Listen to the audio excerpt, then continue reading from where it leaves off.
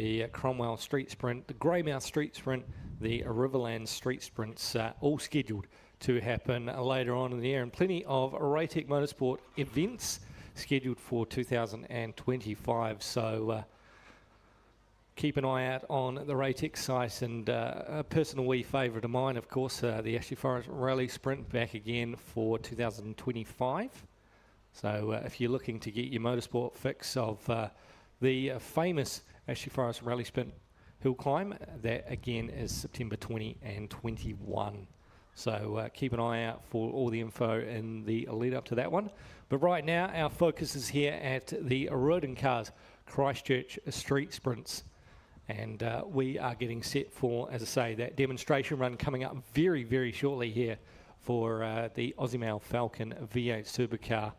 And then not too far after that, we should be able to get into our second qualifying run. Of course, a little bit flexible here on the timings of things. First crack at it, so bear with us here as we get through things. And small little delays, I think, have been few and far between so far. So smooth running apart from the slight weather. But that looks to have gone away now as we await the continuation here this afternoon.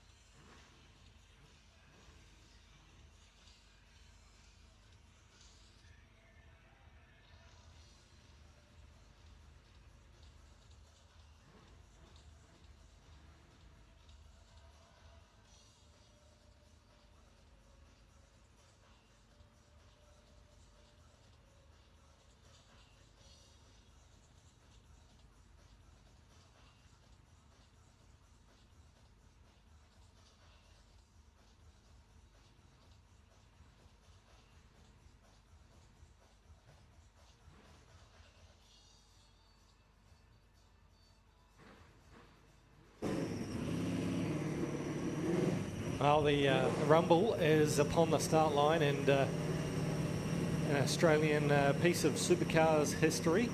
The Aussie Mail Broadband BJR Falcon, car 888, the former John Bow car, in the hands of Darryl Breen.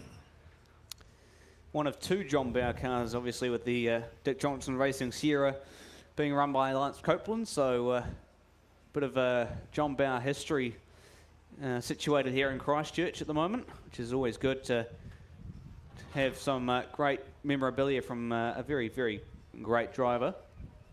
And part of a mini handful of V8 supercars roaming around in the South Island alone.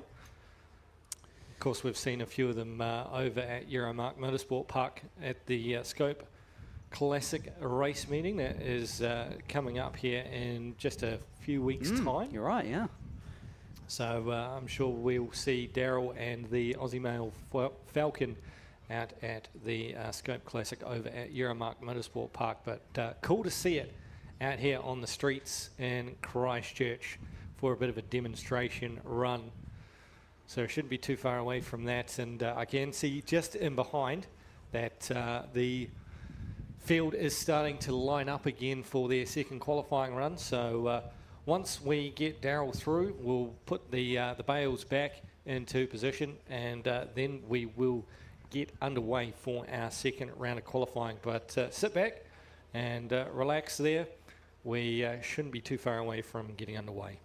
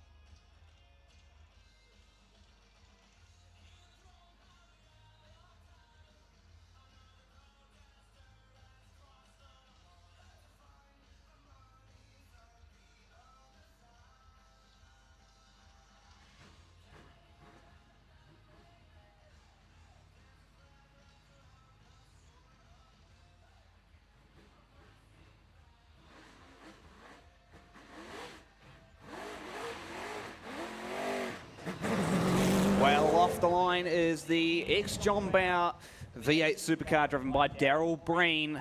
A long time of waiting there as we got the barrels out of the way, and great job by the track crew to get those sorted for Daryl Breen to get his demonstration run underway. This is the ex-Ford FG Falcon V8 supercar, and of course driven by John Bower in the early 2000s, and car with a lot of history, the Aussie Mail 888 car, and of course John Bower, a historic driver himself, been in contention for many Australian touring car titles, and of course ran when supercars was just becoming supercars, just had formed from the Australian Touring Car Championship, and the Aussie Mail 888 V8 supercar just coming around into the slight right kink, and Daryl just going to be taking it pretty carefully out there, of course, with the unusual weather conditions here in Christchurch at the moment.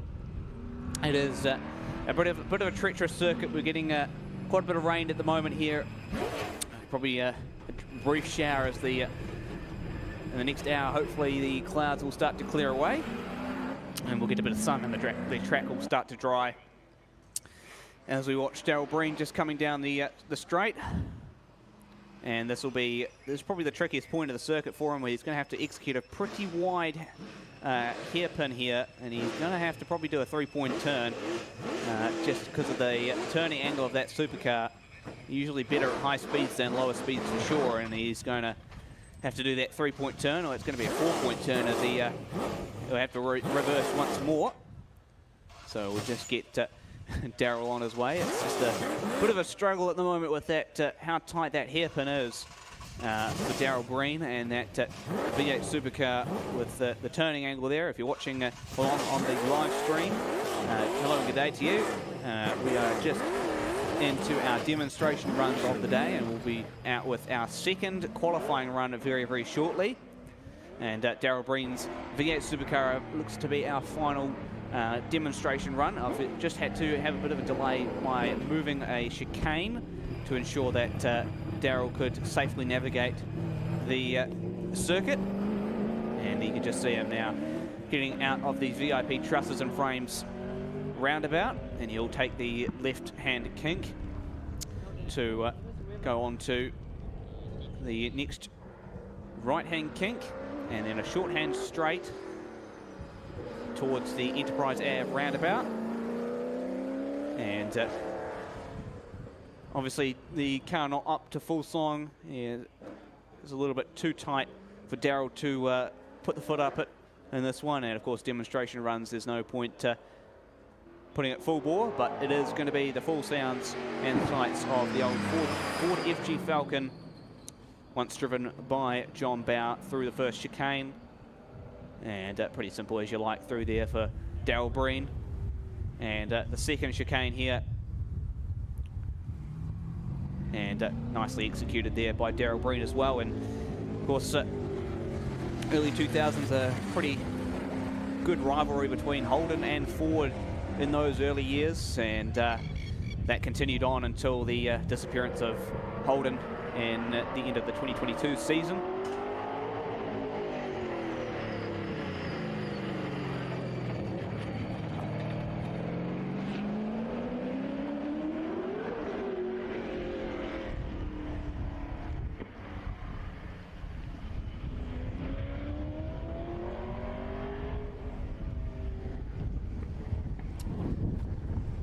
Well, there it is, folks. Daryl Breen in his Ford FG Falcon V8 supercar going through the Rodin Cars Christchurch Street Sprint circuit here at Waterloo Business Park.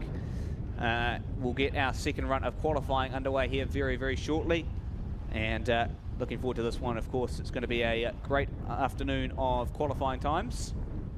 And yeah, of course, we've got the times up here. And there comes Daryl Breen once again up to the line. So it looks like he's going to do another run. So the Aussie Mail John Bower supercar might be doing a full song run here. As you can hear the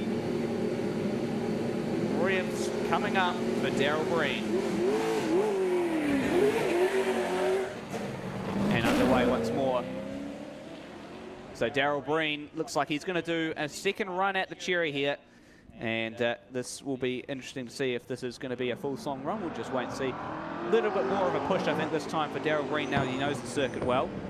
And he'll for sure be able to tackle the challenges necessary. And it looks like we're going to have car number 1, Stefan Moser-Rust, coming up to the line for his first qualifying time. And he's just doing his tyre warm-up, so he'll be on track very, very shortly as Daryl Breen gets around the track at the moment. So just a quick readout of some of the times for you from that first qualifying run. Class 3 leads the way right now. Josh Mitchell, the fastest overall with a 2:26.5. Stefan Moser-Rust in second with a 2:27.3, so 0.8 of a second between the front two. Neil Webb, a good third place from him, 2:32.0 for him, and Glenn Frew, a 2:32.49. Michael Tall in the fifth spot, a 2:32.9. And Matt Penrose, the first of the cross carts, a 2:33.4, but he did go wide, so that time would be scrapped. Daniel Lemberg will actually move up to that sixth spot, and he was a 2:34.6. Bjorn Cowdery in the eighth spot will move up to seventh with a 2:35.2, and Gareth Evans in the Skyline will move from 9th to 8th with a 2:35.4. Harry Silcock will move from 10th to 9th with a 2:37.5, and Marcus Van Klink will round off the top 10 with a 2:38.38. So it is car number 1, Stefan Moser-Rust, coming up to the line. Currently in second place in these qualifying lap times with a 2:27.37. Now, Stefan, obviously one of the organisers of this event. He's worked very hard to make this event a reality and done a very, very good job at it. And he'll be the first one to tackle the second qualifying run in what has been a very mixed condition day, where it's been rain, shine, cloud, or even some mist in there as well. So it is going to be an action-packed second run of qualifying here very shortly at the Rodin Cars Christchurch Street Sprints.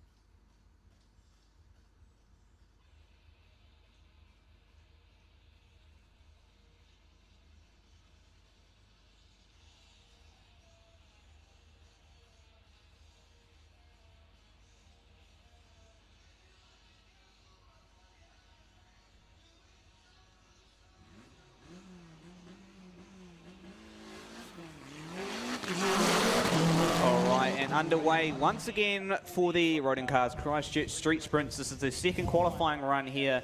Stefan Moser-Rust to kick us off. And Nathan Clive, welcome back. It's going to be another pretty intense run, and of course a bit of weather in between the qualifying run and the first qualifying run and the start of the second one. So could change the track conditions slightly as we go watch Stefan Moser-Rust go through that left-hander kink. Yeah, definitely, of course, Josh.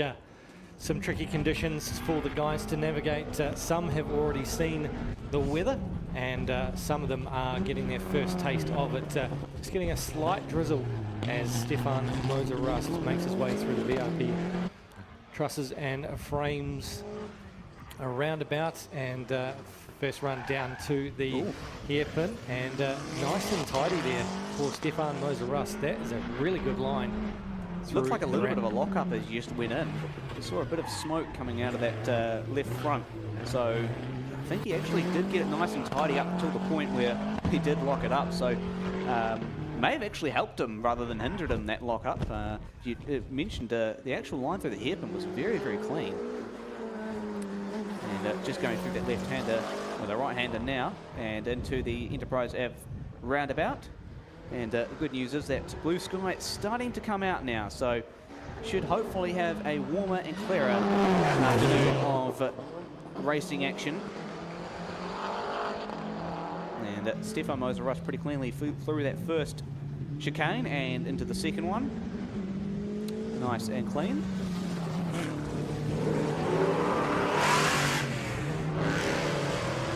We do have car 2 off the line, and that is going to be, of course, Julian Adam in the Saker, or a little bit of a moment there for Stefan Moser-Rust through those chicanes.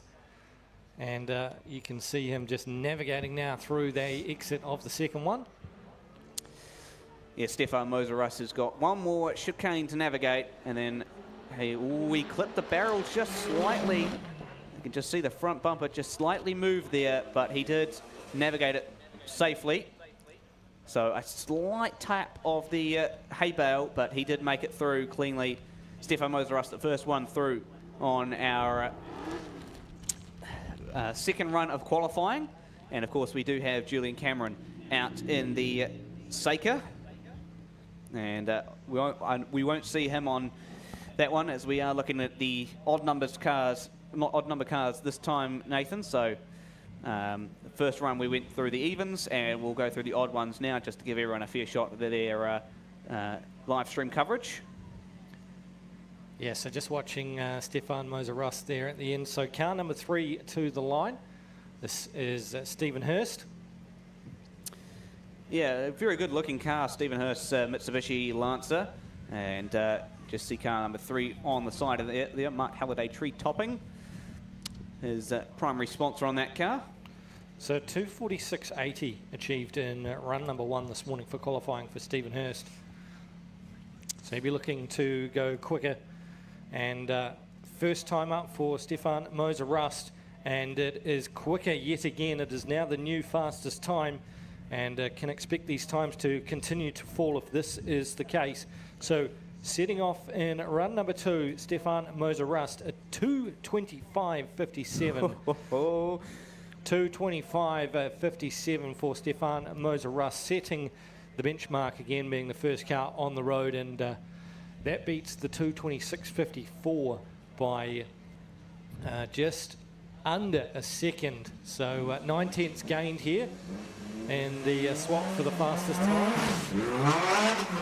Stephen Hurst takes off from the start line here at the Rodin Cars Christchurch Street Sprints. Well, that is a very, very good time from Stefan Moser-Rust, and we'll see if Josh Mitchell can respond later on this afternoon in car number 22. We won't see, obviously, that one just because it is an even number, but we'll have to wait and see on how that lap time comes through, because that is going to be a very interesting battle all weekend long between those two. We can't forget about Glenn Frew and Neil Webb. Those two quite close on times as well. But it is Stephen Hurst out on the track at the moment, going into the right-hander before a bit of a slide on exit, but he gathered it up, and he'll go into the VIP trusses and frames roundabout. And pretty nicely through there, Stephen Hurst. Looks like all that dust is cleared up from the median we mentioned earlier in the start of the program today, Nathan. Yeah, well, more cars running across it will certainly disperse whatever wasn't able to be swept over. So these guys just starting to make a line, and the more cars that run in the same spot, will continue to create that line as Stephen Hurst comes out of the roundabout down there at the VIP frames and trusses, and will make a left-hand turn onto Islington Avenue and down towards the Enterprise Avenue roundabout to the spectator zone here. Car number 3 of Stephen Hurst on his second qualifying run. Climb through for Julian Cameron, and that time is a 3:12.44. So 3:12.44. So he's certainly improved, and big moment there. Stephen Hurst up into the hay bales there, and I don't know if he's got maybe a slight bit of bumper damage, but definitely going to forfeit that lap for sure. And yeah, not 100% sure as to what happened there. We'll have to have a look back at that replay, but contact with the hay bales, Nathan. That's probably the first serious bit of contact of the hay bales of the day. Yeah, you can see a bit of the wrapping on the right front corner of Stephen Hurst's car, and he's gonna looks like he's gonna just crawl back, maybe come to a stop here before Sector 7 turn onto Waterloo Road. So yeah, that is a run over there for Stephen Hurst, the first one of the competitive runs here, and Stephen and co getting out of the car. So we are going to have to try and shift some of the cars to get the recovery team out to that car, and there will be a little bit of a break as we see the marshals there shifting that bale back into position, and yeah, just got it all wrong down there into that crossover chicane. And that's one of those things we thought might happen, Nathan. It's just those chicanes are the tightest and sometimes the hardest corners to negotiate, and looks like Stephen Hurst just got it all wrong, as you said, and hopefully nothing too serious. It didn't look like there was any major damage, but potentially yeah, they're looking under the hood now, so maybe has damaged something within the engine components just with that initial hit. So we'll wait and see what the feedback is, and we'll just hopefully have a replay to look at for you as well, just to have a look back at what just happened. Yeah, well, obviously didn't turn and went straight into that left-hand, right-hand bale, left-hand entry into the course. So the right-hand side bale copping the whack there, as we're about to have a look here. Stephen Hurst just way too fast in there and just straight into it.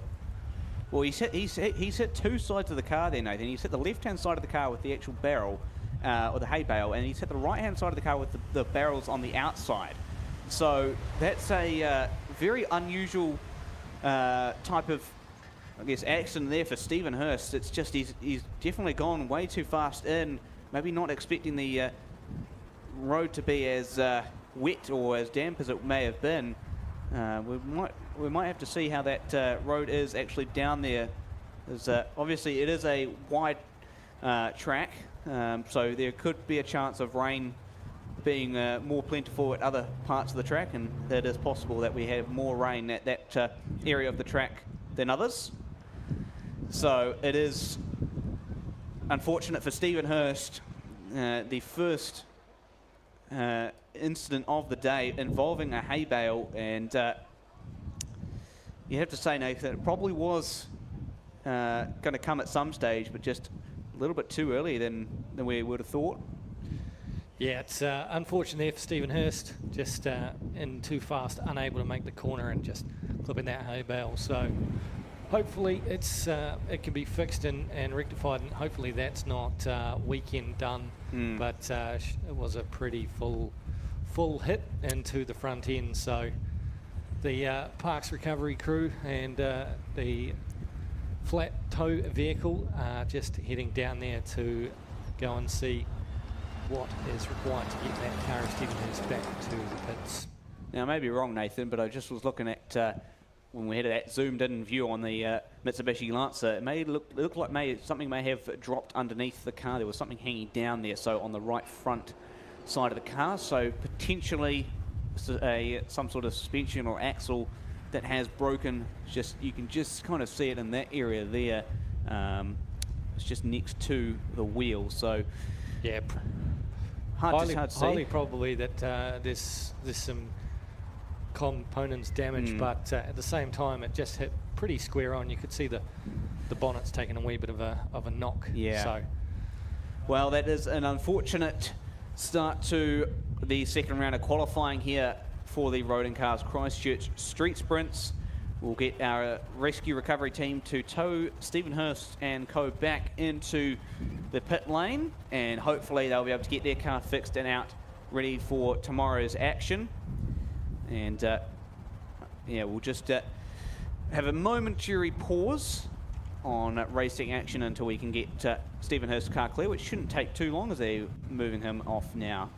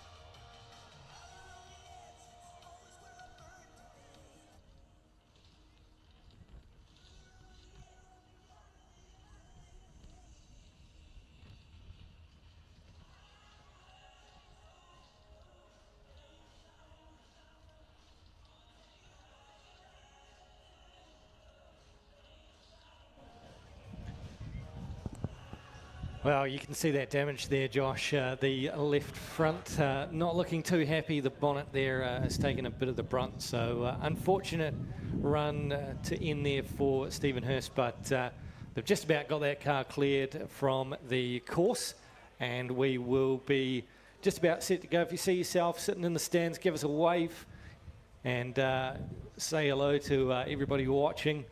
See you guys by the start-finish line there. Give us a wave. Well, hey, there we go.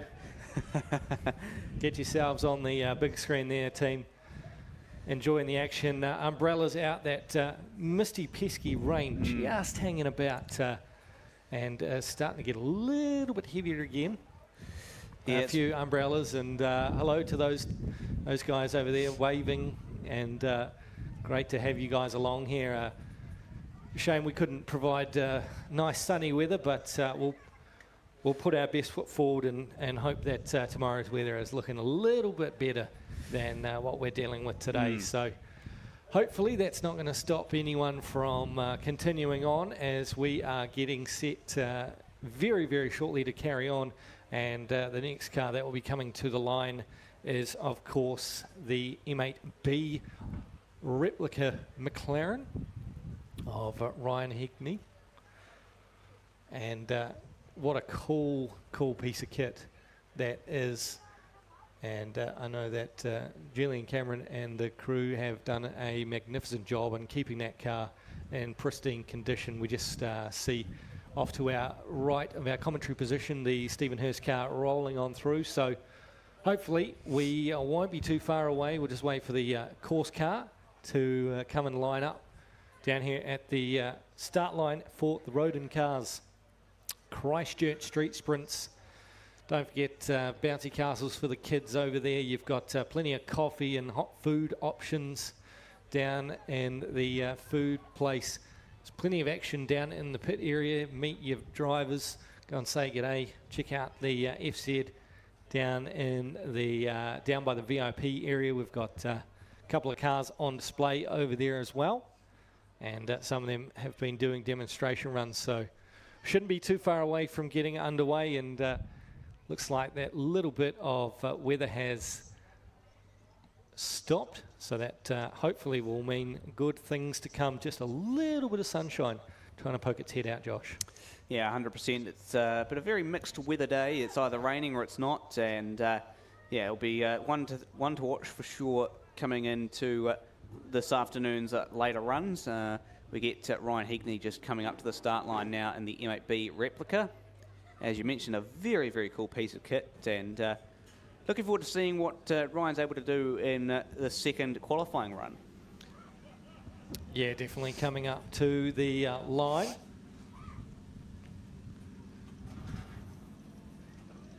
The crew just about getting set to proceed here underway. Looking at the previous time of 3:04.76 was the run time for Ryan Higney last time, and just looking at where he ended up, 46th overall. But of course, it's not about the speed; it's about the spectacle of the car. And actually, I don't think that is Ryan Higney running that. It's a different helmet.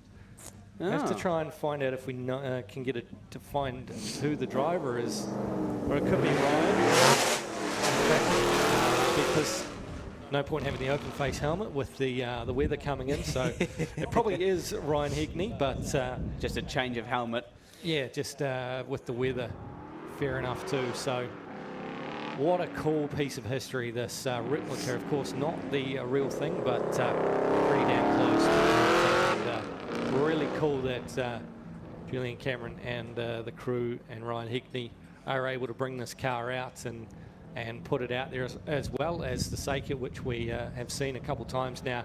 It was its first competitive outing, and a really, really nice piece of equipment out on track at the moment. So nothing heroic out here from Ryan Higney.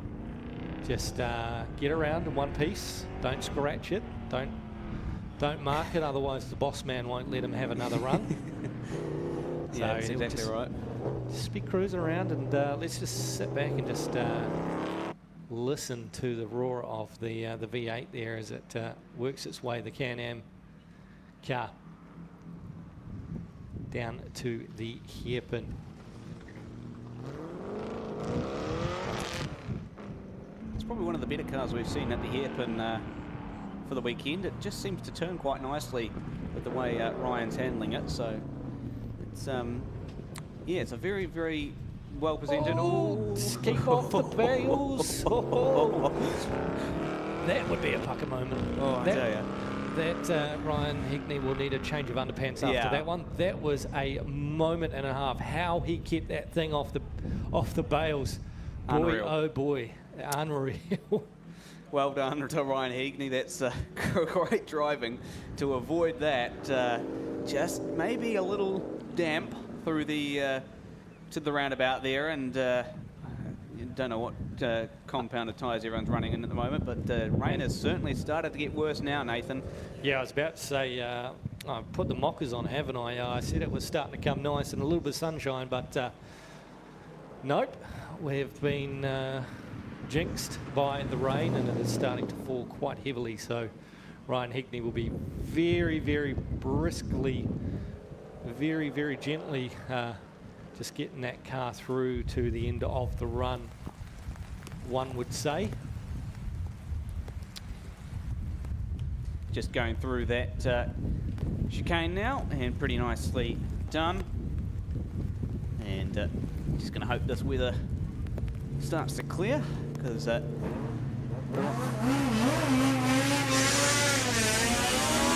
pretty selfish self-explanatory. The rain tends to cause a little bit more money and damage bills, so let's just hope that can clear away as we get Ryan Heagney through and hopefully across the line very shortly. So another one just started there, and that is Jason Clark in the Toyota Starlet, car number 5. A beautiful car that's, and Ryan Heagney will be oh so slow, oh so careful, and just taking his time. In fact, he's not even attempting to go through those chicanes, which understandable. Yeah, I think after that brown pants moment, he probably doesn't want to push the limits too far.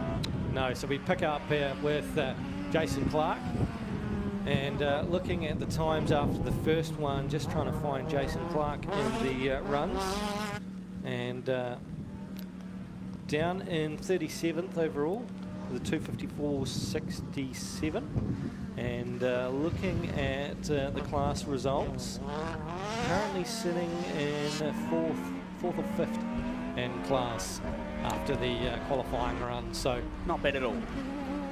Still some time to be made, and Jason will certainly be pushing, but just be oh so cautious of the lack of grip.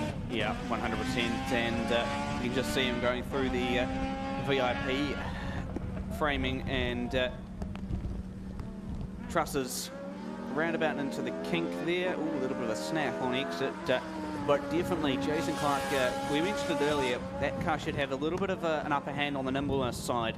Yeah, but that's if it's dry, though. That's true. Now, that rain could, you can just see a big slapper out of the Enterprise Avenue roundabout, so that you might be spot on with that one. If it's dry, it's got a bit of an advantage, but when you're looking at some wet weather, it is going to be a little bit hard to handle that Toyota Starlet. And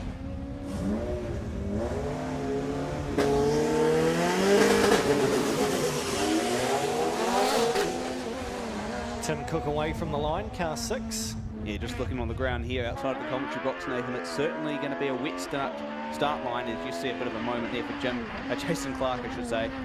And yep, that's it's going to be tricky conditions, I think, for the next at least an hour, as this rain starts to move away and we start to get the track hopefully dried, unless the weather decides to have other plans to what the forecast shows.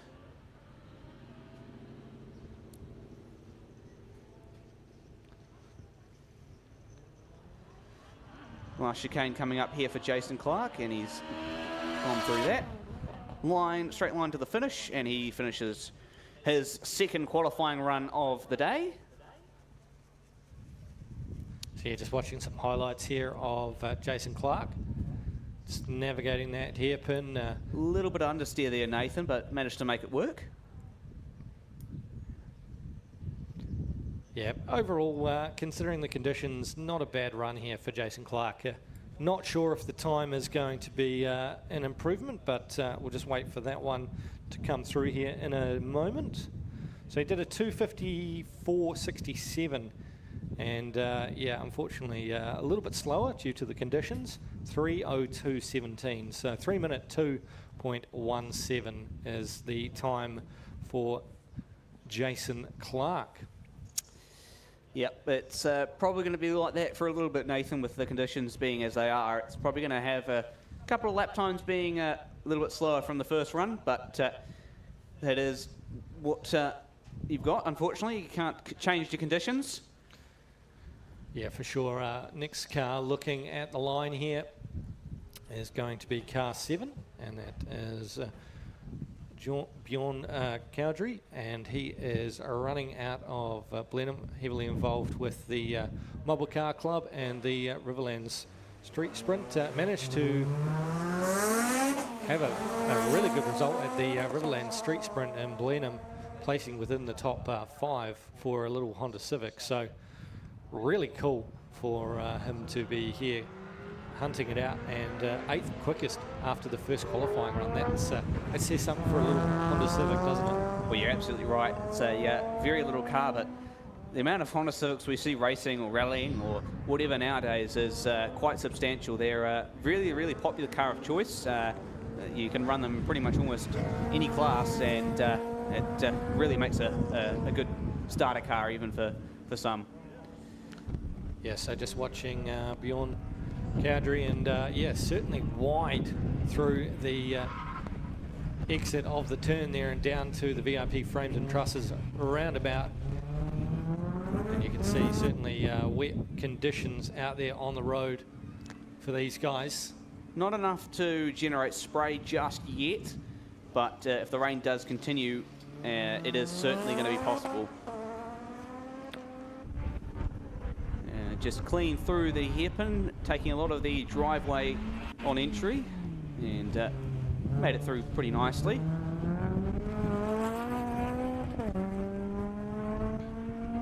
So time through for Tim Cook, car number 6, a 2:48.78. 2:48.78 is the time there for Tim Cook, and yeah, that rain back again. Yeah, it's very intermittent at the moment, isn't it, Nathan? It either comes in leaps and bounds. It's heavy, it's light, or it's not up there at all. So it's just strange weather patterns, and that's unfortunately what happens when you live in Christchurch. It definitely changes when it wants to. So through the crossover goes Bjorn Cowdery. Through there. Yeah, that was a really good line, and we see car 8, Trevor Crowe, sitting on the line in the Sparrow Justy, who's about to depart, I should say, as Bjorn Cowdery into the Sector 7 turn onto Waterloo Road.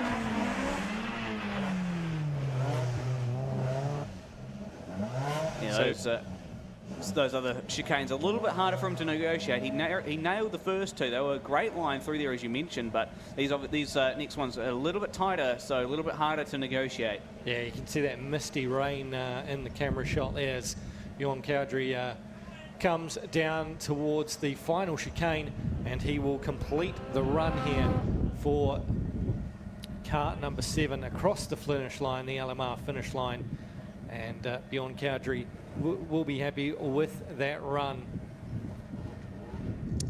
Well, you're spot on with that, Nathan, and just looking at the highlights reel, and yeah, used a bit of the driveway there.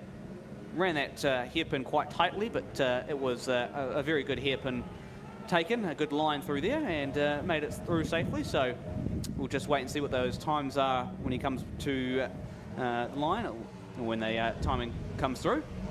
Okay, so Bjorn, time for him, 2:43.45, 2:43.45. So yeah, we're looking about almost 10 seconds a lap slower than our start times, as Bjorn 2:35.27 in his first run. Okay, so next car on the line is Anton Evans. The Ford Escort. And we saw Anton early do some pretty decent lines. Again, we spoke about this with Andrew Sim, the Escorts with the rear wheel drive. It's going to be a little bit harder to handle in these conditions, but could provide for an interesting run through some of the tighter corners for Anton Evans.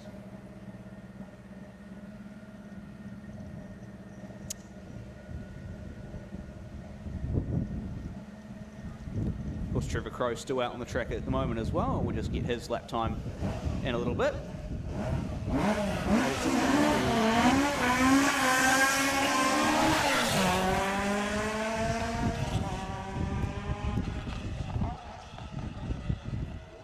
The Escort screams off the line and into Evo Parts turn number 1. Anton Evans.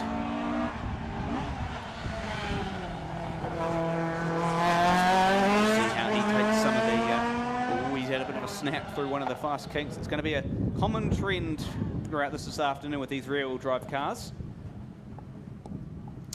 Into the Enterprise Avenue roundabout.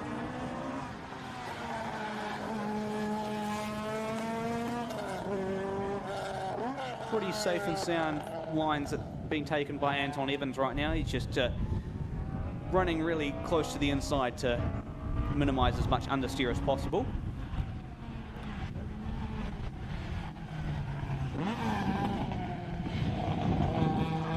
think really we're at the stage of the day at the moment, Nathan, where you've just got to really take it cautious and bring it home. Yeah, definitely. You don't want to do anything that's going to cause you more damage than what you need.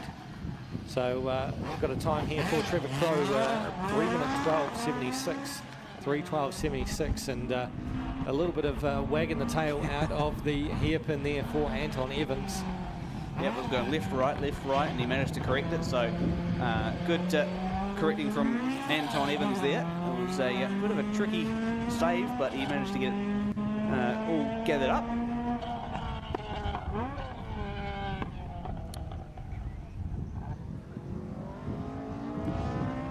He's hoping it gets warmer as the afternoon goes on, Nathan. It is starting to get a bit colder with the rain bringing a bit of a chill with it. And that's probably causing a little bit of a change to the track conditions as well, making it that ever so So Anton Evans just through the crossover and now waiting for Glenn Frew to go, car number 10. Waiting on the line.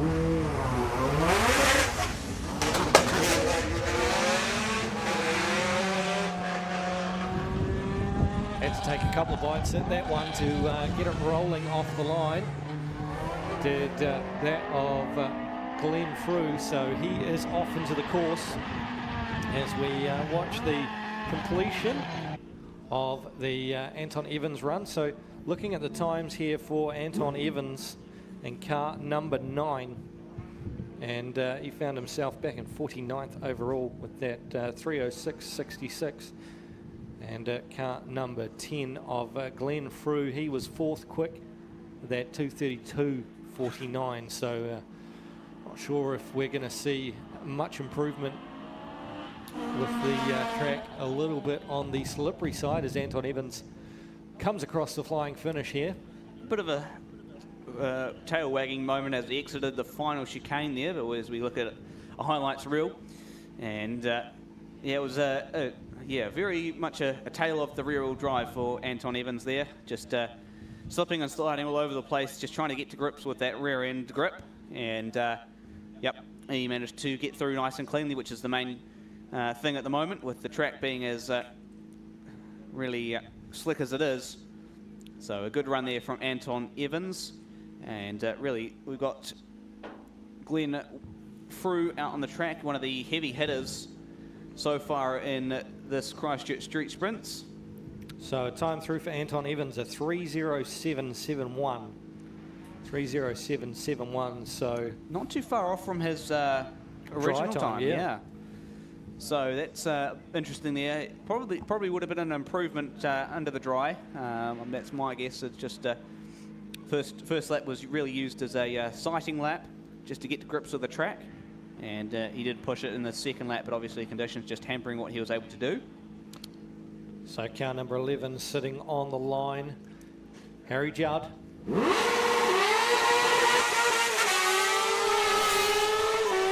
And this is going to be one of the interesting ones. The cross carts, we saw them in the first run of qualifying, just very, very tricky to handle. And really that understeer and the oversteer, it's a bit of a combination with these. It's hard to get right. As he comes under braking, very active suspension on these cross cars, and you just see the whole car just drop the nose, and that helps point and shoot the car through the corners. See how he manages, certainly a lot of hands moving and wheels flickering there for Harry Judd. What a slide out of the kink just there. Managed to gather it up and into the VIP trusses, and he's gone wide. Managed to gather it up. Lucky save there from Harry Judd. But that is really the tale of the weekend, is just how wide can you go without scraping into the barrels. That was a really nice line through the head, but set it up beautifully, just using all the driveway on the left-hand side and tucked right in against that bale. So now he's just got it all careful. Watch those bales. Almost hit one on the exit as well. Just got to be very cautious with those roundabouts, Nathan. They're very tight, especially that VIP trusses and, as you see again. He's having fun, with some flair going on there. He's certainly pushing into the Enterprise Avenue roundabout. Nail that one now. Oh, a problem. Oh, dear. Oh, no. He's Issues. Oh, what a shame. And I think that tells me possible steering and suspension for the fact that that car just didn't go anywhere, and then he's pulled off to the side. So, and it didn't look like it was going to stop, but yeah, a real shame there. What a launch from the line, though. Well, that's exactly right. It's a real shame there for Harry Judd. So, looks like we're going to need the Parks Recovery team again to go out there and go and suss that one out. Because unfortunately at the moment, doesn't look like that car is going far as it stands currently. Just watching things as he came through, it all looked to be tip-top shape, and just coming through the roundabout here just seemed to come to pretty much a stop and then pull off to the right-hand side. So apologies, I called that suspension and that, and now he looks like he's up and running again. So maybe an issue going through the roundabout there, shutting power off to the car. But he's managed to refire it and get it running again. So the course car has gone out to go and check on him, but he's managed to get it mobile. So that's always good to see. It's better to get that mobile and bring it home rather than probably push this back a little bit longer. So good to see Harry Judd getting that going and being chased by the course car at the moment. So that's always there on standby as well. And we'll get things back underway very, very shortly once Harry comes across the line. And looks like wait and see who's up next. Looks like probably Harry Silcock, I think, Nathan, in the cross car. Yeah, will be. They just moved aside in case they needed to get the recovery team through. Oh, shame as well. Glenn Frew, he has come to us an issue, and he has broken the car. So Glenn Frew is sounds like he could be out of this one. We hadn't received a time for that one yet, but yeah, can from the info we're getting here that Glenn Frew has broken. So I think you're about to see him on the tow rope. Yes. Yep. Oh, real shame there for Glenn Frew. So, wow, that is a real shame, and obviously the fourth fastest time in the dry in the first run of the day, and wow, that's potentially one of the heavy hitters either out for today, or let alone out for the rest of the event. We'll have to wait and see how serious the problem is, but that is a real shame. Going back on the flat toe is never a good sign. Well, Nathan, it's been a hectic start to the Christchurch Street Sprints, and a lot of drama here and there with everything you could imagine. Yes, indeed. Looking to get everything back into position, and then we'll get Harry Silcock up to the line to carry on as we see the course car just coming down behind the two DNF competition cars.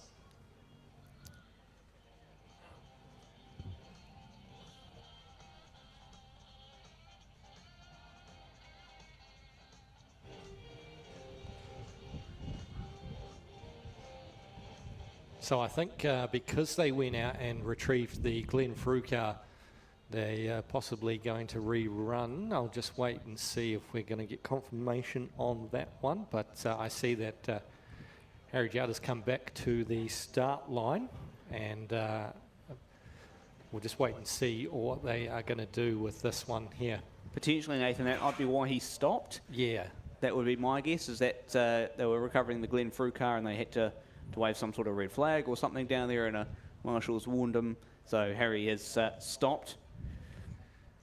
So that would be my guess. We'll just wait for official confirmation on that one before we carry on.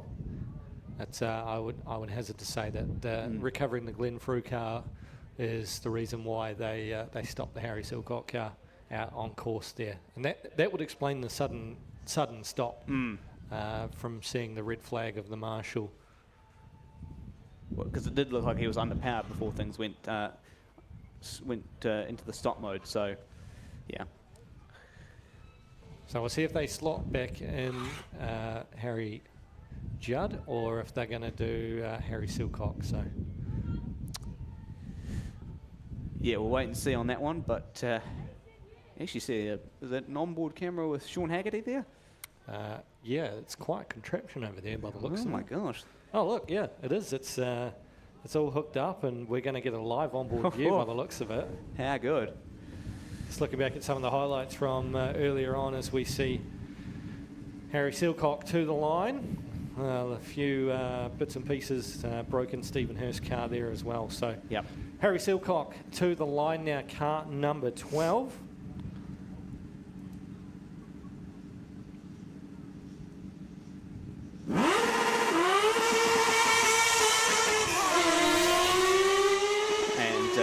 You can just see from that onboard camera of Sean Haggerty, Harry Silcock going down into the Evo Parts turn number 1. Yeah, that's going to be a cool onboard shot, I can see, as car number 12, Harry Silcock, is heading down through the course.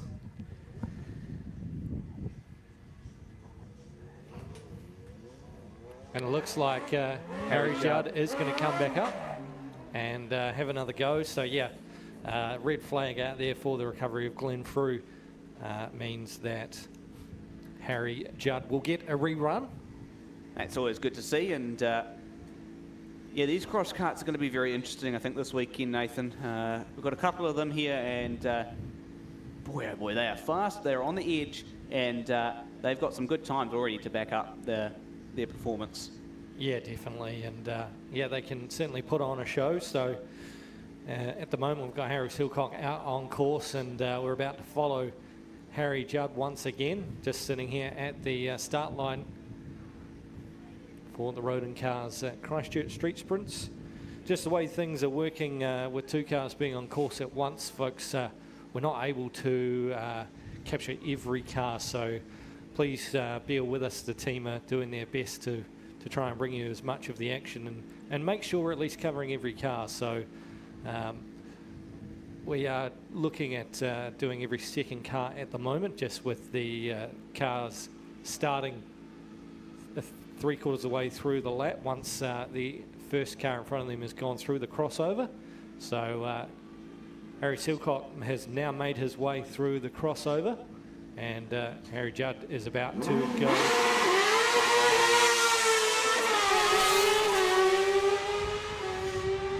All right, take 2.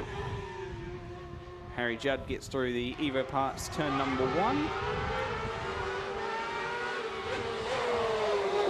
And, well, he's probably going to be the luckiest one of the competitors to get 2 runs at the course.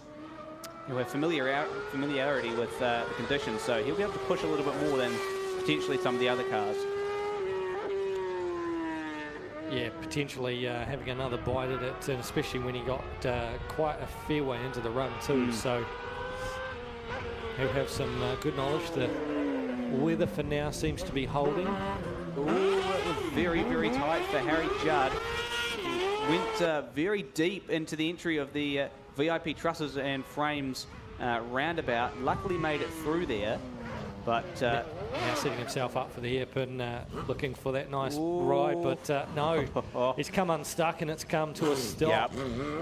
Harry Judd, and he's got it restarted, but that is probably going to be any time advantage he would have had from that initial restart gone. And yeah, he just went very, very deep down into the roundabout and really just didn't quite work out for him in the swing of things through the hairpin. Yeah, just got a time through for Harry Silcock. 2:41.19 for Harry Silcock, so good time for him. You just see Sean Haggerty on the start line there.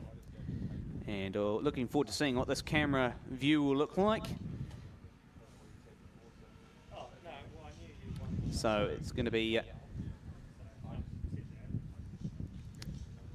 we'll just wait and see what the time is from Harry Judd. Obviously, the time from Harry Silcock come through at 2:41.1. So we'll see if Harry Judd is anywhere close to what Silcock is able to do at the moment.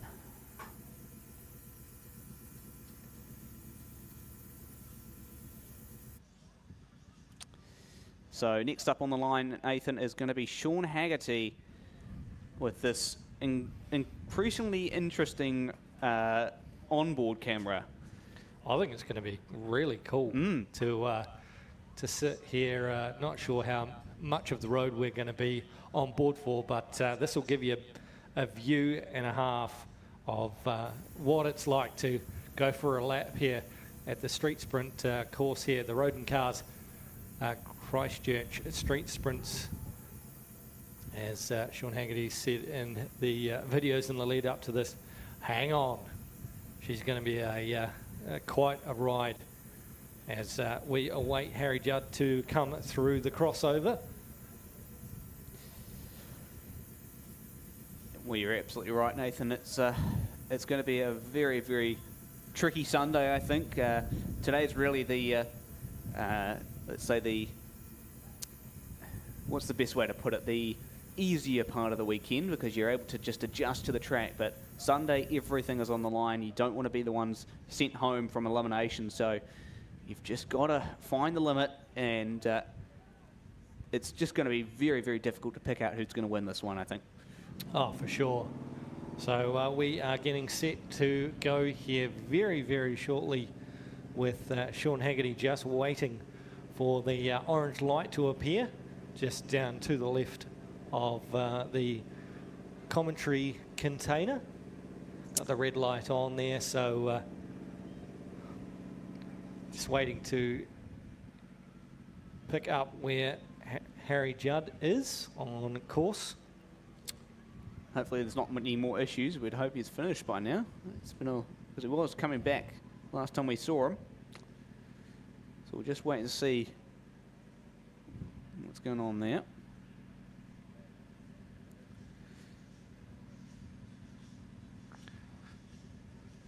So looks like another DNF, this time for Harry Judd. So another issue for the Rodin number 11, which is a bit of a shame. So we're set to go though. Haggerty gets underway, and here's the onboard camera for you. Just witness a bit of the speed. Now this is where Sean Haggerty whipped it up in the first run. He's gotten through there nice and cleanly.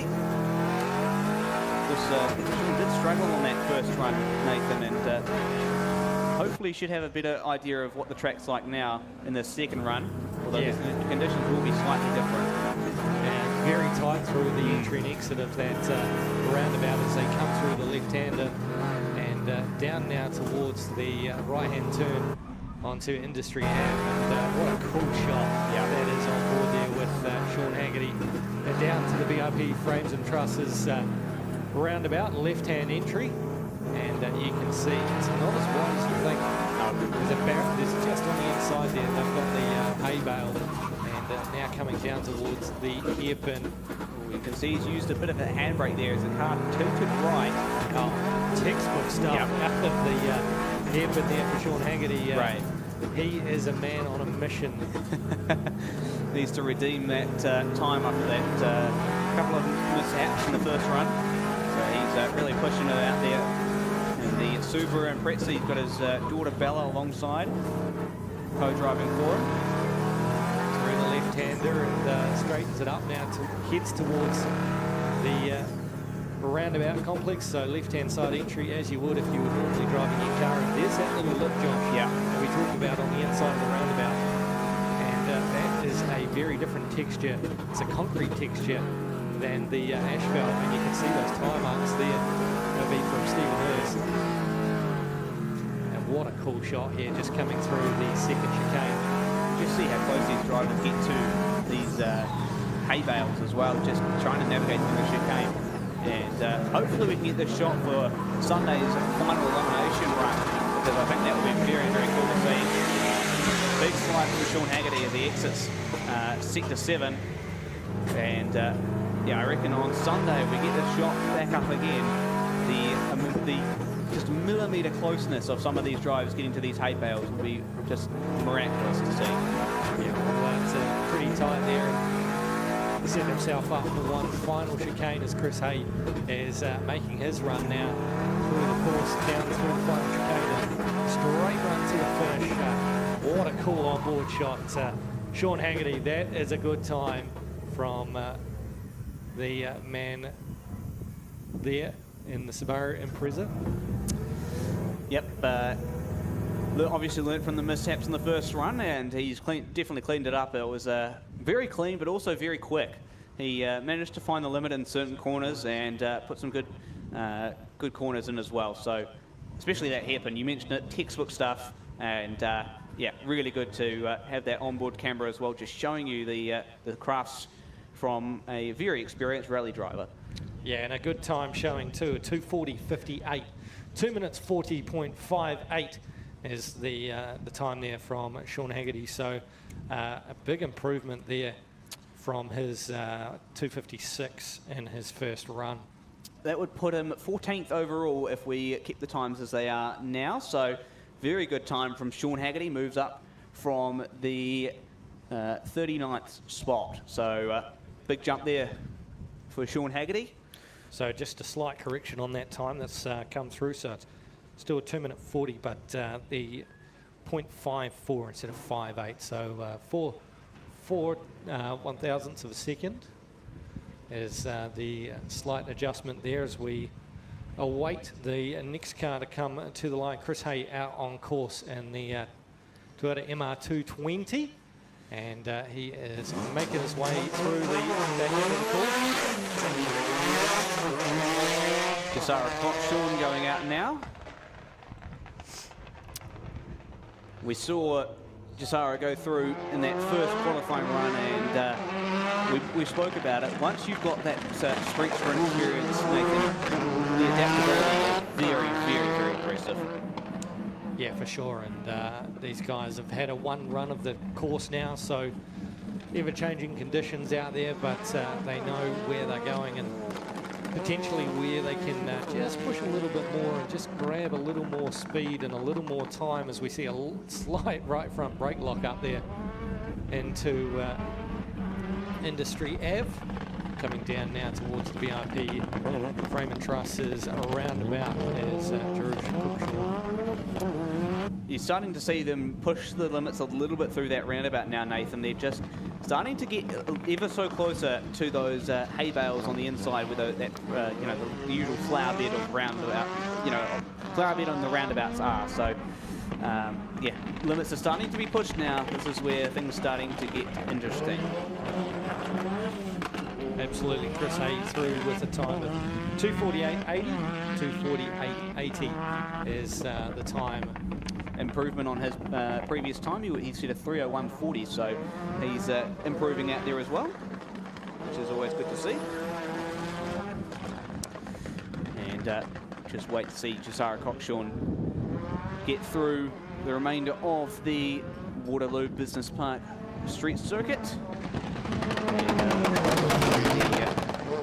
Crossing, which they have now, we should be able to send Lightning McQueen or the MX-8 of Jimmy Leenberg on its way, the Mazda MX-5 with a V8 engine in it.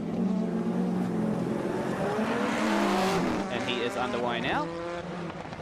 A couple of more corners for Jasara Coxshorn to navigate through Sector 7 security. And down the short straight run into a hard braking zone for a chicane. And close to clipping the second hay bale there. But no harm, no foul for Jasara. Second chicane navigated nicely, and the real tight one of the bunch, the third and final chicane right here. Nice and navigated to perfection. Pretty clean run there for Jisara Cockshorn, and they'll come across the line and finish the second qualifying run of the Rodin Cars Christchurch Street Sprints, organised by LMR Race Management. So just looking at the race, or the run highlights here for Jisara, and after that we'll watch Tim Dossett in the Oscar Honda Civic come across the line and start his first qualifying lap of the second qualifying session. And Tim's first lap was actually pretty good from what I can see here. Tim set a... It's not going to appear from what I can see, so maybe he didn't set a time. Tim Dossett.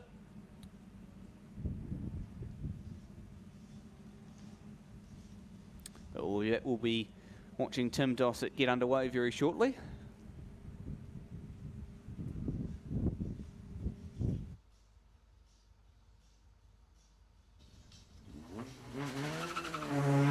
And Tim Dossett gets himself underway now.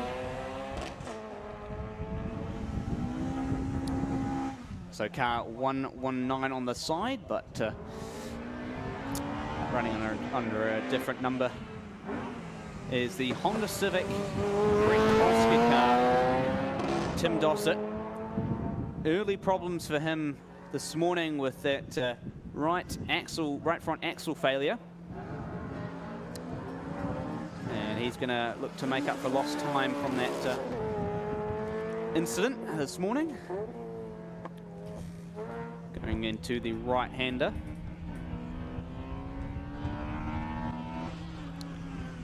And he'll file his way into the VIP trusses and frames roundabout. Nice and clean through there. And into the hairpin. Let's see how Tim can set this one up. Runs a little bit on the driveway, cuts in. Nice line. That was a really clean hairpin from Tim Dossett. Back through into the VIP frames and trusses roundabout. And again, once again, clean through there. So good running from Tim Dossett so far, and he'll go through the next kink. And a couple more kinks before the crossing. Yes, a couple more times have popped on through.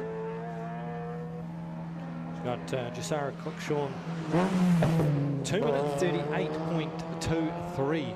2 minutes 38.23, and Daniel Leemingberg there at 2:32.40. Looks like we've got Jimmy and Daniel may have swapped cars there, Nathan, because it looks like Daniel's running Jimmy's MX-5, so not 100% sure as to what Jimmy will be running.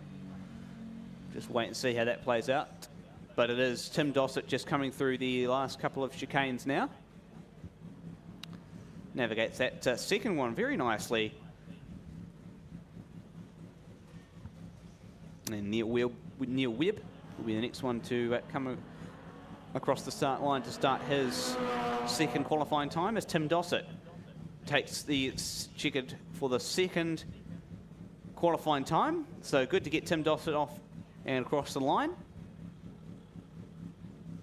Problems at the very start of the event, Nathan. It's just one of those things you really don't want to have from the very get-go. Yeah, that's right. And luckily they were able to get that fixed, and he hasn't missed a run, because missing out on track time is certainly something you don't want to have happen, especially when it's at a premium. So so Daniel has switched to the MX-5 because there's a problem with that the Nissan 370. So I'd say they're going to both run the car, and he'll just slot in into the order, and Jimmy will jump in to the MX-5. Hopefully that can be resolved for Daniel tomorrow, and because that is a very, very well presented car that he has. Next one up is obviously going to be Neil Webb, currently 3rd overall. So this is, and again, one of the another heavy hitters. And the one we're really waiting on is Josh Mitchell, other than Neil Webb. These two are the last two we're waiting on out of the top 4.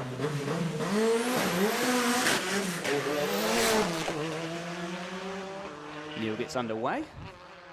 Yeah, it's a very quick Mirage with Evo running gear. That's usually the way they tend to set these Mitsubishi Mirages up to go four-wheel drive. Standard two-wheel drive. So Neil Webb is sitting, in... 3rd overall with a 232.0. Yeah, so just outside the 230s. And we'll see if he can drop in below that 230 bracket. I'll tell you what, Nathan, it was quite warm this morning. Now, with this rain, it probably dropped the track temperature by a couple of degrees, which means the track's probably a little bit faster now than it was this morning. We're seeing that with a lot of the drivers starting to improve. So this could be a new record here from Neil Webb. Only a couple of seconds off what Stefan Moser-Rust and Josh Mitchell were able to do at the start of this one. And Stefan obviously caught out by those wet conditions. So this really could play into the favours of Josh Mitchell and Neil Webb as this afternoon goes on. Yeah, definitely. Just got a couple of times coming through. Tim Dossett's time, 2:39.51. So 2:39.51. And we had Lee and Mason in the Lure Hillman Imp, and 2:49.97. 2 minutes 49.97 is the time for Lee and Mason. Good to see Graham Menzies back at the start line after incurring that damage after striking a curb in that first qualifying run. Yeah, the Datsun looking in ship shape again as we watch Neil Webb fly through the left-hander down towards Sector 7. So Neil Webb now onto Waterloo Road, and he's just got those final 3 chicanes to navigate. Yeah, it'll be interesting to see what time Neil Webb puts up. Obviously the 3rd overall car, so let's see if this track condition has improved with all this rain taking down the track temperature. Last chicane here for Neil Webb. And safely through, runs the line here for Neil Webb, and he completes his lap. So we've got a real battle on our hands, I think, at least between the front two of Josh Mitchell and Stefan Moser-Rust, Nathan. And we're yet to see Josh Mitchell, who is at the start line now. So it is going to be very, very interesting to see what time Josh Mitchell can put up. Can he beat his personal best time? Well, I'll tell you what, Neil's into the 2:30 mark now. Neil Webb a 2 minute 29.06. So wow. Neil Webb another under the 2.5 minute mark. Well, this is going to be a 3-way fight for the win here at Christchurch Street Sprint. Unless someone else joins the party, I think we've got potentially a 3-way fight for this one, Nathan. And actually, you can't ride out Michael Tall either. No, that car is very quick. We'll just have to see how things play out over the next couple of runs. But this one is really the key one. Can Josh Mitchell retake the top time here at the Christchurch Street Sprints, or will that go to Stefan Moser-Rust? So Stefan Moser-Rust a 2:25.57. Josh Mitchell's first time was a 2:26.54. So just under a second, 9/10 of a second is in favour now of Stefan Moser-Rust after the second run. Josh Mitchell awaits to start his second run. Of course, Graham Menzies out on course and the Datsun. So orange light, green light for Josh Mitchell.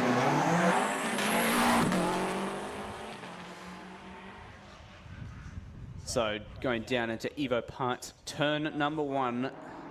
He's got to get every part of this track right, because every corner counts, and especially want to have this count for Sunday as well. Up through the roundabout at Innovation Ave. Josh Mitchell makes his way down towards the right-handed now onto Industry Way, and very wide there on the exit, using all the road. Sets himself up here for the roundabout. VIP Frames and Trusses roundabout now. Can you get the hairpin right? Hard braking in. Oh, he's gone on a bit of a dirt adventure there. Picked up some dust, but he does go a little bit wider in. Comes out pretty okay. So shouldn't have lost too much time there from Josh Mitchell. Either may have gained some or lost a tiny little bit, but nothing major. Just a time through for Graham Menzies. His time at 2 minute 58.91. So Graham Menzies, 2 minute 58.91 for him, as we watch Josh Mitchell now come back towards the Enterprise Avenue roundabout, and now down towards the crossover, and this tricky little entry to the chicane. Oh, perfect. Perfect entry through that first chicane. Second chicane coming up. Again, nails that one.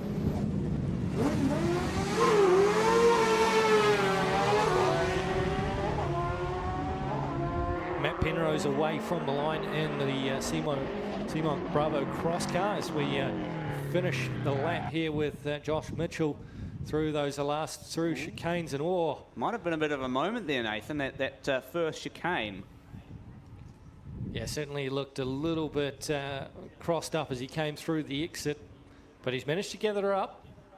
Final chicane now approaching for Josh Mitchell. The time to beat is a 2:25.57. Pedal to the metal for Josh Mitchell. Comes across the line. We'll have to wait and see what that time is, but that is going to be very interesting to see. Can Stefan Moser-Rust hold the lead on the quickest time here at the Rodin Cars Christchurch Street Sprints, or will Josh Mitchell retake the fastest time here? So it's in the 20s. It's a 2:27.00. So a 2:25.57 for Stefan Moser-Rust, a 2:27 for Josh Mitchell. So Stefan Moser-Rust is quicker, and as you say, maybe just that little exit of the first chicane on the final straight at Waterloo Road is what possibly could have cost a bit of time there for Josh Mitchell. Well, I tell you, it's very interesting that Stefan got that quickest time despite the intense rain conditions. So that just shows you how quick Stefan and that car is at the moment. So Josh Mitchell might have a bit of work to do tomorrow to catch up and try and best Stefan for that fastest time of the event. So away from the line goes car number 24, and that is Hayden Pickford. 3:18.31 his time in the first run.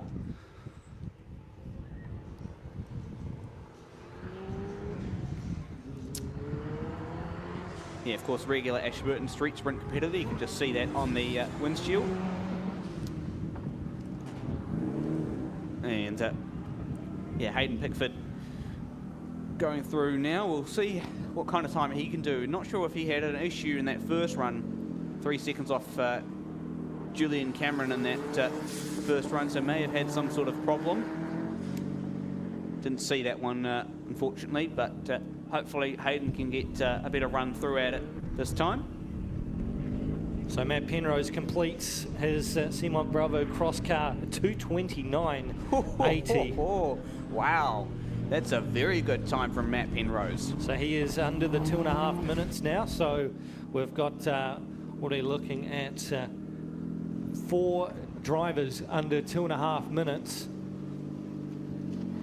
Well, Nathan, this could be all on various different cars, even a cross car in the mix, and a big slapper out of the final corner. Well, not the final corner, but the hairpin there for Hayden Pickford.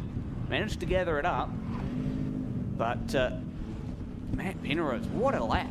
2:29 for a cross car is very, very impressive. And you compare that to the likes of Harry Stillcocker, 2:41.1. Well, we know that Matt Penrose is fast. He's dominated the Ashley Forest Rally Sprint in the CMOG Bravo cross cars. So Matt certainly showing his worth in the early stages of qualifying here as we watch Hayden Pickford and the Mitsubishi Lancer, the GSR. Coming down towards the crossover and awaiting start line is Jeremy Beaton, car number 25, who will be next to go.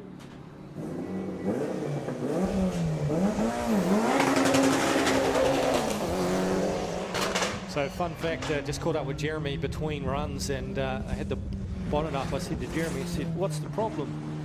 He said, nothing, I'm just checking it out. He said it's the first time in 3 years he's raced that car. So wow. No wonder he had the bonnet up, just wanted to check and make sure it was all good to go. And yeah, he has just checked it out as we watch Hayden Pickford just come through the first of the final chicanes down the back finish straight along Waterloo Road. Just cruising along there down towards our finish. And yeah, Jeremy Beaton, certainly one that's got a pedigree of talent and running in the street sprints, been on the podium in various events in that car. And as he said, after a 3-year hiatus, he pulled it out and wanted to come and join the fun here at the Rodin Cars Christchurch Street Sprints as we watch a couple of replays here of Hayden Pickford. A 3:06.67. Yeah. So 3:06.67 is the time for Hayden Pickford. Yeah, much better lap for Hayden Pickford as previous with a 3:18.31. So good to see Hayden improving out there and hopefully enjoying it. It's a very technical track, Nathan. It's got pretty much everything you'd want in a street sprint circuit. Absolutely. So we see car number 26 on the line. This is Tim Smith and the beautiful Subaru GC8. Tim getting it, got it all up into tarmac spec. The Magnum crew down there with a whole bunch of cars and cross cars and everything down there. The team always involved. Saw Jeff Judd down there.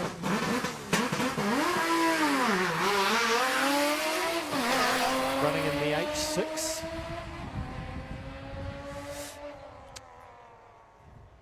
Yeah, good looking car, that one, very well presented. Oh, he's had a big slide. He's drifted that one through Evo turn number 1. Wow, that was very, very... oh, another slide. Look at that. He's just having fun out there, Nathan. Yeah, mate. Tim's all about fun. Doesn't matter what he's doing. He's all about being a showman and having a good time. So Tim will be absolutely going for it and just having an absolute ball out there and just wringing the neck out of that GC8. He goes into the right-hander onto Innovation Ave, coming down into the VIP frames and trusses roundabout. And into the hairpin. Hopefully should be able to execute this with the handbrake. Should be a little bit easier for him. He's going to take the driveway approach. He's gone very, very wide onto the curbing there. Almost struck a couple of things on the pedestrian path there. So very lucky to avoid any serious damage. Textbook stuff there from Tim Smith. He used all the road and more.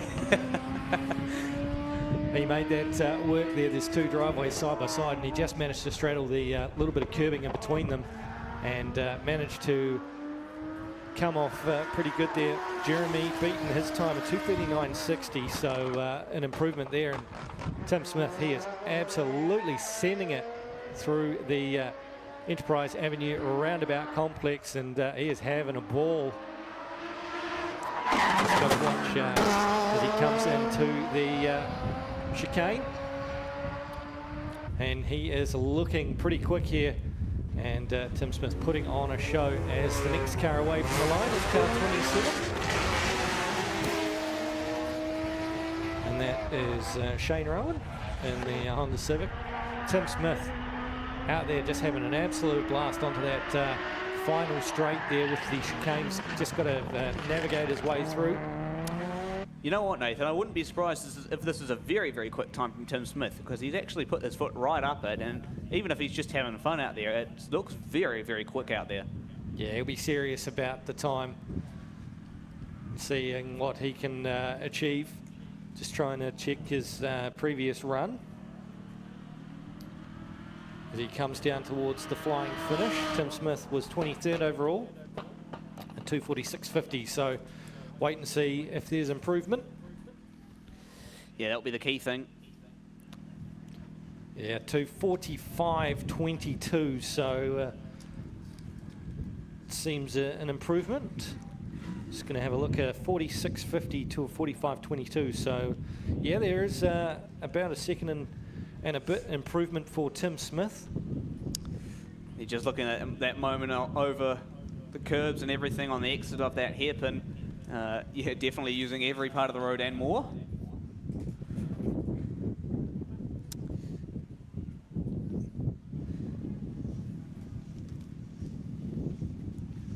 Next car up on the start line, Josh Rufford. Just car number 28. It's almost halfway through our field. So just looking at those out on track at the moment, Shane Rowan and 18th with his best time at 2:42.95. So 2:42.95 for up to 2000cc class car as away from the right of car 28, Josh Rufford.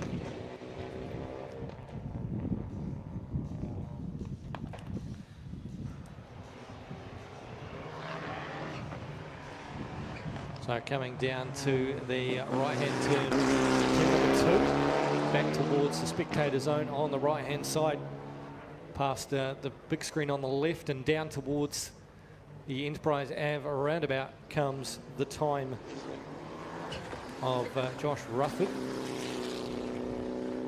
Josh's first run of the weekend. So pick him up here in the first lot of results, 40th overall, 2:57.30. So he will be looking to improve here. And the Mitsubishi Lancer with Evo parts on the door. Yeah, great to see Evo Parts and Jeremy Beaton being great sponsors of many cars in this class, as well as the event itself. Always good to have really great loyal sponsors like that. And again, can't thank Rodin Cars enough for their sponsorship of this great event. Time through for Shane Rowan, car number 27, at 2:41.56. So 2:41.56 for Shane Rowan. And just having a look there, did he manage to improve? He did. 2:42 was his previous. So a little bit of an improvement there as we watch on here for Josh Rufford. And he's looking pretty clean here in the Mitsubishi Evo 1. Round towards the crossover point, where we see sitting at the start line is car number 29, and that is Andrew Sim. So Andrew is just about to get the green light to go.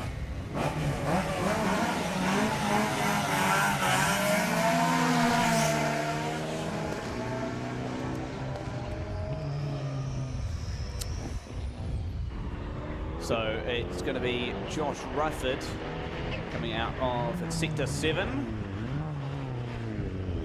And he'll go through the final couple of chicanes now. And see what kind of time Josh Rufford's able to put in the Mitsubishi Lancer Evo 1. Final chicane here for Josh Rufford, and then it's a straight foot to the floor to the finish. And he'll come across the line and finish his second qualifying run. Stepping up next, Nathan, is Gareth Evans, car 30. Yeah, Gareth Evans, the current champion of the Riverlands Sprint up in Blenheim. So Evans sitting up there in 9th position. 2:35.4 is his best time so far. So let's see if Gareth Evans is able to break out into the under 2:30s. He's got 5 seconds to make up. But he was, to be fair to him, at a point where the weather was very much mixed. And that we know how fast that car very much is. Yeah, it's certainly got a wee bit more than what you can see. Of course, you say it runs in the Oscar class in the circuit racing side of things. 2-minute 50.37.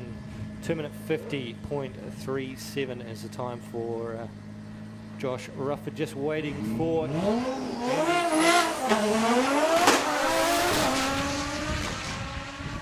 Well, Gareth Evans gets off with a bang, and he's down into Evo Park's turn number 1.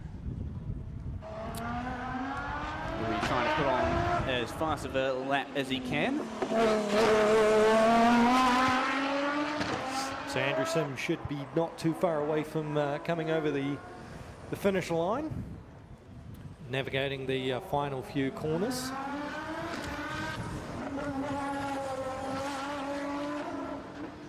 Into the right-hander. Looks like a pretty fast time so far from Gareth Evans. Down into the VIP frames and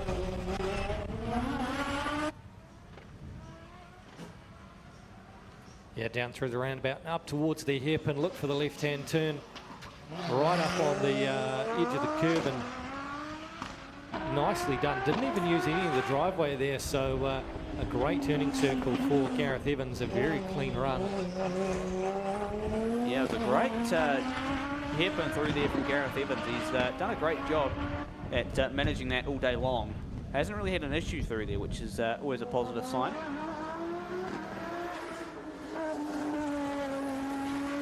And Gareth Evans going into the Enterprise Ave roundabout. He'll go around the long right-hand kink. Hard braking zone coming up across the crossover. First chicane, perfect line through there, no problems at all. Now another hard braking zone into the second chicane. Again, nails that one. Those two are pretty fast chicanes. You're going to come into a left-hand kink. As we see Mike Toole get off the line. Into set to 7, Gareth Evans. Hard braking zone for the next 3 pretty slow speed chicanes. First one ticked off for Gareth Evans. Second one, good line through there. And he's through onto the second one. Final corner here for Gareth Evans, the final chicane. And he's got that one all sorted. And around the, down the straight, and Gareth Evans will finish. And that is his second qualifying run complete. And we'll see how that plays out. Next across is going to be Jimmy Lemberg in the Mazda MX-5, the V8 powered one. Of course, Daniel ran that car just before. And Jimmy's going to run that one now. So we'll see how that plays out. But it is Gareth Evans who has just finished. And I think that was a very, very good time from Gareth. Really clean lines and a pretty stable car throughout.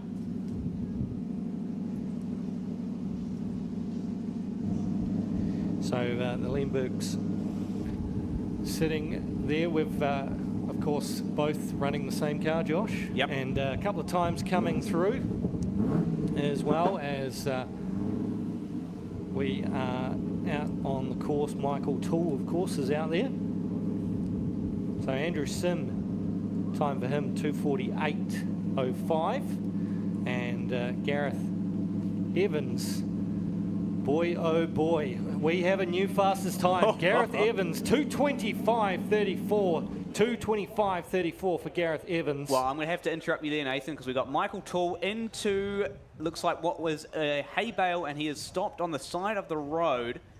So Mike Toole has had a pretty major whack there.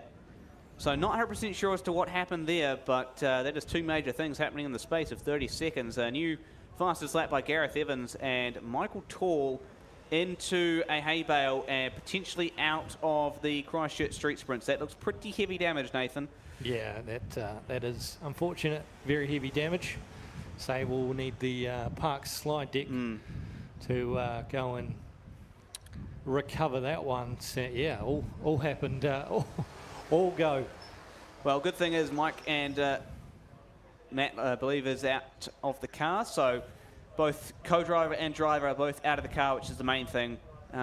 So glad to see they're both out and okay and walking around. And we'll get, hopefully, that car removed in quick time.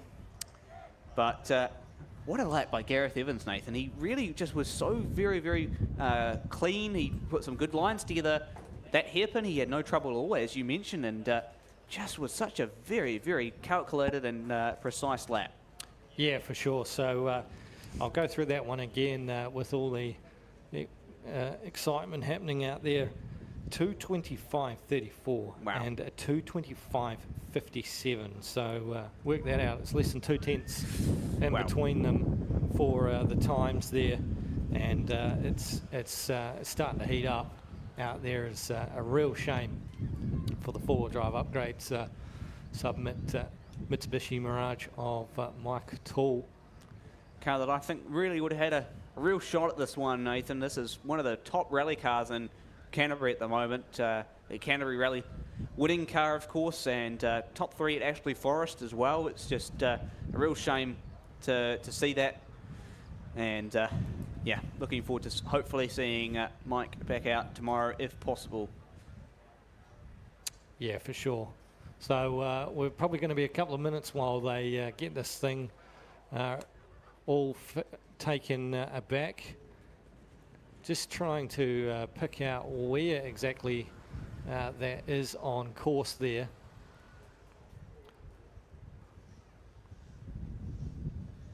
Trying to establish just which part of the course that is.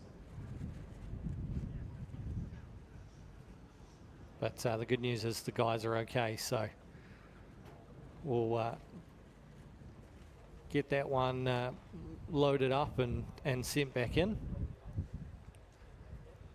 But yeah, we are starting to build up some excitement here. Qualifying round number 2 for the Rodin Cars Christchurch Street Sprints.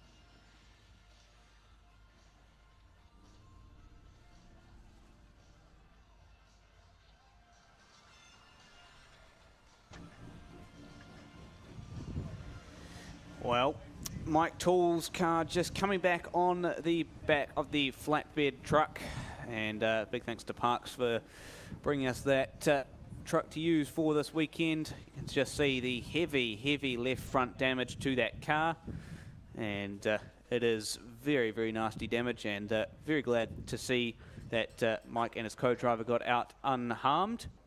And well, we'll get back underway very shortly with the Rodin cars Christchurch street sprints, and it will be Jimberg starting us off once more.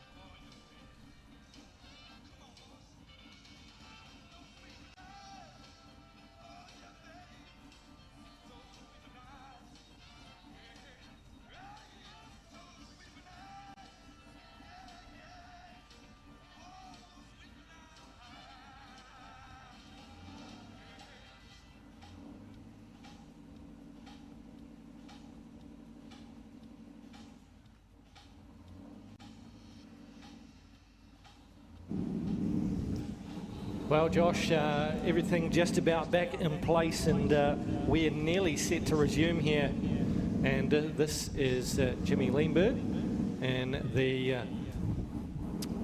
MX-8, as they like to call it. It's an MX-5 with a big wing and a V8. Well, you're absolutely right, Nathan. It is a very unusual car. It's one of those types of cars where it looks, you know, like a stock MX-5 on the outside, but underneath, boy oh boy, is it very different from what you'd usually get in an MX-5. V8 powered, very, very powerful car, and yeah, quite a nimble one as well. It's it is a current SS Cup car.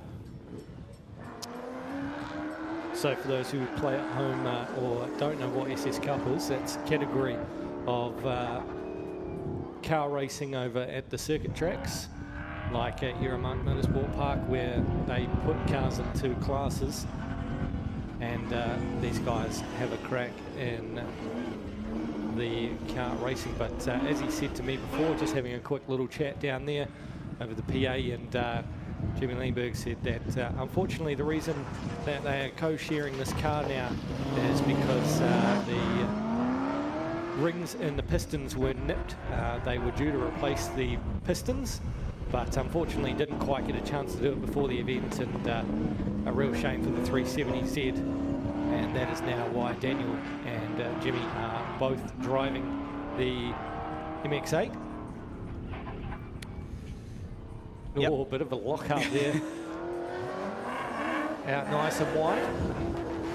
Yep, it's a tricky track to get a handle of. As we saw, it can bite when things go wrong, and we saw that with Mike Tall, and Jimmy just navigating through that section, which has just been repaired. Mike just getting it all wrong at some stage through that, just before that Enterprise Ave roundabout. So this car to go off the line. It's car 32.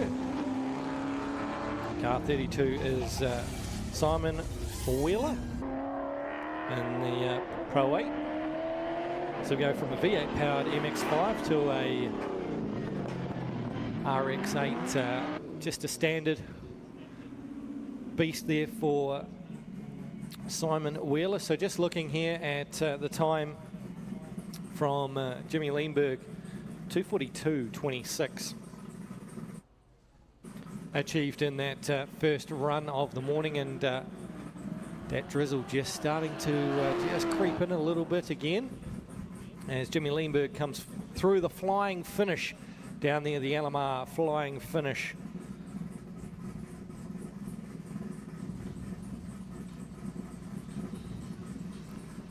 So the next car on the line waiting to go is car 33. That is the VIP frames and trusses car of Sam Edinburgh.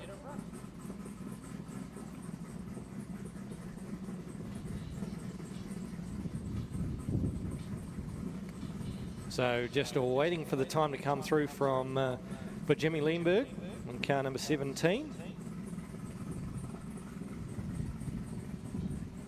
So it just looks like they're going to be pushing that car back,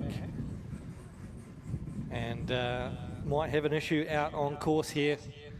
The LMR vehicle out onto the course, so possible issues out on a track here for Simon Wheeler. Just see if we can pick up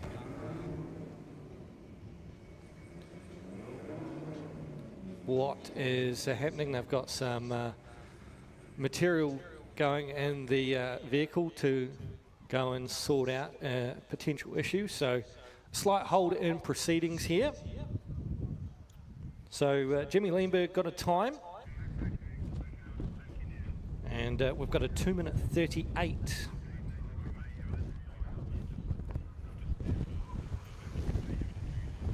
So Jimmy Leenberg, a 2:38.24, and yeah, as you can see, Simon Wheeler parked off to the left-hand side of the road, and that is down, just trying to pick up where that is. That looks to be, if I can get my little map going. So that looks like the Innovation Road just past on the left-hand side there, just before we get to the VIP frames and trusses hairpin, roundabout I should say.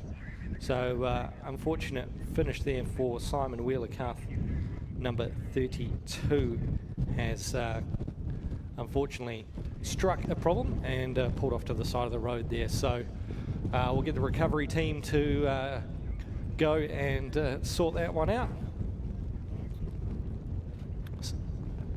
So while we've got a bit of a hold up here, we're just going to cross now to an interview that we've got lined up here.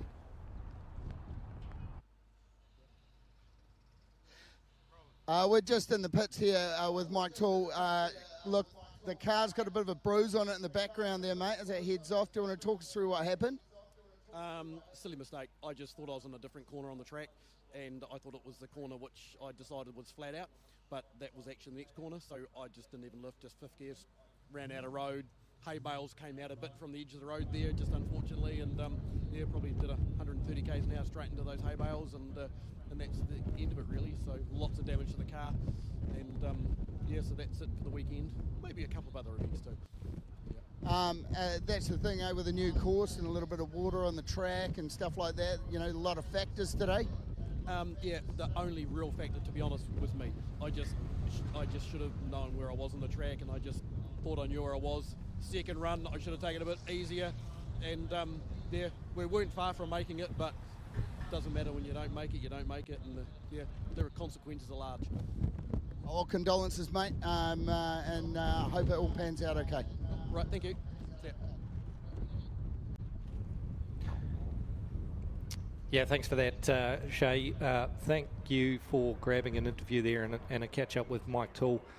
Yeah, as he said, just driver error, and unfortunately that's all she wrote, just a slight misjudgment of the corner, and it just shows you just how quickly it can go oh so wrong. But glad to see that the team are okay, and look, cars can be repaired, so that is the main thing. So we're just going to have a look here and see what the situation is.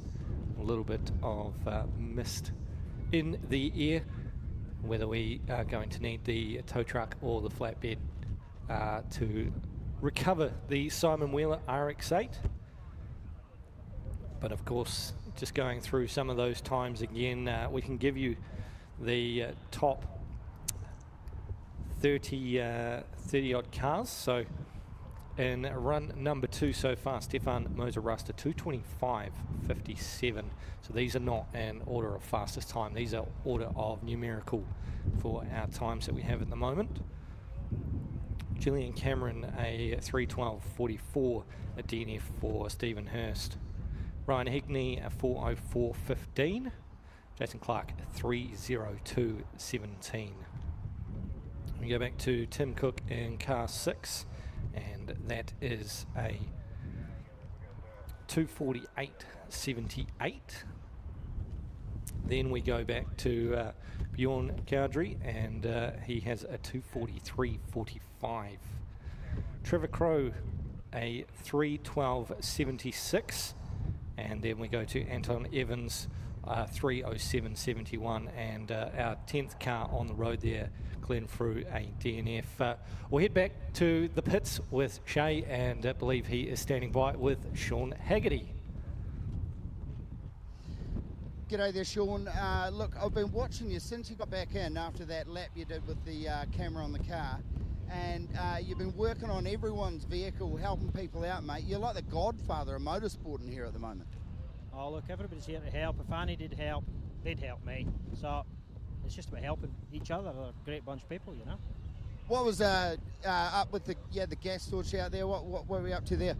Oh, I think one of the cross carts lost a bolt and they did a bit of damage to his caliper mount. So yeah, it's just about helping the kids, as we call them, you know. Hopefully they'll help us oldies one day. You're a hard case, mate. How many years have you been in the motorsport game? Motorbikes first. Till 2016, I got too old to hang on to them, so I went to a fucking car. So yeah, and it's been downhill there since. Fucking broke. Hey, thanks for giving us some time, mate. And look, we'll be back to chat to you throughout the weekend, no doubt. Thanks very much.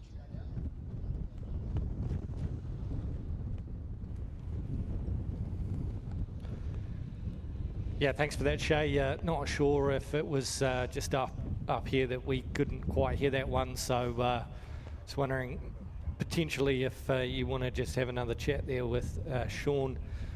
We couldn't quite hear it up here, but I'm sure Sean had nothing but positive things to say about the event in the car and the good times, as we still see the Parks towing team down there assessing how they're going to deal with the Simon Wheeler RX-8.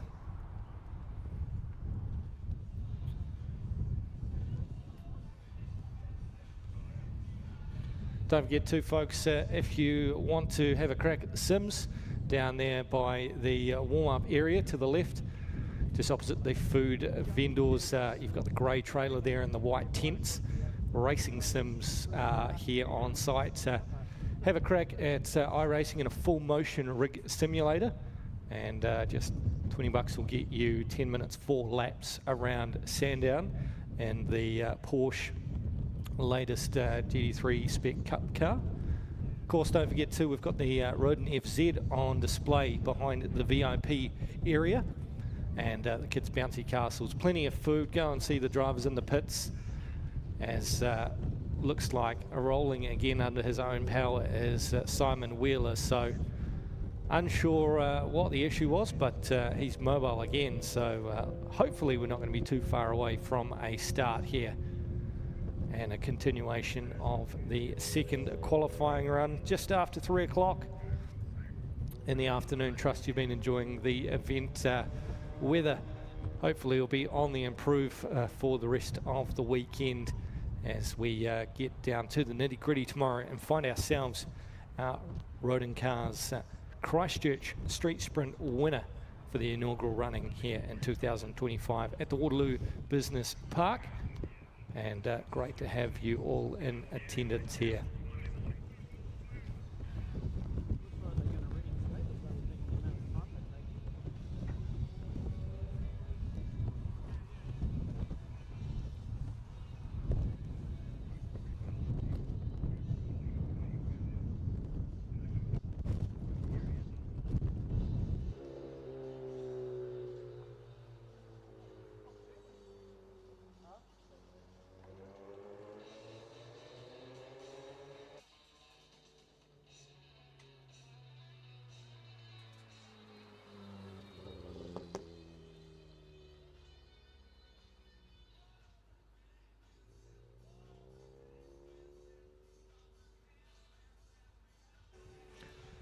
So the Simon Wheeler car just making its way back into the pit area, and seems to be running under own power. So I wonder if we can maybe get Shay to go and jump down and have a chat to Simon Wheeler and see what the potential hold up is. But looks like the crew's down there, the Parks towing team, the officials are getting ready to return back to position, and we won't be too far away from a restart here. Hopefully we'll carry on through those times that we have from run number 2.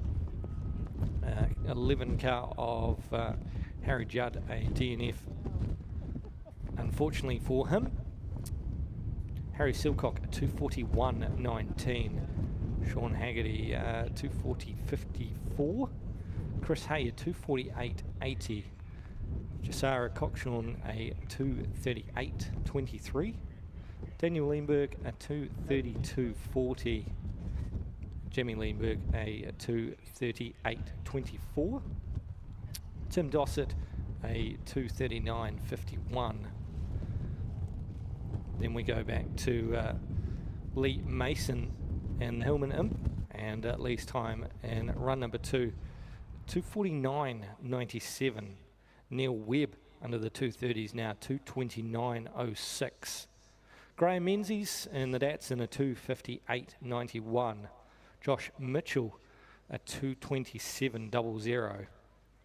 Matt Penrose a 229.80, so he joins the under 2.5 minute club here at the Rodin Cars Christchurch Street Sprint. Aidan Pickford at 3:06.67. Jeremy Beaton at 2:39.60. And then we go back to Tim Smith at 2:45.22. Shane Rowan in car 27 at 2:41.56. Josh Rufford a 2:50.37. Andrew Sim at 2:48.05. Gareth Evans now with the quickest time of the day, and that is a 2:25.34. And now we've just had a couple of DNFs. Simon Wheeler joins that list. So as the crews come back on through, we should be just about set to go with our next runner. And that will be car 33. And that will be Sam Edinburgh.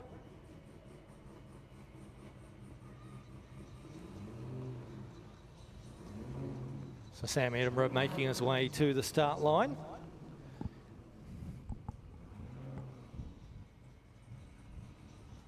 And then we will be not too far away, just going to do his warm-up again.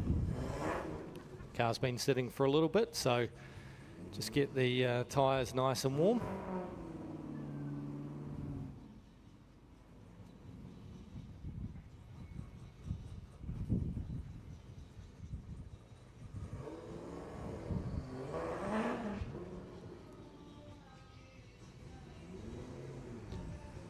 Trying to get some heat into those tyres. A couple of guys have done a couple of runs back and forward to get some heat in, and now will join us at the start line Sam Edinburgh, the VIP Steel Supra S200. Very well presented car, Nathan. There's a lot of these cars and teams and drivers that are starting to level up their game with these liveries. We've seen them across all different disciplines, whether it's circuit racing, speedway, rallying, you name it. They're starting to get some really good designs in, and it's just so cool to see just that next step up over the years of how good these cars can look. Yeah, so 2 minute 50.17, good enough for 32nd at the completion of qualifying run number 1. So red light still on at the moment for Sam Edinburgh. A VIP structural steel, VIP trade machine awaits the green light to take off and do his second qualifying run.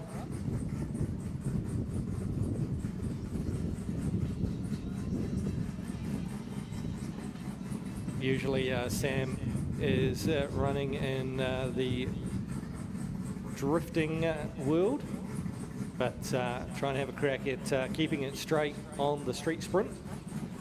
Big thanks to VIP for their sponsorship as well for the event, for some of their banners around the track as well, so shout out to the team.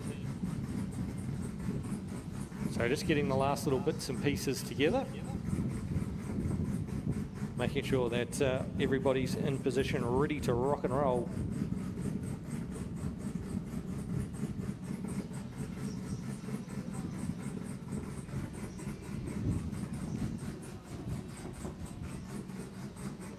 What's the bet? That's a V8 under the hood, Josh. Don't know how much you would want to bet at the TAB for that one, because you'll probably come back right, mate. It's a very, very loud car, and yeah, guarantee you once that thing gets off the line, it's going to raise the decibels a few metres. Okay, we're about to get it.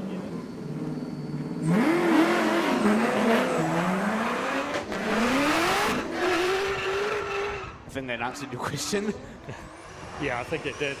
We'll see how Sam Edinburgh tackles the run here.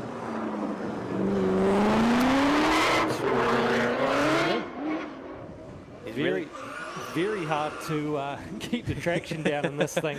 100%. It's definitely not designed to drive in a straight line. So Sam Edinburgh has certainly got his hands full, and a good time in the first run, good enough to make a top 32.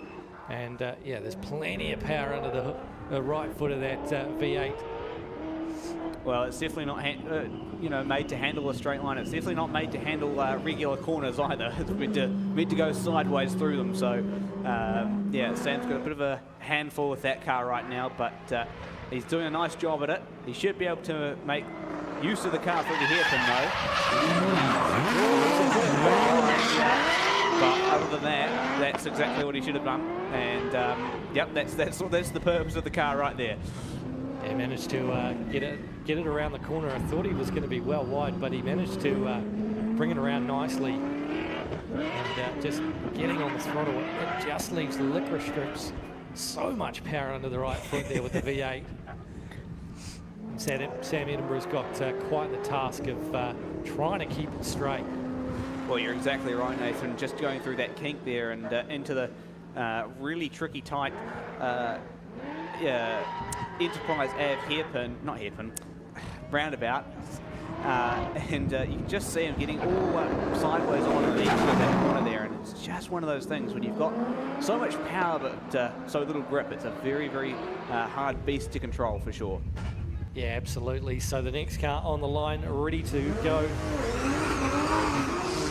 Scott Johnson, car 34. Yep, we saw him earlier this morning, and good to see him back out there once again.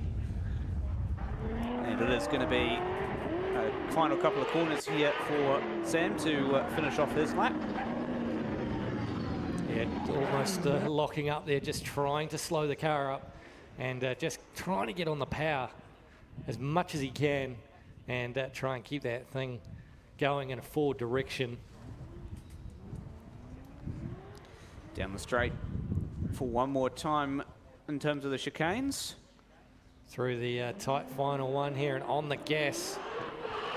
You can hear it from here, Nathan. Yeah, she's certainly loud and a good run there for Sam Edinburgh. Yep, a very, very powerful car. One that's, he almost actually just lost it on that start straight. We just saw a replay of that, how much wheel spin he really got.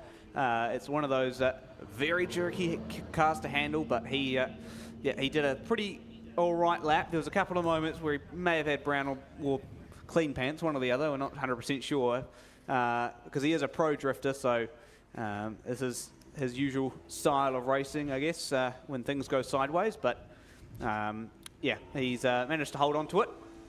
Next car up, Nathan, is a Lotus Elise, which is good to see one of those here in the Waterloo Business Park.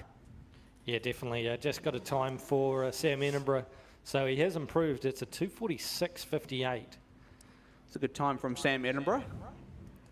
So Scott Johnson out on track as well. So we saw a time from him in the early run, and that was a 2:49.27. So it's looking to be a quicker run as away goes Andrew Gibson. And car number 35, Lotus Elise. Very unique design, that thing. 2:43.99 was his, sorry, 2:48.99. I'll get that right.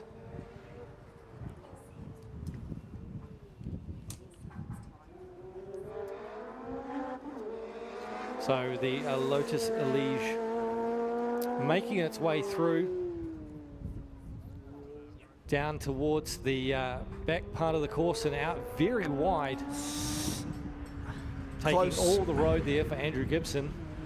Close, but he was lucky there to be all right. So it's a good save, I guess, from Andrew Gibson as he almost hits the cone there as well. He's using up all the track. I was going to say that. So the cone's there because there's quite a hole in the road there. So they're trying to keep everybody away from using that part of the road, and all just about mounted that little curb between the two driveway curbings there. So Andrew Gibson certainly giving it all he's got, and 30th after the first run, say a 2:48.99. So he'll be looking to improve down into about a 2:46, 2:45 if he can keep it all together here.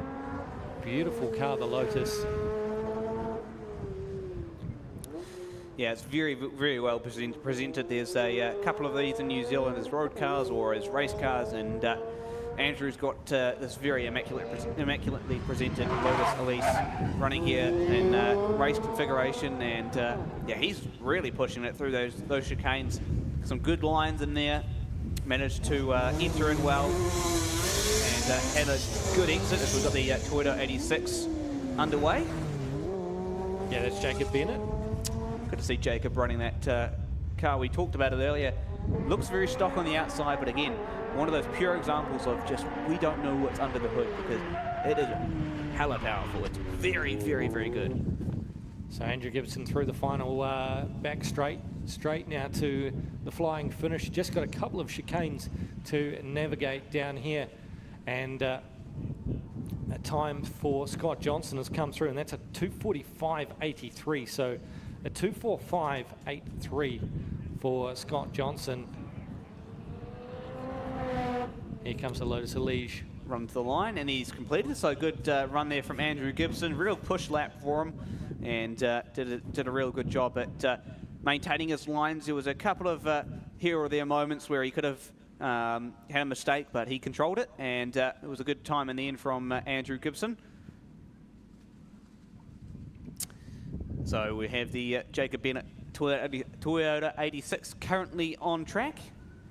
So that time for Andrew there is a 2:43.58. So Andrew Gibson 2:43. So that is a good improvement on time to the 2:48 that he was able to achieve in run number 1. That's a very good time from Andrew. The wind just starting to pick up a little bit here at the Rodin cars at Christchurch Street Sprint. We're getting all sorts of conditions here for our inaugural running of this event. And the next car on the line is car 37.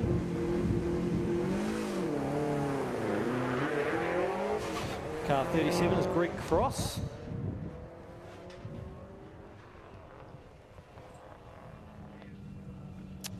Yeah, good to see Greg back out there in the Subaru Impreza. We'll be looking for a time improvement, and yeah, I think we're probably going to get a lot of improvements on time at the moment, Nathan, with the track conditions being as they are. The track is pretty much dry at this stage, and a lot cooler than it was when we ran the first time. Yeah, definitely Greg Cross making his way down towards the far end of the course. Just using all the road down there. Right up against that left-hand curb before the VIP frames and trusses roundabout. Just a little bit of understeer on the mid to exit of the corner. Hard braking zone into the hairpin now, nails it. Tight line round, and he's got that one sorted. That was a good line from Greg Cross. Tight in and a little bit wide on exit, but gave him probably the speed he needed on exit to make a good run at the VIP trusses and frames roundabout. Time through for Jacob Bennett in the Toyota 86, 2:37.26. That's a very good lap from Jacob Bennett. Just having a look at what he was able to achieve.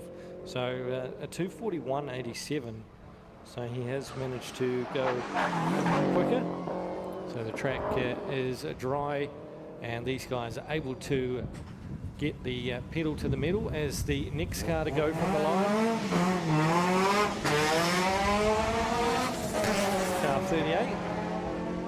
And that is Deborah Kibble. Yep, the Mini Cooper. They're a sort of replica of the Mini John Cooper Works WRC car that they ran in the WRC, or something along those lines. It's a very, very well presented car, and Deborah Kibble's done a great job with it. looking to improve on that time. She really got the raw end of the deal in the first qualifying session with all the rain that came down while she was running her first qualifying lap. Greg Cross just getting through that last chicane and across the line. He'll finish his second qualifying lap.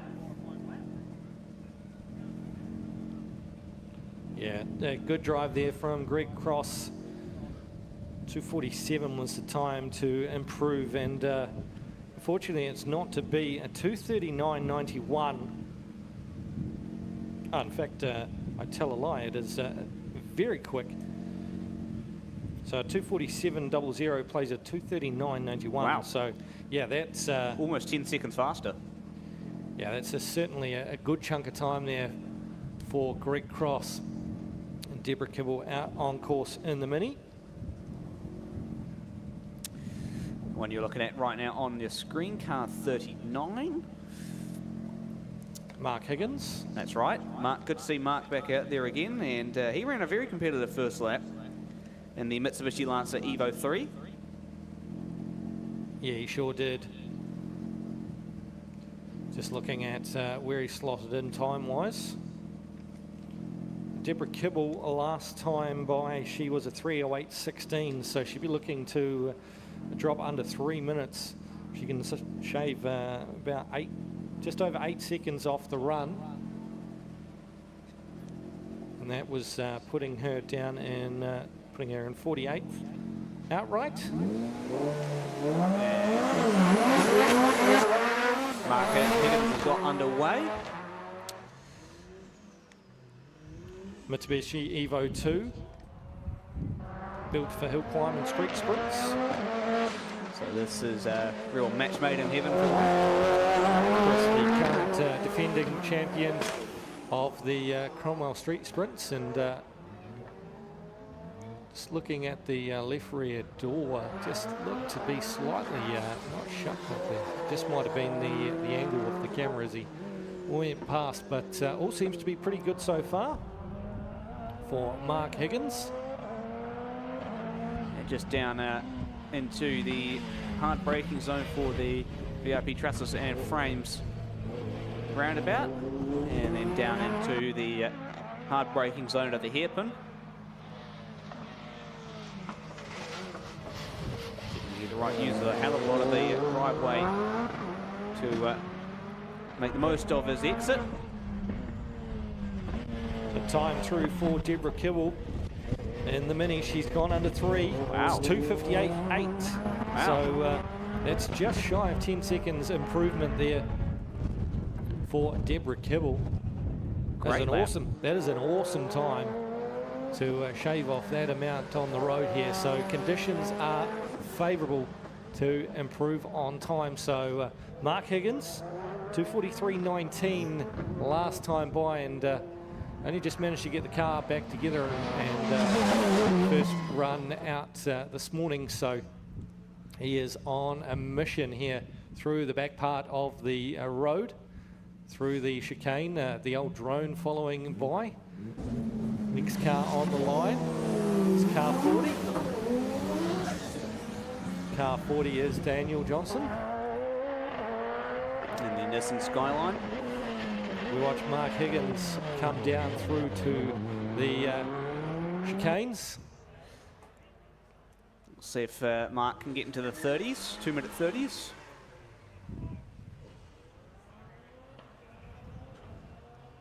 And another hard braking zone. It's that long straight into this hard braking zone for that second chicane, or that third chicane, I should say, that makes things quite challenging, especially with that tightness. As Mark comes across the line, he finishes his second qualifying lap. And we look at the highlights of that lap now. Yeah, definitely pretty windy up here, Josh. We've got an open cabin basically where we are, so apologies if you are getting a little bit of wind noise coming through. We are trying to do our best to make sure that that isn't coming through the audio, but unfortunately we can't control the weather. We'll just make do with what we've got, and a fantastic event so far here. The Rodin cars Christchurch Street Sprint, the inaugural running here in the Waterloo Business Park, and just waiting for the time to come through for Mark Higgins. Oh, it's a good time. It's not the fastest, but it's definitely under the 2:30. So Wow. Mark Higgins has picked up a lot of pace. It's a 2:28.28. Wow. 2:28.28 for Mark Higgins and the Mitsubishi Evo 2. And Brilliant time. That has brought him right up there as well. And it looks like we have a DNF out there for Daniel Johnston in the Skyline, Oh, the dear. GTR. So a bit of a bugger there for Daniel Johnston. Well, on the start line is Jeff Lusky in the Porsche 944. This is his, I believe it's the same car he runs in Continental Rennsport occasionally. Nathan, he runs his Porsche 911 GT3 Cup car as well. He splits it really 50-50 what he usually wants to run. Jeff Lusky, obviously one of the really experienced campaigners out in this field. He's run, I don't know how many, I would hate to think how many laps he's run around Euromark Motorsport Park, but he's got heaps of circuit knowledge. He's very experienced, and that car is very, very quick. So definitely could be putting in some good laps in the next couple of minutes.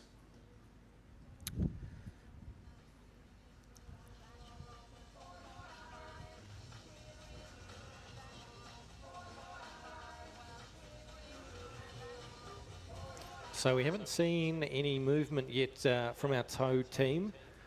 Just wondering possibly if Daniel's gone straight ahead at one of our chicanes, possibly.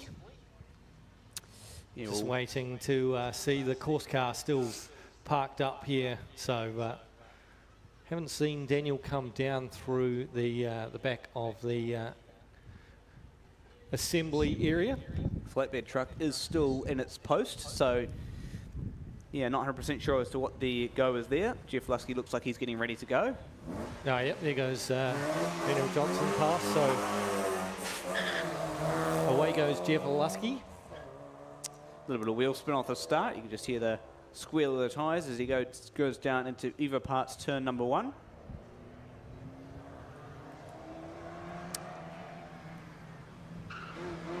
And Jeff Lusky into the kink, the right-hander. And then he'll go another left, the long left-hander for a hard brake into the Enterprise Ave roundabout. Pretty nicely through there. Hit the apex pretty nicely as well through that short kink.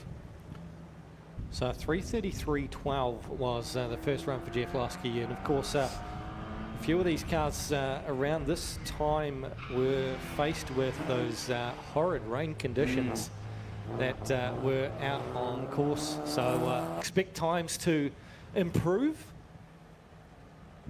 Jeff Lusky makes his way down towards the hairpin turnaround and keeping on to the road there, just touching the driveway curbing, but nicely done around the hairpin.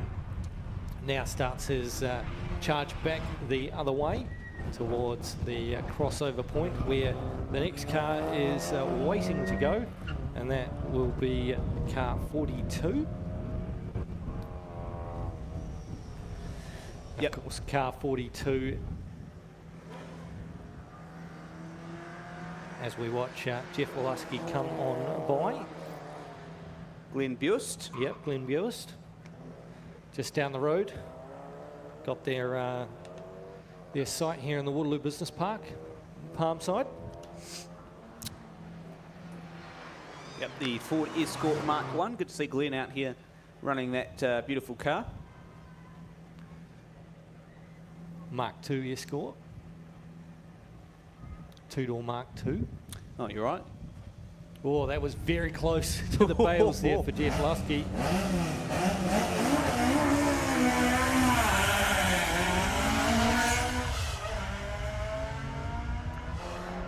Well, a little bit of a tail wag there from Jeff Lusky as he come to the Sector 7 turn, and now just making his way through the final chicanes down towards the flying finish.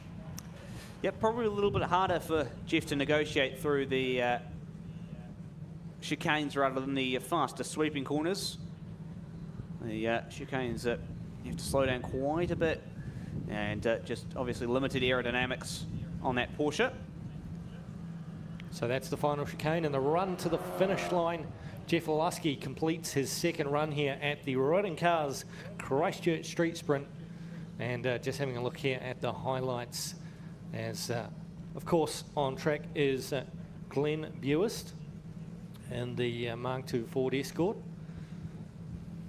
The next car we are going to look at here, Chris Fleury. Chris Fleury, of course, runs this car in the Rennsport category out at Euromark Motorsport Park. So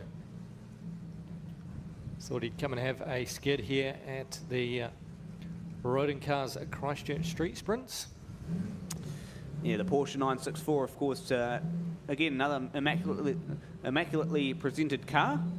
So time through for Jeff Lusky, a 3:01.72, 3:01.72. So that's 32 second, wow. Just under 32 seconds improvement. And as I said, these guys didn't have the nicest of conditions. So not surprising that we are seeing good times coming through now from these guys in run number 2. Glenn Buist will certainly be looking to improve as well.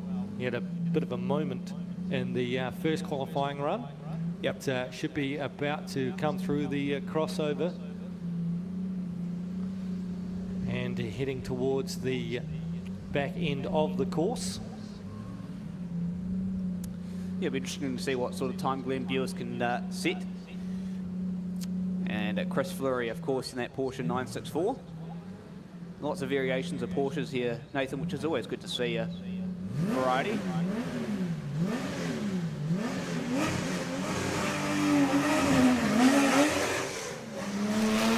And away goes Chris Fleury.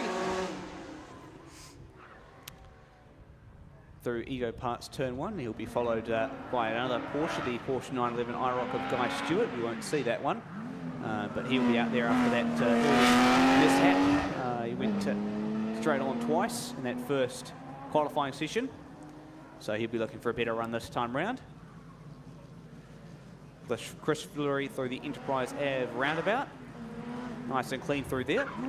Yeah, so Chris Fleury's first run was a 3:02.28, so close to going under 3. He'll be looking to pull some time in the second run. A little bit nicer conditions, and he's the first one I've seen that's gone all the way over to the right-hand side of the road after the exit there onto Innovation Road. And oh, hello, what's happened here? No, he's all right. That's just me looking at the wrong part of the track, and he's down at the hairpin. Got myself a little bit confused there. But Chris Fleury still on course here to go on his way back. Chris Fleury 43rd for car 43 after the first run. How about that for a couple of numbers? 3:02.28. Looking tidy so far here, Josh. Yeah, you're absolutely right. Just keeping it nice and clean. And he's had some good lines through there. He's put in some good times. He hasn't had any slips with the rear end, which is always good. He's got good car control over that car at the moment, which is one of the crucial things you need in a street sprint. Time come through now for Glenn Buist in the Ford Escort Mark II, 3:18.12. So that definitely betters 3:43.75.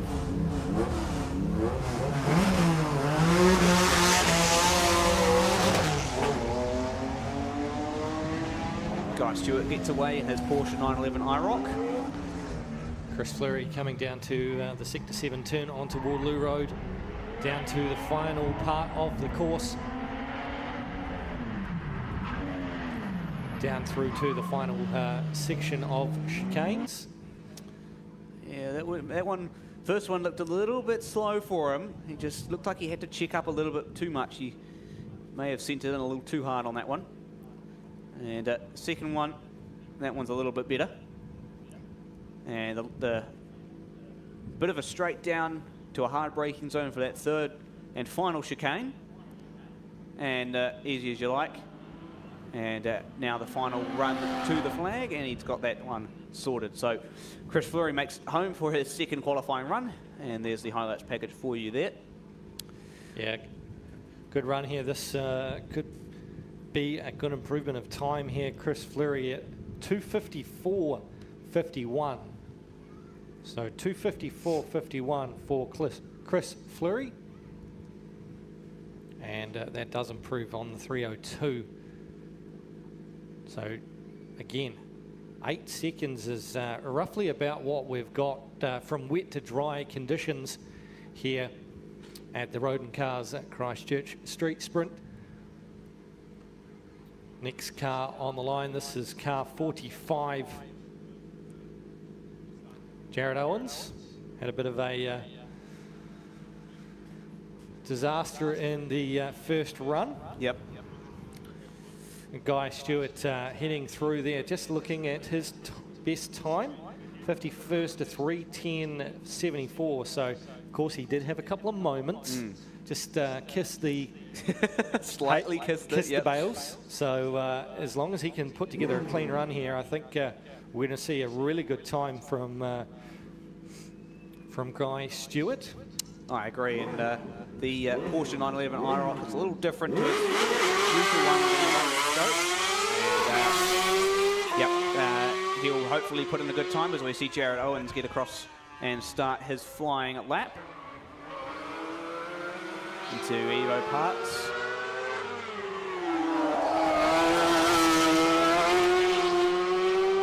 A little bit of a sideways moment on the exit at kink there. The long left-hander, just pretty much sliding it through there, Nathan. It's just you're able to glide it really through such a long kink. So if he wants to get serious, he's got to get down into the 230s. Yep. Because Matt Penrose has certainly laid down the challenge, and he is using all the road on the exit there. So Matt Penrose's time is at 2:29.80. He sent it in, made it stick. Very lucky. It almost looked like he was going to slide out into the hay bales. But calculated driving from Jared Owens. This is a very, very impressive lap so far. Yeah, beautiful slide through the hairpin there for Jared Owens.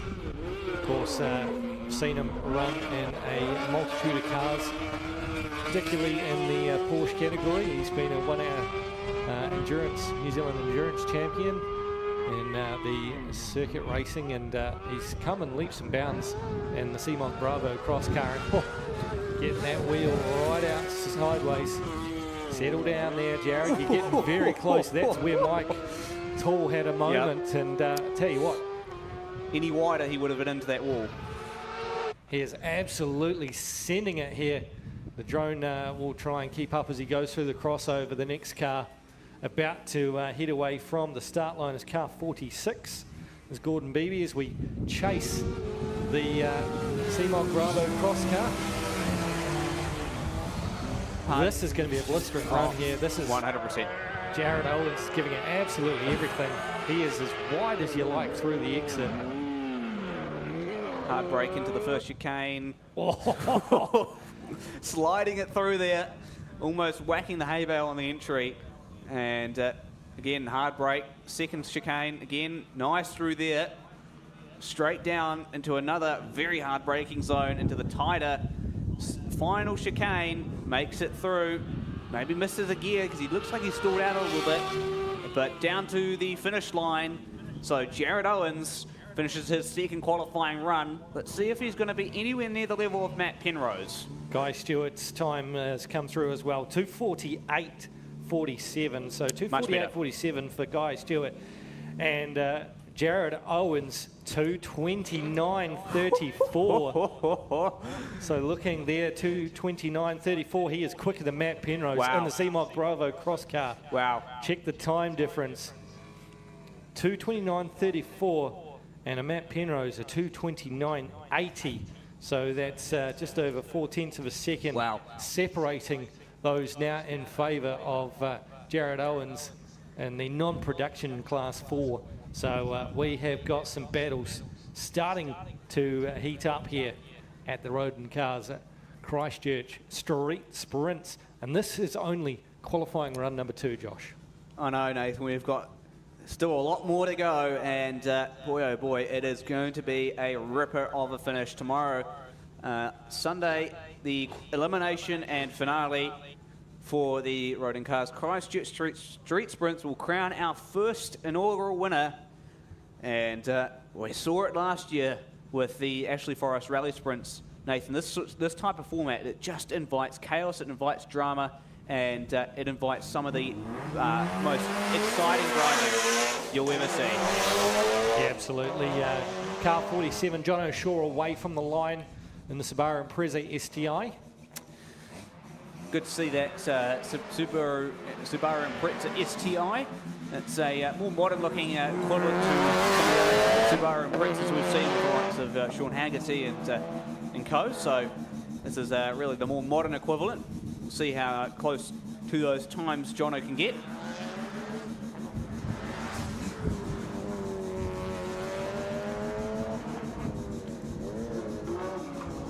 So Gordon Beebe not too far away from finishing his run.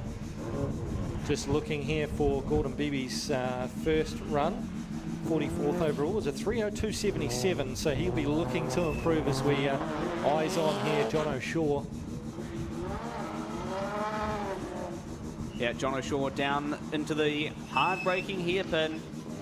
Uses all of the driveway, cut in, fires the power down on the exit.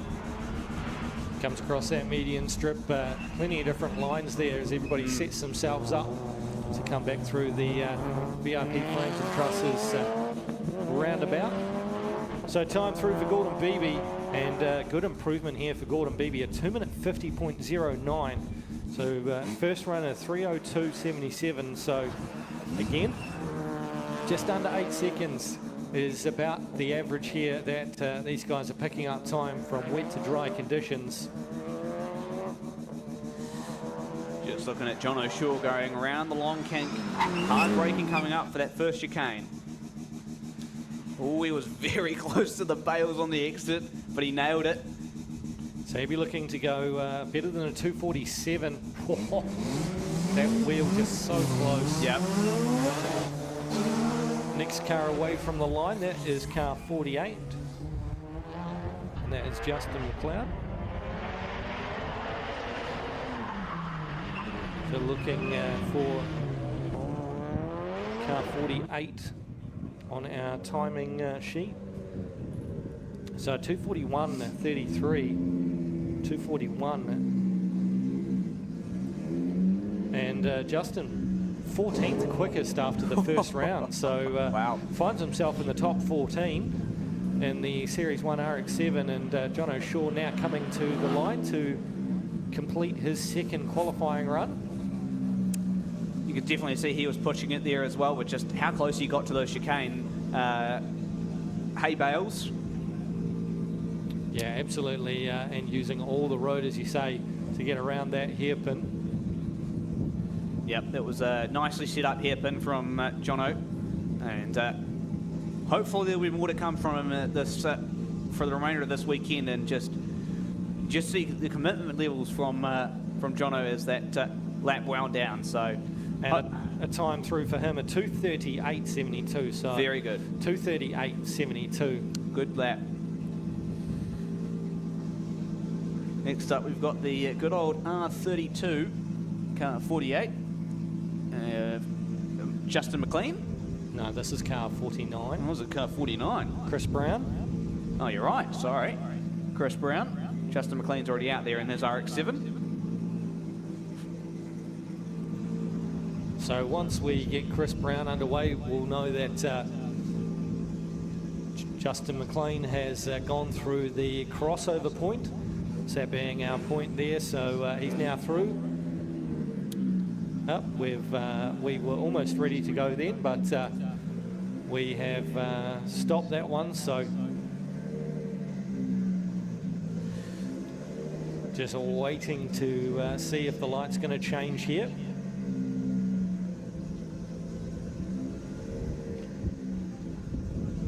Chris Brown eagerly awaiting here at the start line. Rodin cars, a Christchurch street sprint. Lights have gone orange, waiting for the green light. Chris Brown.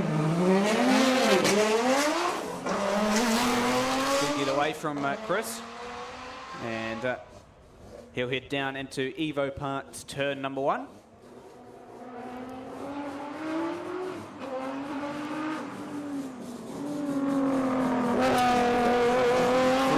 Kink into the long left-hander. Down towards the Enterprise Avenue roundabout goes Chris Brown. Chris last time out to 2:48.30 and a time through for Justin McLean, and that is a 2:44.24. 2:44.24 is the time for Justin McLean. So comparing that to his first run, a little bit slower by just under 3 seconds there. Yeah, interesting to see that. Maybe a slight mistake somewhere. Because Justin was probably in the range of cars where a little bit of rain would have affected his lap, as you just see Chris Brown getting through that hairpin. Pretty nice line set up. A little bit wide mid-corner through the VIP truckers and VIP truckers roundabout as we go down into the left-hander once again. Yeah, turn back onto Islington Avenue down towards the Enterprise Avenue roundabout, past the spectator point. Comes Chris Brown. So 28th in his first qualifying run with the 2:48.30. So he'll be looking to improve as he comes through the crossover. And about to get the start will be the rotary-powered Anglia, and that is car 50.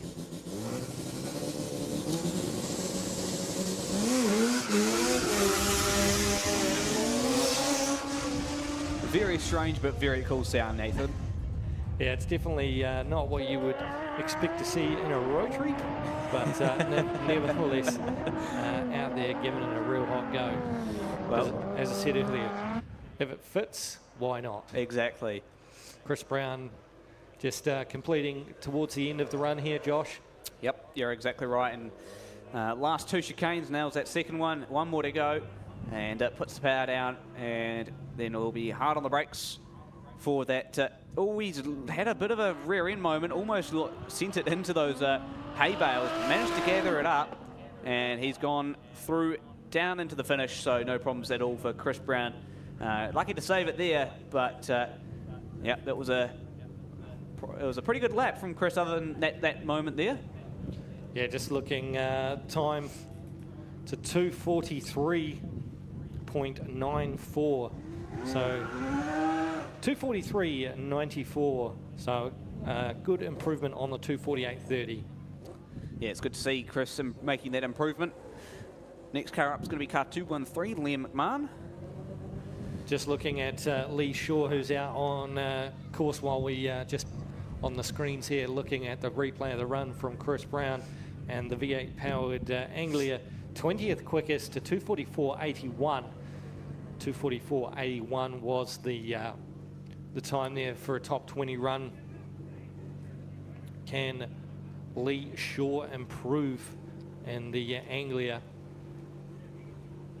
That's the question we're all asking, because it is a very, very good looking car, and it's got its own distinct sound, its own distinct engine, so probably one of one, to be honest, Nathan. I don't think anyone would have a rotary and an Anglia other than that one. As we get the very loud BMW of Liam McMahon underway. And Liam, a very experienced campaigner, running in Continental Rennsport, other classes down at Euromark Motorsport Park, as well as running the New Zealand V8 car at Tonga a couple of years ago. So he's got plenty of race experience and on a variety of different circuits as well. Yeah, looking at Liam's time last time by, and that was a 2:58.77. So Well, just looking through that kink, 2:58. Nathan, he looked like a bit of smoke was coming out of the car. It looked like it came off the right side. Now, I don't know if that may be just the tyre rubbing against one of the fenders there. Or Yeah, if it's- possibly could be. We haven't really seen too much Yeah. more smoke since. So Liam McMahon now navigates the hairpin. Looks like it's nothing major though. If it was anything major, probably still spewing out right now. So all good for Liam McMahon as he goes back down into the VIP frames and trusses roundabout. And he'll come up over to the crossover point where we'll be releasing Marcus van Klink in the RX-8. I wonder what gave that away. Not the loud rumbly rotary sitting No. down here at the start line. Liam McMahon continues his charge.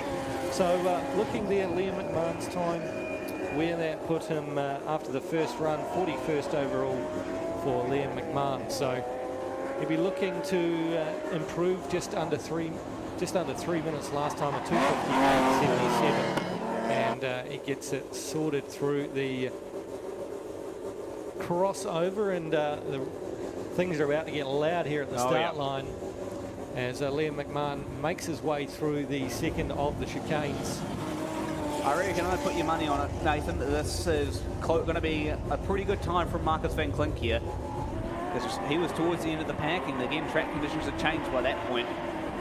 So, could be on for something here while we watch Liam McMahon go through the final chicane. That was very close there, wasn't it? Yeah, Liam McMahon pushing to the ragged edge for sure. Coming through those final few chicanes. Last one coming up for Liam McMahon. He'll navigate that one hopefully pretty cleanly. And yep, easy as you like. Straight, foot to the floor, run to the finish line, and Liam McMahon crosses the line and he'll finish his second qualifying run here at the Rodin Cars Christchurch Street Sprints. And just the time for Lee Shaw, of course, we were watching Liam McMahon, and a time there, 2:40.09, 2:40.09. So that's an improvement there of 4 seconds. And the time just about to come through as Marcus van Klink will lead the line.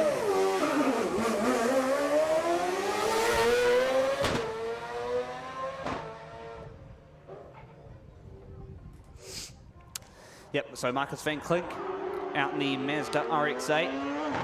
It's a very, very quick car, that thing, and yeah, I think it's, Marcus can just nail that lap. Maybe he lost a couple of tenths there just on that slide, but if he can nail the lap, then he could be in the top 5 in terms of laps. A little bit unsettling through the Enterprise Ave roundabout, just getting onto that ledge we talked about earlier. Time for Liam McMahon through 2:48.43, so 2:48.43, so he has managed to shave off 10 seconds from his first run time here. Yep, so that's a good lap from Liam McMahon. Good to see him improving. Marcus van Klink into the hairpin now. You saw the driveway, cuts it in, puts the power down, and he's clear through on the outside of that hairpin.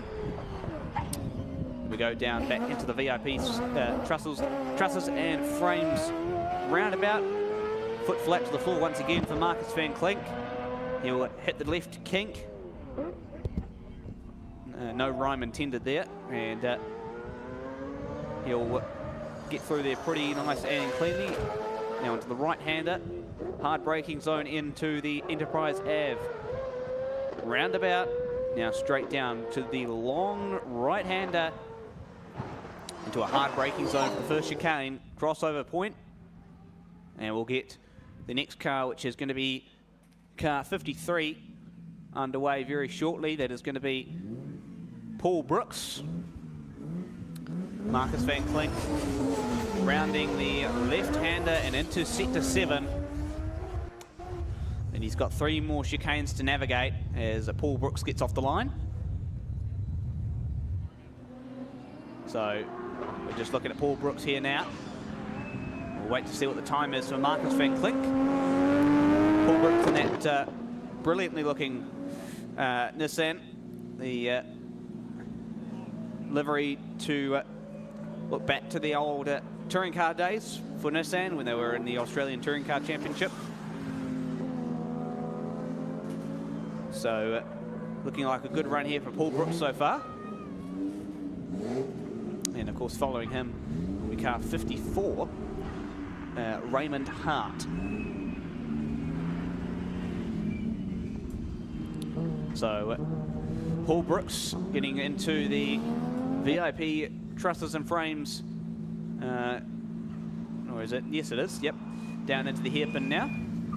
Yeah, this is a cool car, the Road Legal GTR, the old school Nissan, and oh, look at the back end bouncing around. So Marcus van Klink, a time for him 2:37.87. So he's just under a second quicker than his previous time. So he has improved.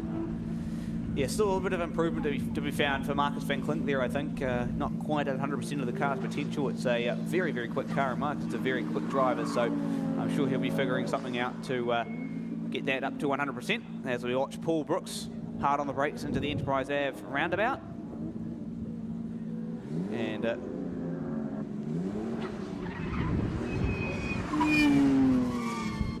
so through the crossover now for Paul Brooks, which means Raymond Hart will be released very, very shortly here, car 54, and the time for Paul Brooks.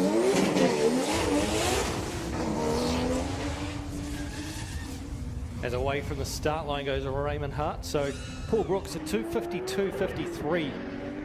2:52.53, good enough for 35th place after the first run, and it's pretty cool.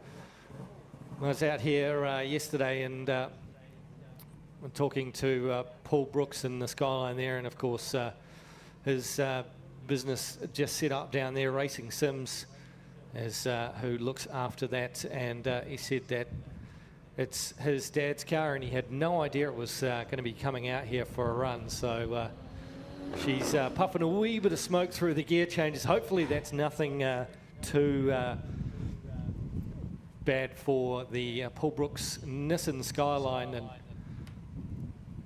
what a great run. Cool to see something replica like that out there. Give it a red hot go. So time going to come up here shortly for Paul Brooks as Raymond Hart is out on track and on his way around. He was just in front of Paul Brooks there with a 2:51.54, so 34th and 35th. So the time just coming through now, it's a 2:49.28, so 2:49.28 for Paul Brooks. looking on your screens, Dave Ollis and his Subaru Impreza WRX STI. Very, very quick car, that one.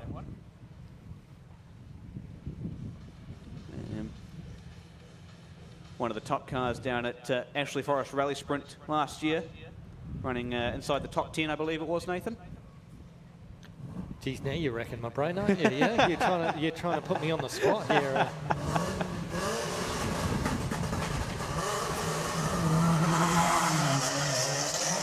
Maybe a bit of a stalled start there for Dave Ollis. You could just see him get going and it bogged down a little bit as he got down the straight and into Evo Parts turn number 1. Yeah, Dave Ollis looking for an improvement here. A 3:22.19 was his first qualifying run.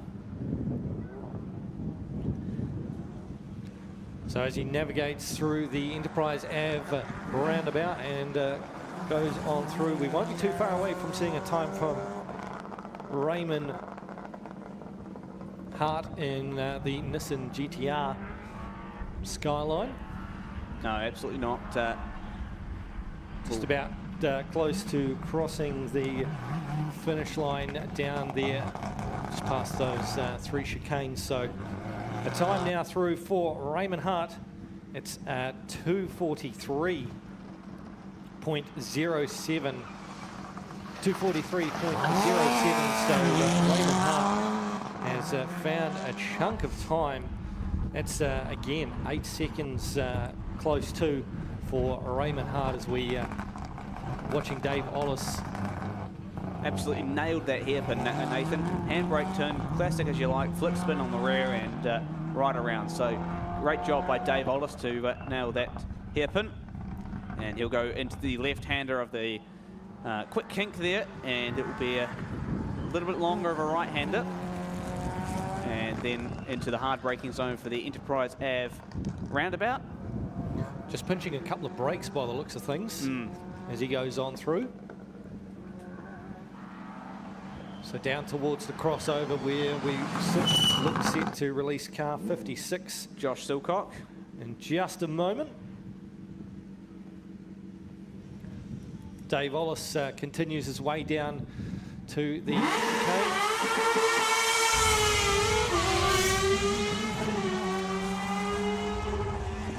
And plenty of noise from the start line as Josh Silcock gets underway for his second qualifying run. So that should leave one final car left to run in our second qualifying round. So Dave Ollis just always slid it a little bit on the entry. Lucky to not whack into those hay bales. It's the second time we've seen someone do this in the past, what, 10 minutes?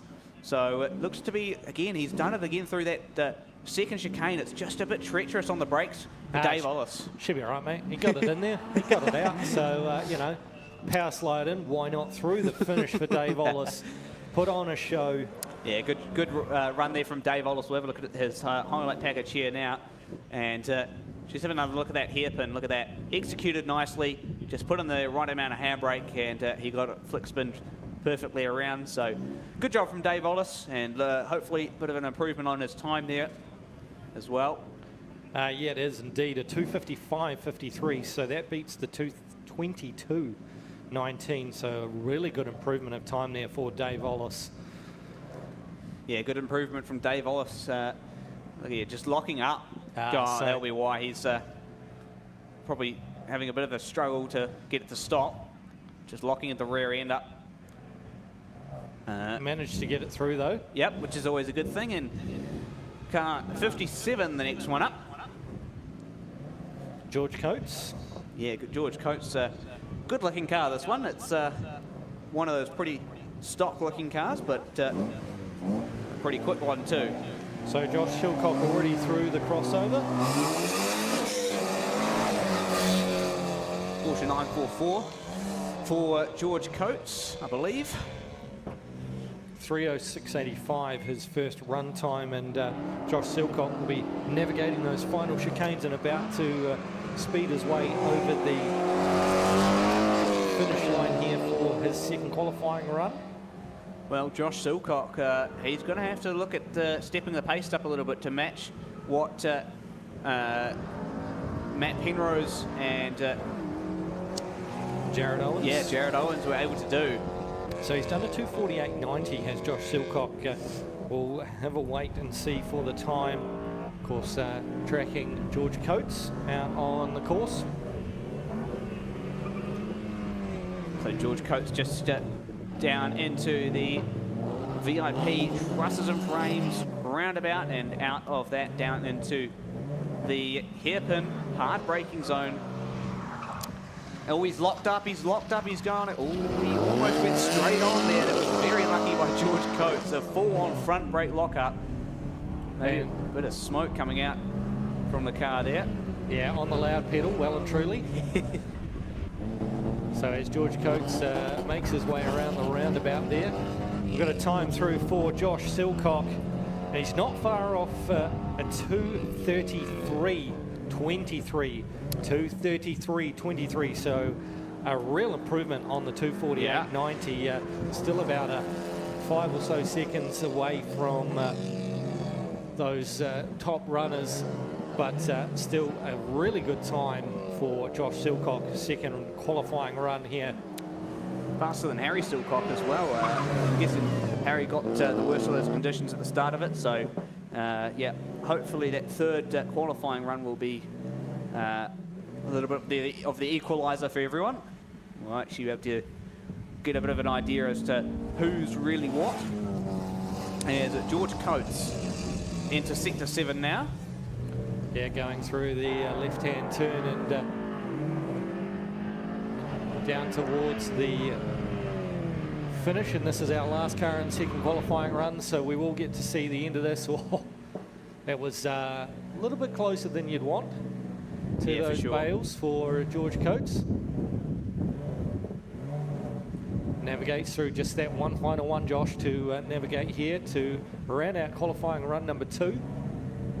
Well, you're absolutely right. One more chicane to go for qualifying number 2, and George Coates will go to the finish line, and he has finished his second qualifying run. So well done to George Coates. Pretty clean, other than that massive lock-up down at the hairpin. Yeah, he'll be a little bit disappointed with that, but he'll be glad that he kept it off the bales. For sure. So if he can go under 3 minutes, then that's an improvement from the 3:06.85. And of course, we'll have to reset the clock, and away now goes our demo run. So 2:52.14. Wow. So Very good lap. 2:52.14 Even with a for lockup. George Coates. Yeah, he's gained a good amount of time, but let's look at the qualifying runs and see how we stand across the combined times from our runs. Just see if we can work those out for you. Of course, we will get a printout as these guys are coming out for some demo runs. As I say, Gareth Evans, our quickest time currently. He is at the top with the 2:25.34. 2:25.57 is Stefan Moser-Rust. Just trying to pick up our next quickest.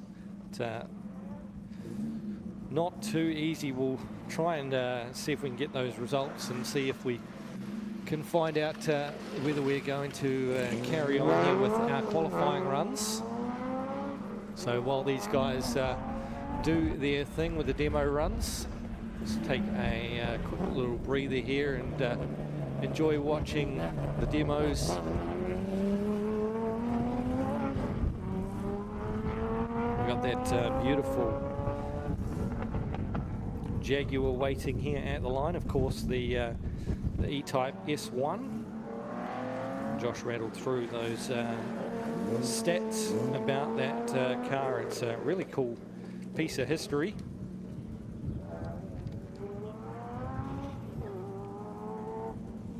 Of course, Kent Larson driving that one.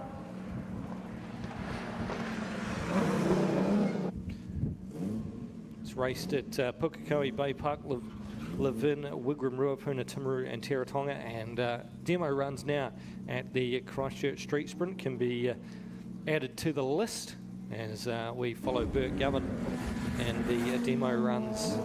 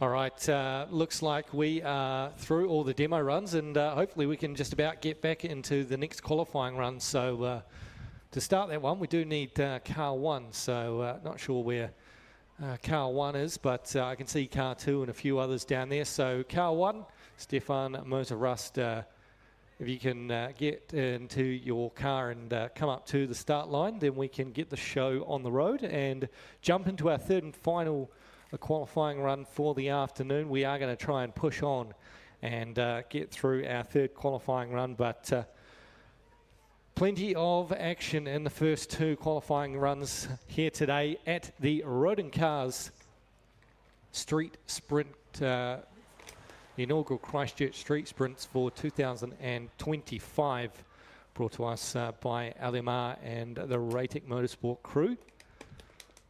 So hopefully very shortly we'll be able to get a list of our top combined times from the 2 runs. So hopefully we will be getting set to go here in just a tick with our third qualifying run for the afternoon.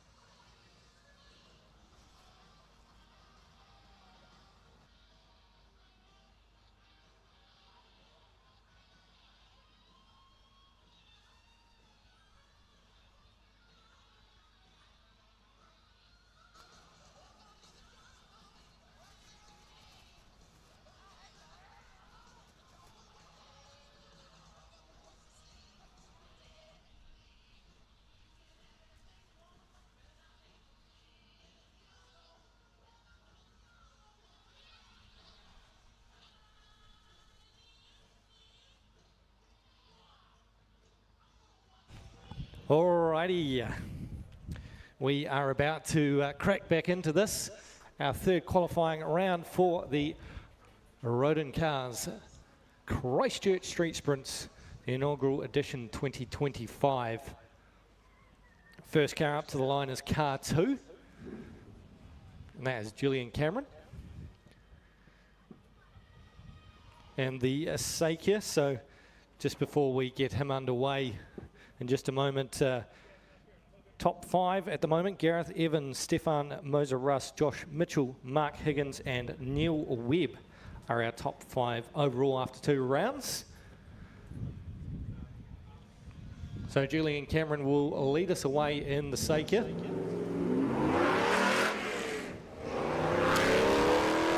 What a cool piece of machinery, Josh, eh? Oh, I know, it's brilliant. It's so good to have it here, and especially with its competitive debut. It's obviously Julian's probably not going to be pushing it to its ragged edge, right? Because it is a very expensive car. It's very limited edition as well, and you know, it's also its first competitive outing. You don't want to push the boundaries too hard, but it is a brilliant piece of kit, and it's so good to have Julian here driving it.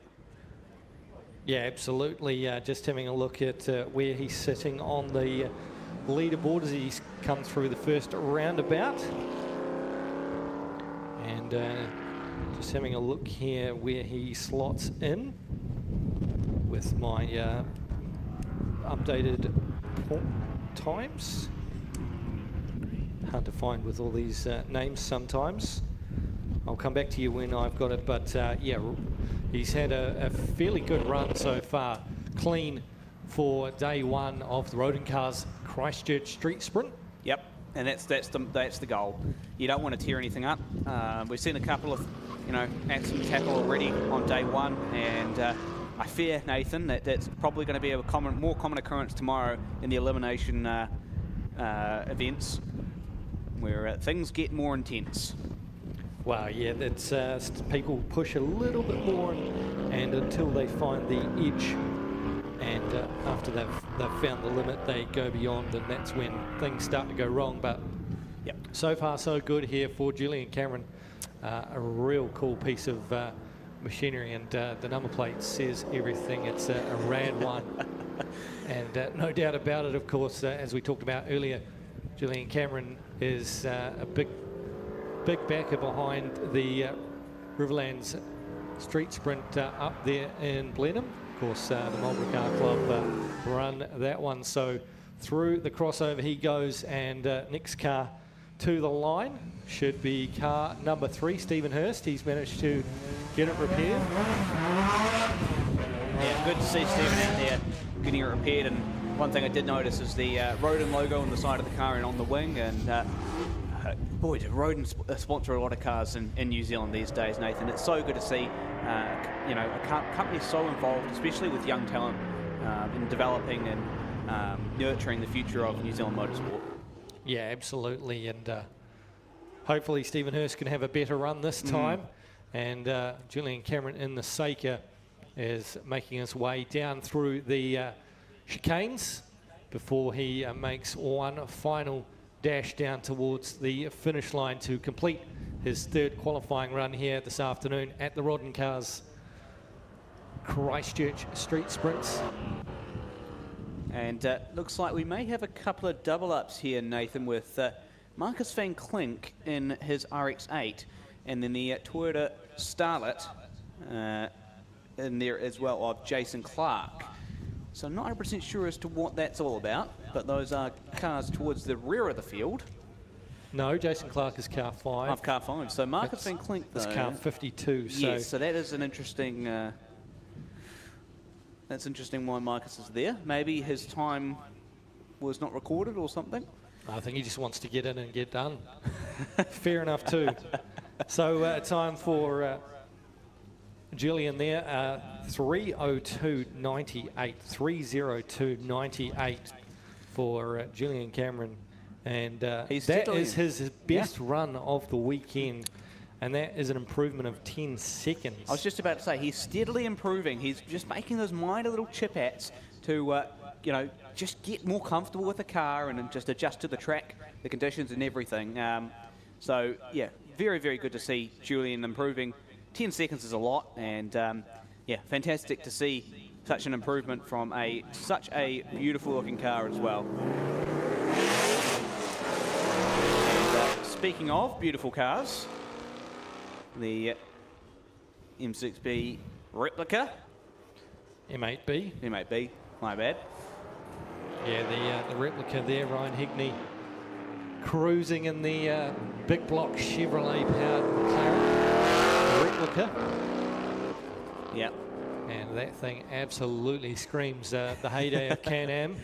Yep, 100%. Well before my time, well before your time. Well before my time, mate, yes.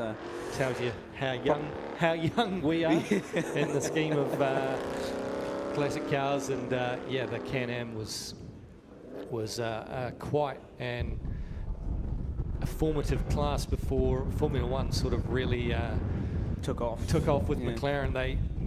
Bruce and co had built themselves up into the Can-Am American Championship, and the big wing on the top of the V8 certainly steered in the direction of what we know today.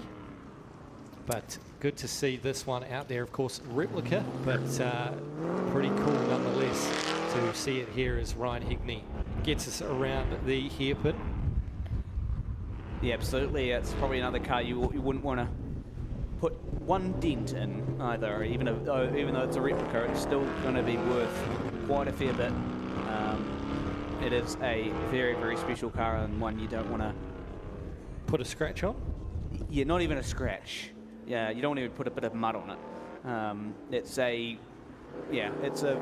car that lives very, very well into New Zealand motorsport history, and one we definitely want to keep around for the long-term future for sure. So Stephen Hurst has completed his third and final run. Of course, clobbered the bail in that second run, and has managed to pull through with a 2-minute 40.31. Yep, that's always good to see. Stephen just managing to make that through, and yeah, obviously getting a good time in as well. So just waiting for the next car to come from the start line. Just not sure what the hold-up is in terms of getting more cars down to the start line, as Ryan Higney will cruise on down to finish.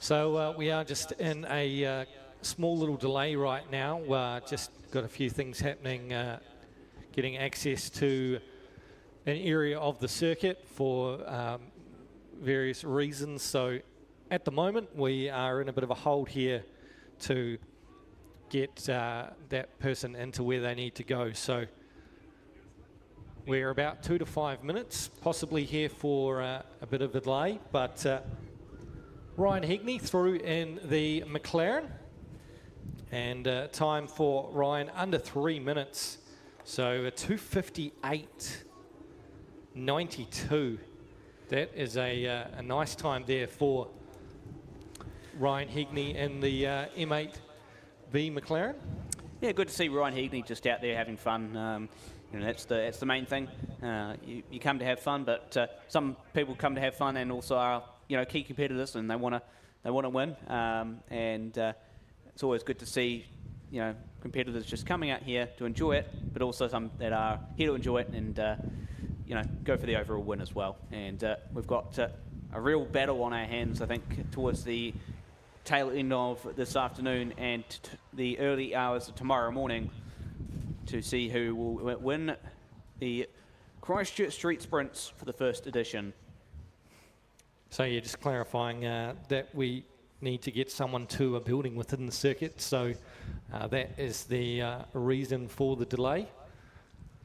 Of course, very grateful to all the business owners around the business park who have come on board and in support of such a wonderful event, and someone needs to get in and around, so we'll just working in with them, and as soon as that is cleaned up, we will be back under the starting again. So we'll just go through, Josh, here. We'll just look. We have got some paperwork from the first of our second and first combined times. Yep.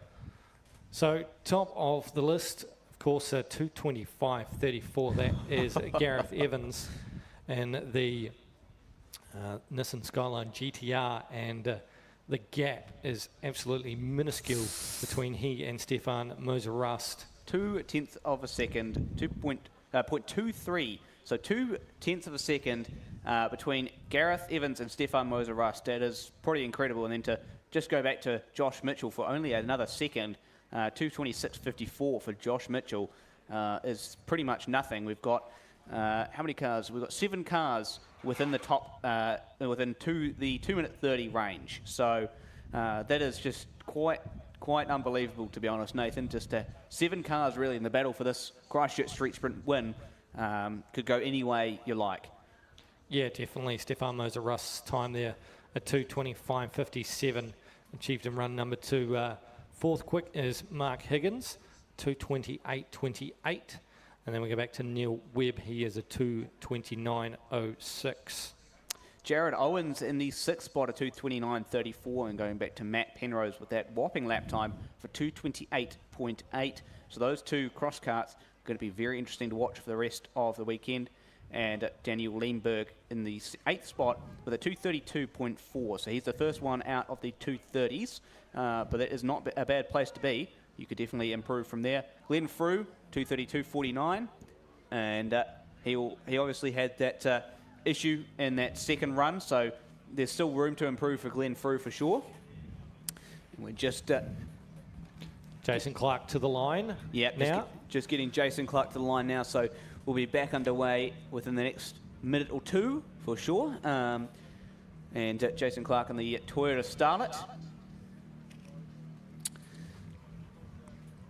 So theoretically, if, as we know, when we get down to eliminations, usually the standard is a 32. We'll look at 32nd position right now, and that is in the hands of Scott Johnson with a 2:45.83. So from Gareth Evans' time, he is 20.49 seconds behind Gareth Evans. I mean, the top 32 separated by 20 seconds. I mean, it's definitely some time to find, and I would say that if we did a top 32 cutoff,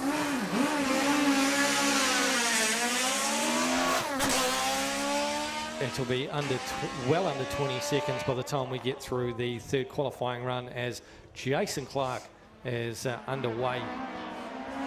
What a whopping start from Jason Clark. He put the foot right up on that start line, and he's really going for it. Just a little bit of a sideways on moment as he just exited that small kink.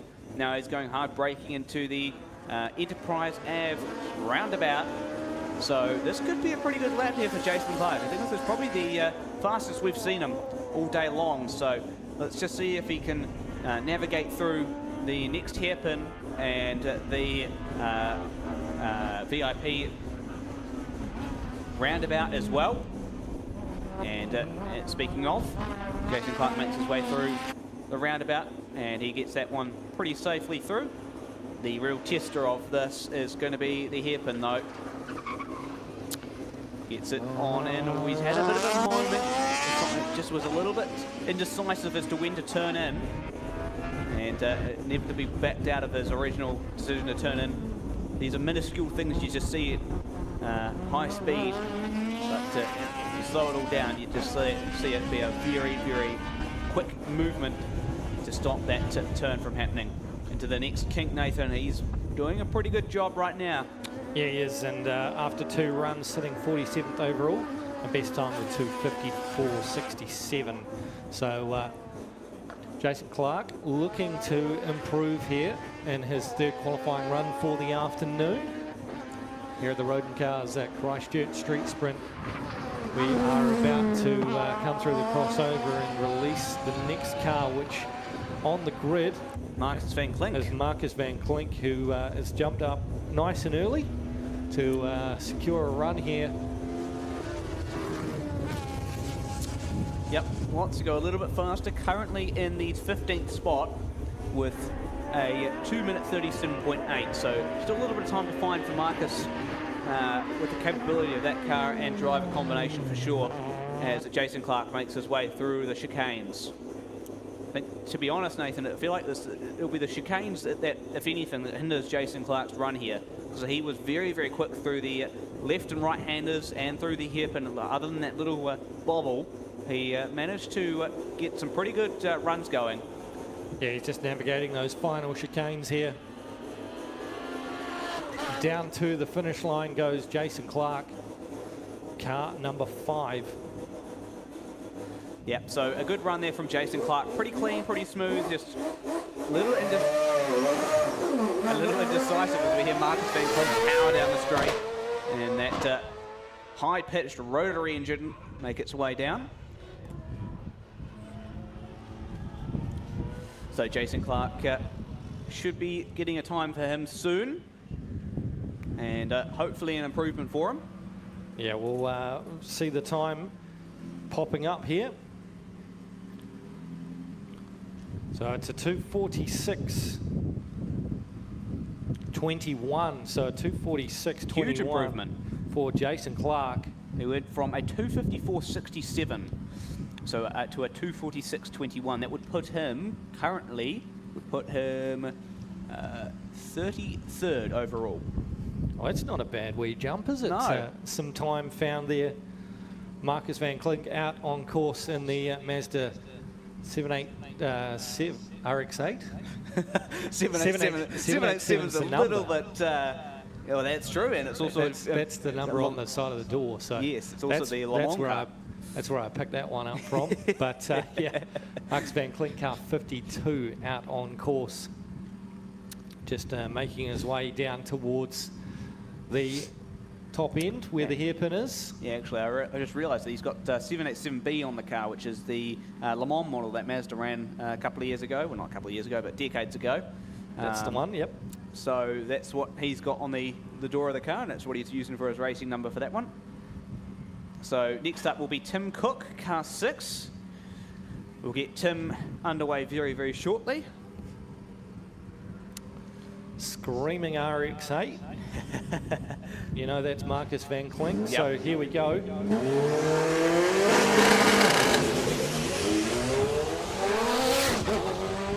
A lot of wheel spin off the start there for Tim Cook. You could just hear it backfiring for a solid couple of seconds as he got it off the line.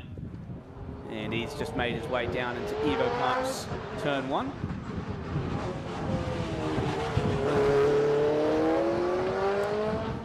And Tim Cook currently will be... Just looking here on the list. 22nd overall there, Josh. Yep, so that's not too bad. And if the track is starting to improve, which with what we saw with Jason Clark, then very much potentially a chance that Tim could have a good improvement here. And that car is quite quick. So let's just see what Tim Cook is able to do in that Mitsubishi. Going down into the VIP roundabout.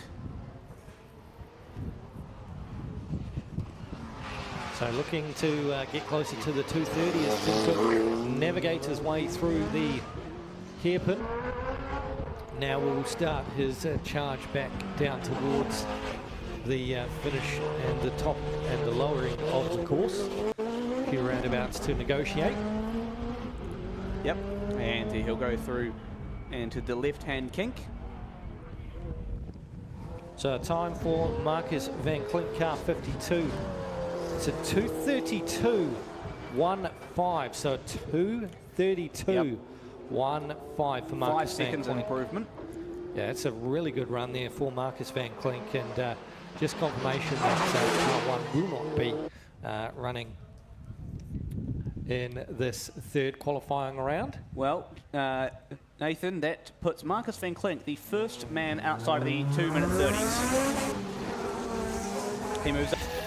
It's a 8th place jump there for Marcus van Klink. Yeah, that's not bad. Tim Cook really throwing everything at it, just a bit of a slide as he exited Sector 7, hard on the brakes into the first chicane. We go down once again, hard on the brakes for second chicane, and then the final chicane before he's crossed the line and done for the day.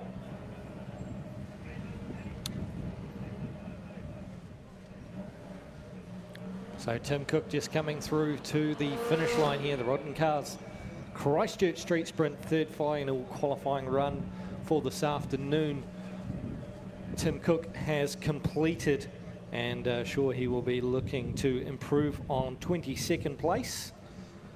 He can push up into the mid 230s. In fact, he's popped in under 230, so another one into the under 230s, and just squeezing into 229. Wow. 25. So that would put Tim Cook right now in the 6th spot, ahead of Jared Owens in the cross car. Boy, oh boy, if we can get all the runs in this afternoon, Nathan, we're in for a real treat with some of these times coming down. Out on track, Bjorn Cowdrey in car number 7. He is 12th outright, and the top class 1 car. His best times so far there, Josh. Yep, it is going to be a 2:35.27. So that's actually a very, very, very good lap time, that first run as well. And for a class 1 car, it's a very quick car too. That little Honda Civic. Anton Evans gets himself underway in the Ford Escort. Currently sits in car number 9. That's right. Currently sits in the 54th spot with a 306.66. So looking for a bit of improvement on that one. So Bjorn Cowdrey will be looking to knock close to the top 10.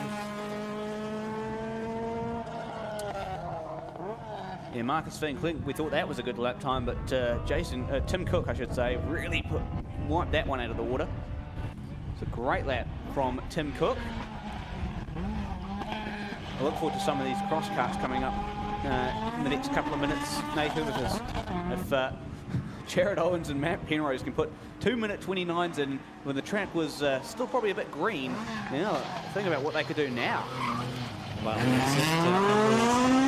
potentially going to see some faster times, a little bit of sunshine. It's what we were hoping we were going to see all day. Yep. Should see a lot tomorrow, which is the good thing. So time there for Bjorn Cowdrey is a 2:31.85. Another good lap. 2:31.85. Would put him in 8th overall, obviously with the move up of Marcus van Klink and Tim Cook. So that would put him 9th. So he would jump up inside the top 10. So I think right now, Nathan, it's probably a bit hard to tell where everyone's going to slot in, because the track seems to be in a better condition than it has been all day, and everyone seems to be more accustomed to it as well. So the more runs on the track, the more rubber that's being laid down, as we turn our attention now to car number 10, and this is Glenn Frew.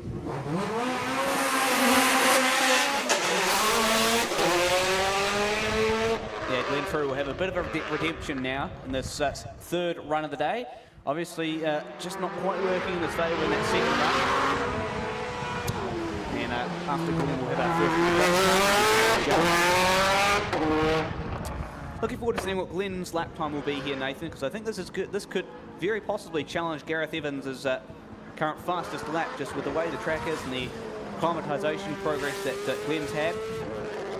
Well, yeah, of course, left with a DNF in the previous qualifying run, and we know that Glenn Frew is fast. He is a previous winner of the Ashburton Street Sprint and plenty of other events within the car club. So Glenn Frew, never count him out as he makes his way down towards the hairpin. If he can put a clean run together, Josh, We're going to see a good time. 100%. And I think this is where he has a chance, because to really get that chance in that second run to be, you know, on pace with the likes of Gareth Evans and Stefan Moser-Russ and Josh Mitchell.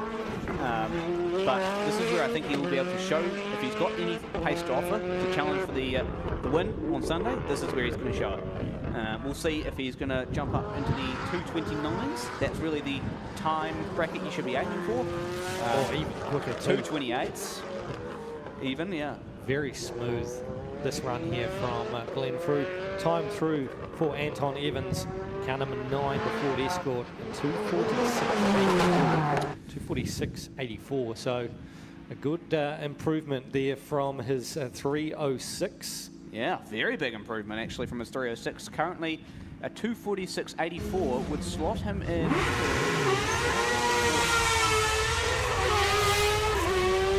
So Anton would jump up to 40th with that 246.84, as we just heard Harry Judd go across and to start his last lap of the day. And we have Harry Silcock up to the line. So Glenn Frew here looking pretty strong. This will be, as he navigates a couple of last chicanes down towards the flying finish. Third and final qualifying run. Looking nice and tidy. Winds up the Mitsubishi Evo down across the finish line as we pick up now Harry Judd. Car number 11, the CMOC Bravo cross car. Makes his way through VIP frame and truss. A roundabout turn. Glenn Frew now joins the party, 229.90. Very good. Good lap from Glenn Frew. So where would that slot him in there, Josh? 229.90 would slot Glenn Frew into P8, but then that's not considering the other lap times. So that's just based off round 2 laps, or the 2 qualifying results. So see where they shake him up and spit him out at the end of our third and final qualifying session this afternoon. Harry Judd through the Enterprise Avenue roundabout and down towards the crossover. And things are getting loud once again down here at the start line with Harry Silcock about to launch here into action. Harry Judd just continuing on.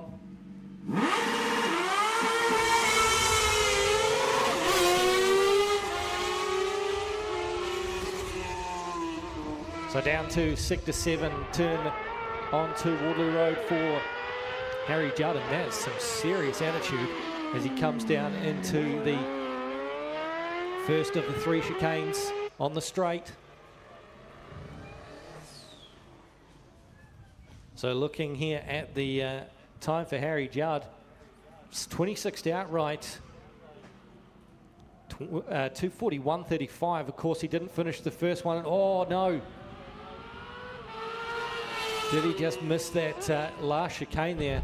Hard to say. But his first run is the only one that's counted so far. He had a problem in the second one, had another shot at it after had to recover one of the other cars. But waiting for the time to come through here, Harry Judd.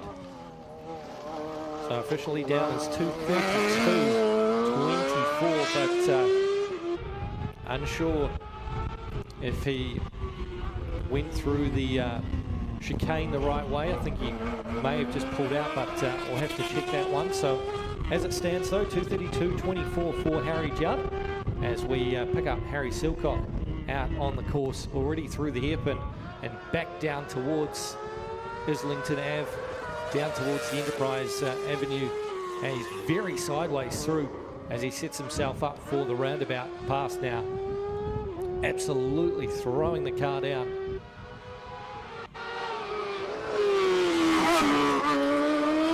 Yeah, this will be an interesting lap from Harry Silcock. See what he can do here, because he did put a good lap in originally and then just dropped a little bit of time in that second run. Sean Haggerty, car 13, rockets away from the start line. Saw that cool shot from on top, sitting out on the side of the car. That was awesome. That was brilliant. Harry Silcock just navigating those last couple of chicanes.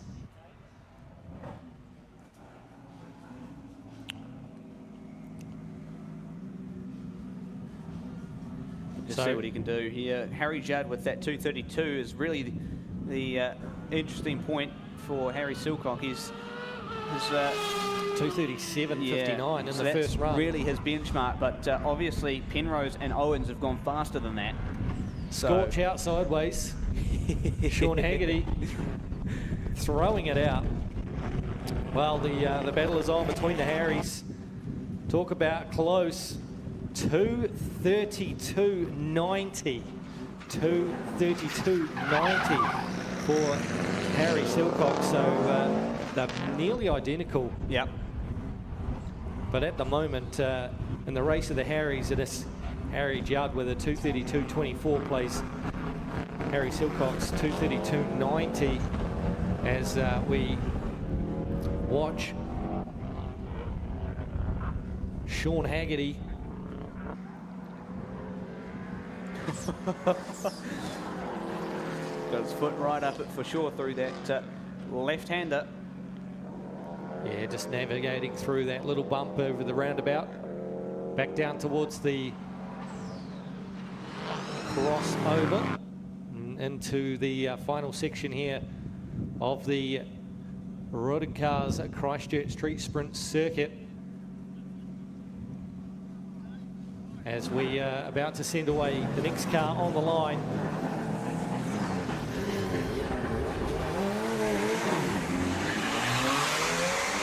And that is Chris Hay in car 14. Haven't managed to grab too much of a glimpse. Oh, Haggis, get it together. He's given that wee Bale a nudge there, but carried on. So Sean Haggerty on the ragged edge. Just touched that Bale there on the entry. And down towards the final chicane for Sean Haggerty. Currently looking 24th overall with 240.54. So through the finish he goes as we pick up Chris Hay. Through the course he goes.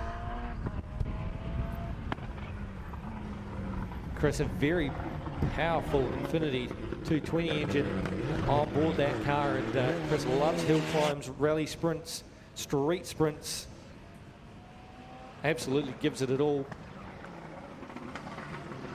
Great to see him up here at the Rodin Cars street sprints. So time for Sean Haggerty. 2:37.90. 2:37.90 is the time achieved for Sean Haggerty. And that is a really good jump of at least 4.5 seconds. Yep, that was a 240.5 he was last at, so that's a pretty good time for Sean Haggerty there. Yeah, indeed. Chris Hay coming through down towards the spectator point. The crossover. See if he can improve his time. 39th overall currently. 2:48.80 achieved in run number 2.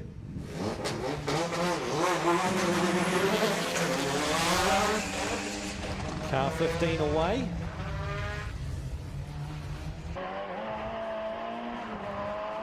That is Jerusha Cookshaw. So here comes Chris Hay.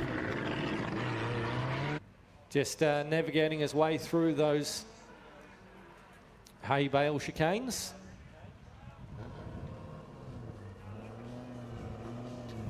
One more to go here for Chris Hay.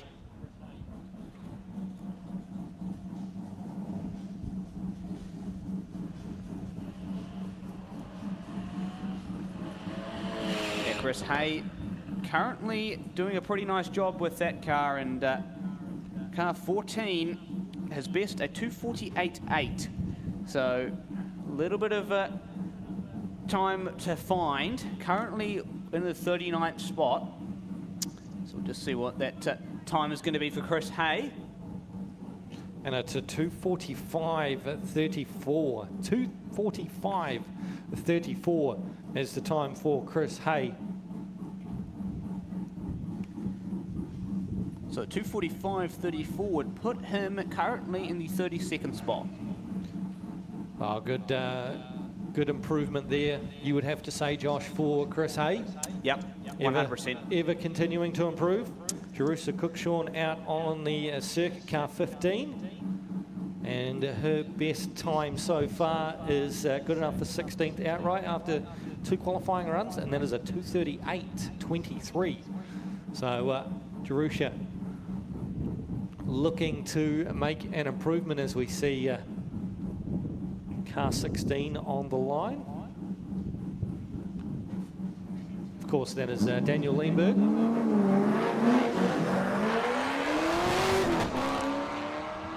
Of course, Daniel was in the 370Z. Unfortunately, nipped a piston ring. So he is now sharing the car with Dad. But good to see him out here still competing. And he is able to jump in the car and just carry on. So looking for a time from Jerusha Cookshawn down towards the final chicanes as we watch Daniel Lindberg and the V8 powered MX-5, the MX-8 as they like to call it. He is certainly giving it everything he's got. 2 different cars, of course, when you start the weekend in one car, and then you have to familiarise yourself in another car, especially when they've got different horsepower and drivability. So time for Jerusha Cookshawn is a 2:38.76, so that's pretty close to what she has achieved so far.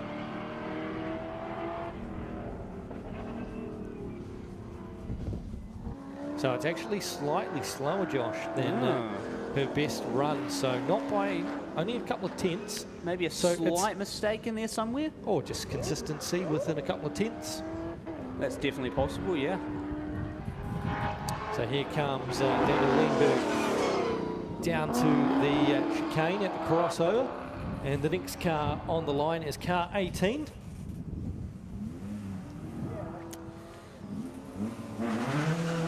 Tim Dawson. Yeah, Tim. And he is currently in the 20th spot with a 2:39.51. We'll see what lap times Tim can do. Just watching Daniel Lindberg navigate those final 3 chicanes down the back. Ooh, got a little bit close on exit. Almost tanks lap at that one into the hay bale. But no harm, no foul, and straight to the line for Daniel Lindberg, and we'll see what kind of lap time he can put in. He's actually gone a bit faster in that MX-5 than he has in his own Nissan 200SX, so that's... the 370Z. 370, oh gosh, I'm getting confused now. Yes, the 370. It's that time of the afternoon, mate. Yes, his 370Z, so, which is interesting. So, don't know if that comes just naturally a little bit faster or track conditions playing into that a little bit more.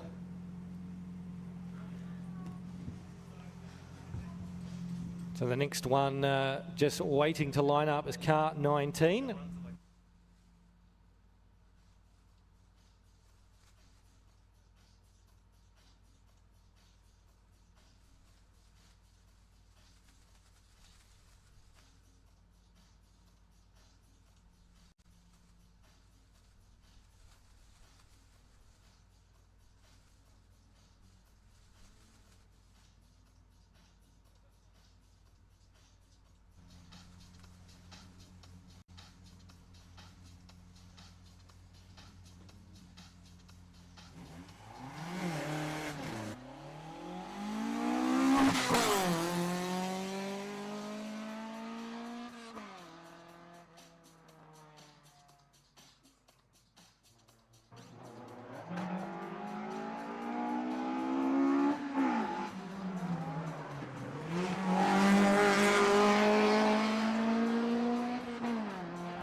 So we are just up here, sorting a couple of things. So apologies for the silence there while we watch the Hillman Imp come through.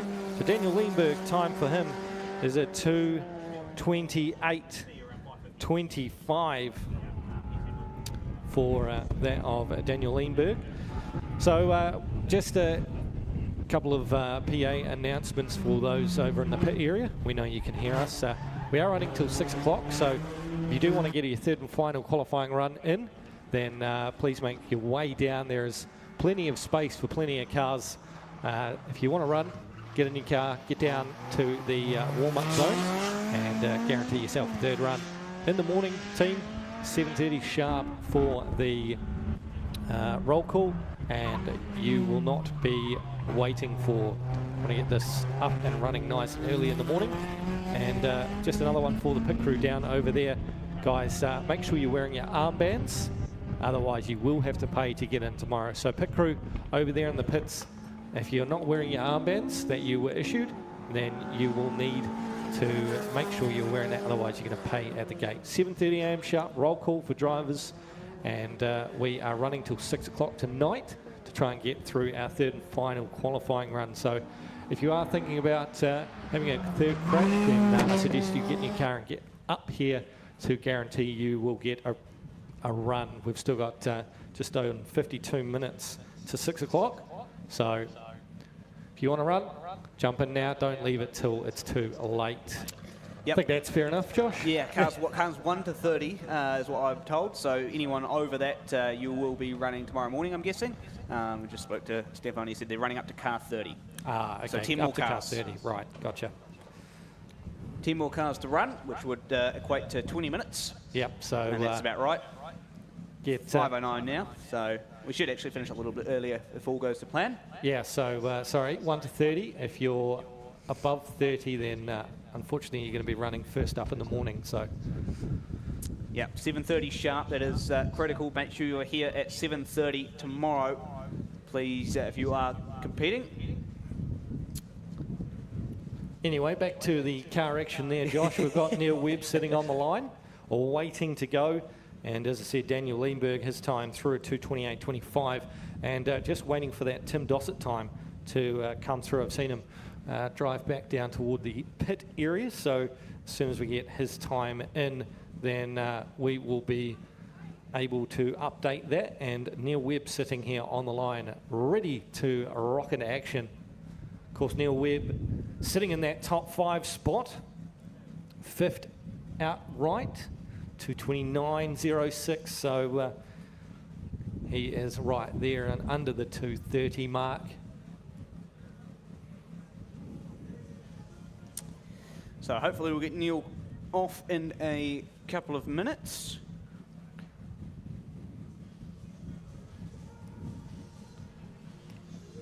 Hopefully less than a couple of minutes. Hopefully. It's, I tell you what, so far, Josh, it's been quite the day. It's been plenty of action. We've had 4 seasons in one day, I feel like.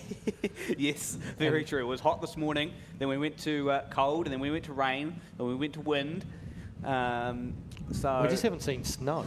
Oh, now you've jinxed it, mate. Now you've jinxed it. I actually wouldn't mind snow, but I'd probably put off the event. So let's keep the snow away for now. Absolutely, I'm with you on that one. Neil Webb away to say he is running top 5 in the field outright. Mason Lee also has completed his run in the, well, he's back to the, coming back to the start in the Hillman Imp. I thought I saw him take off from the start line a bit earlier, but yeah, he is back again, so. Yeah, we'll have to wait and see on that one. Neil Webb making his way through the VIP truss and frames roundabout and heading down towards that hairpin.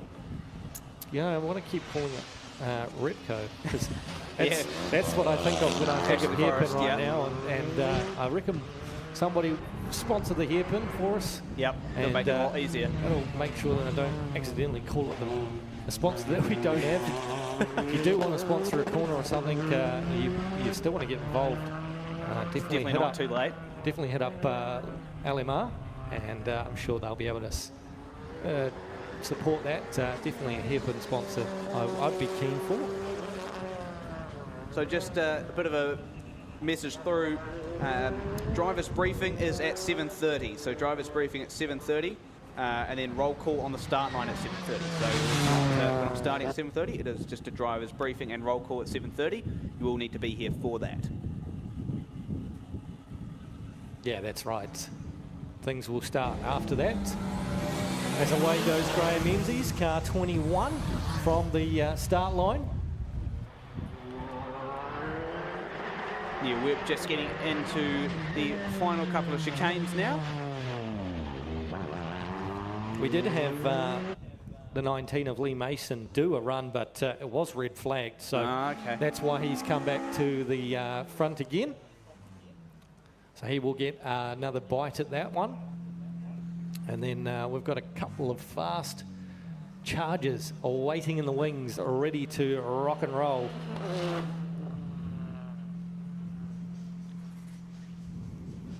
So Mason Lee waiting here at the start line, the helmet in. Car 19.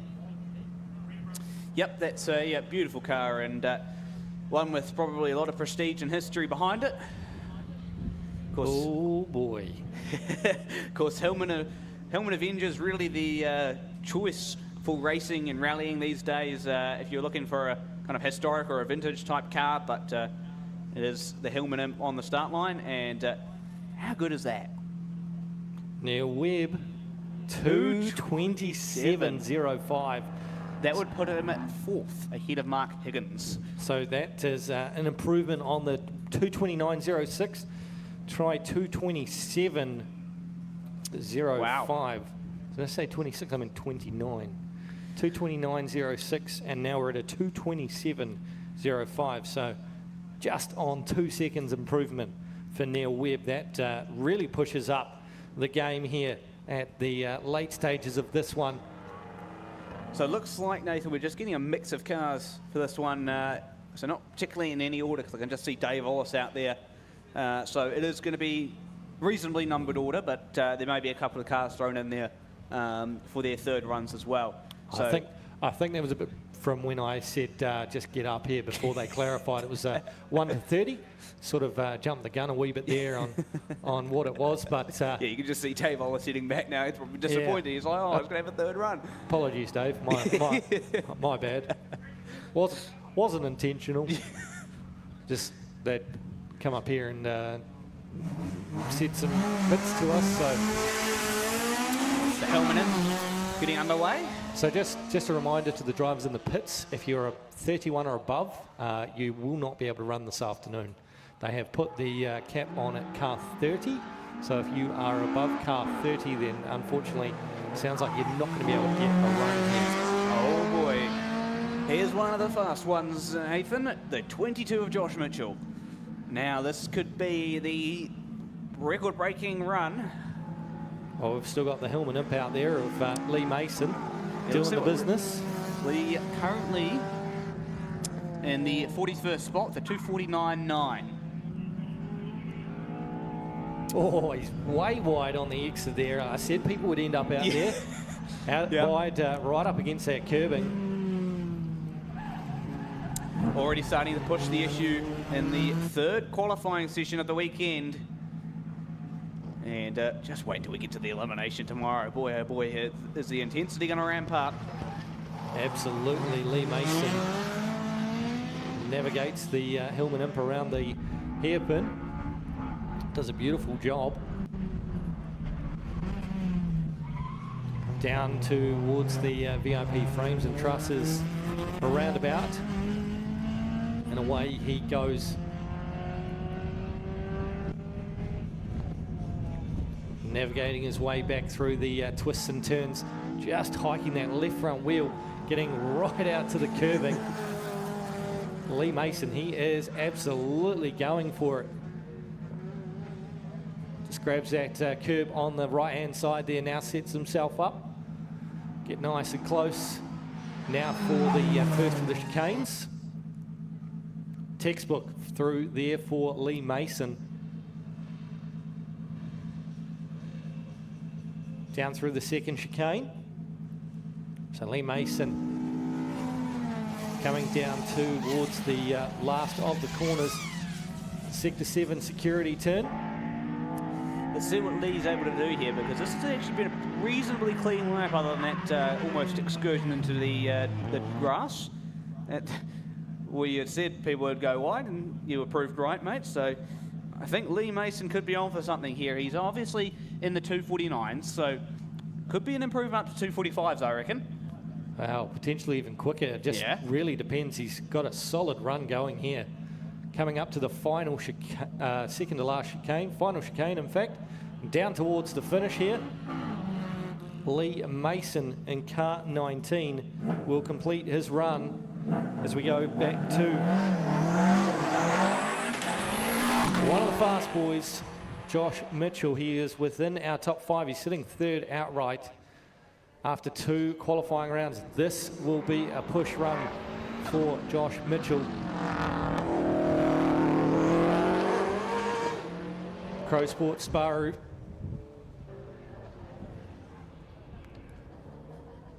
Defending champion, the Ashburton Street Sprint. And unfortunately a DNF for Graham Menzies. Just come through Lee Mason as well there. Solid time, 2:46.99, so pretty close there to what you were thinking there, Josh, for Lee Mason in car 19. Yep, that's just about right.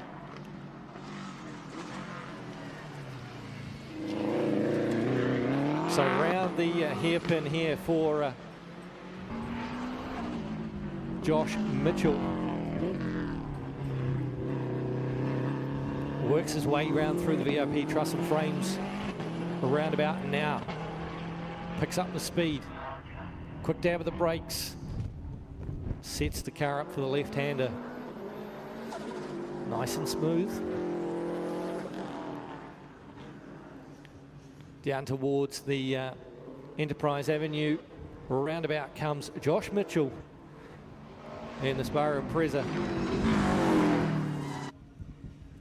Navigates his way through the first chicane, now sets himself up for the right-hand entry into our second chicane. On the power, being chased down by the drone.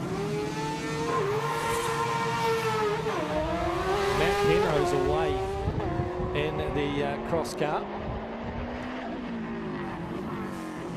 7th outright at the moment as we watch the final few chicanes here. Josh Mitchell, is this going to send him to the top of the leaderboard?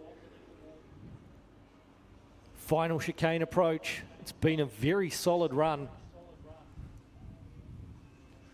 for the Christchurch driver, the Crow Sports Subaru. Vinny Fab Kelly's on board, and Josh Mitchell through the finish line. The time coming up, is it going to be quicker than our 2:25.34? It is indeed. He goes to the top, 2:24.96. Josh Mitchell, now the quickest man on the course. 2:24.96. 2:25.34 for Gareth Evans. So it's been laid down the gauntlet. The times continue to improve.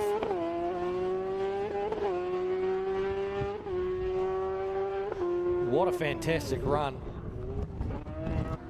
Matt Penrose gets that Simon Bravo cross car all sideways and trying to keep it forward momentum.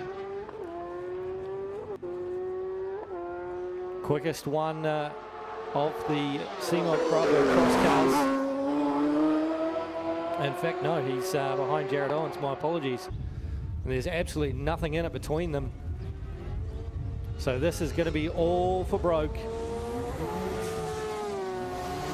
As car 24 heads away from the line.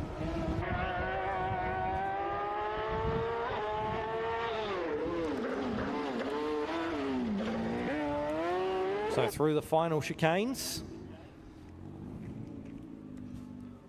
for Matt Penrose.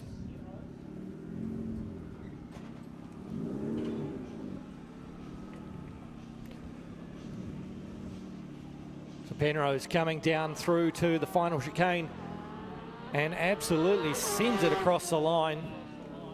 Does Matt Penrose. Will he beat the time and go ahead of Jared Owens in the class? Plenty of sideways action, carrying the speed and the momentum. Wow, he has laid down the challenge. 2:25.87. 2:25.87. That is two back-to-back PB runs here in the late stages of Saturday afternoon qualifying run number 3. Well, next one up is Jeremy Beaton, car 25. 2:24.96 for Josh Mitchell and a 2:25.87 for Matt Penrose. Whopping times there. Josh Mitchell, that's no surprise. I thought something was going to come from that, and for sure, new track record for that one. So Gareth Evans has been disposed of at the top of the times.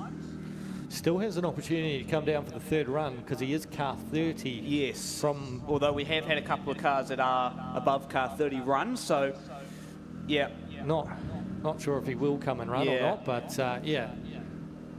The challenge laid down, the new time to beat is Josh Mitchell, 2:24.96. And of course, car 24 as well out on track.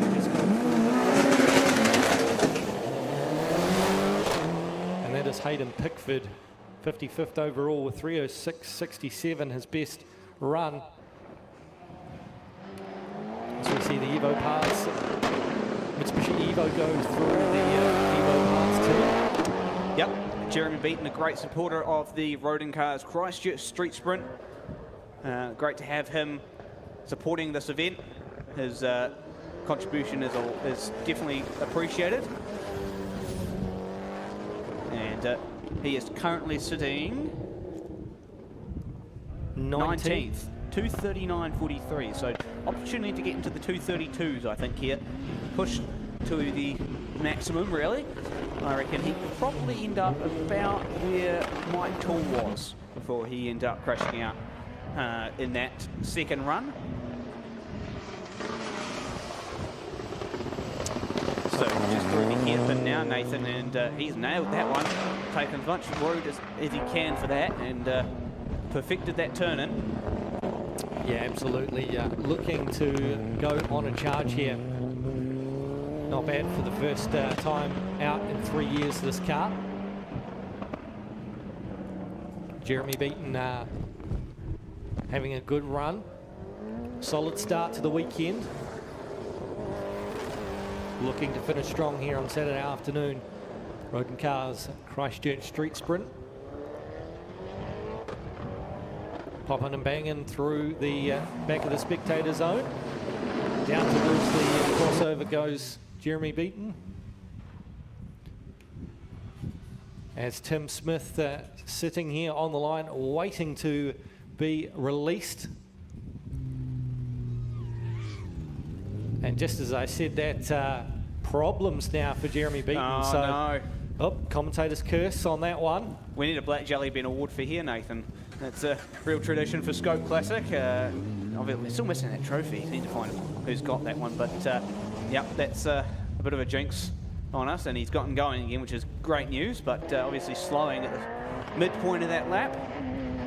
A real shame there for Jeremy Beaton. So Hayden Pickford, time for him was a 3:02.76.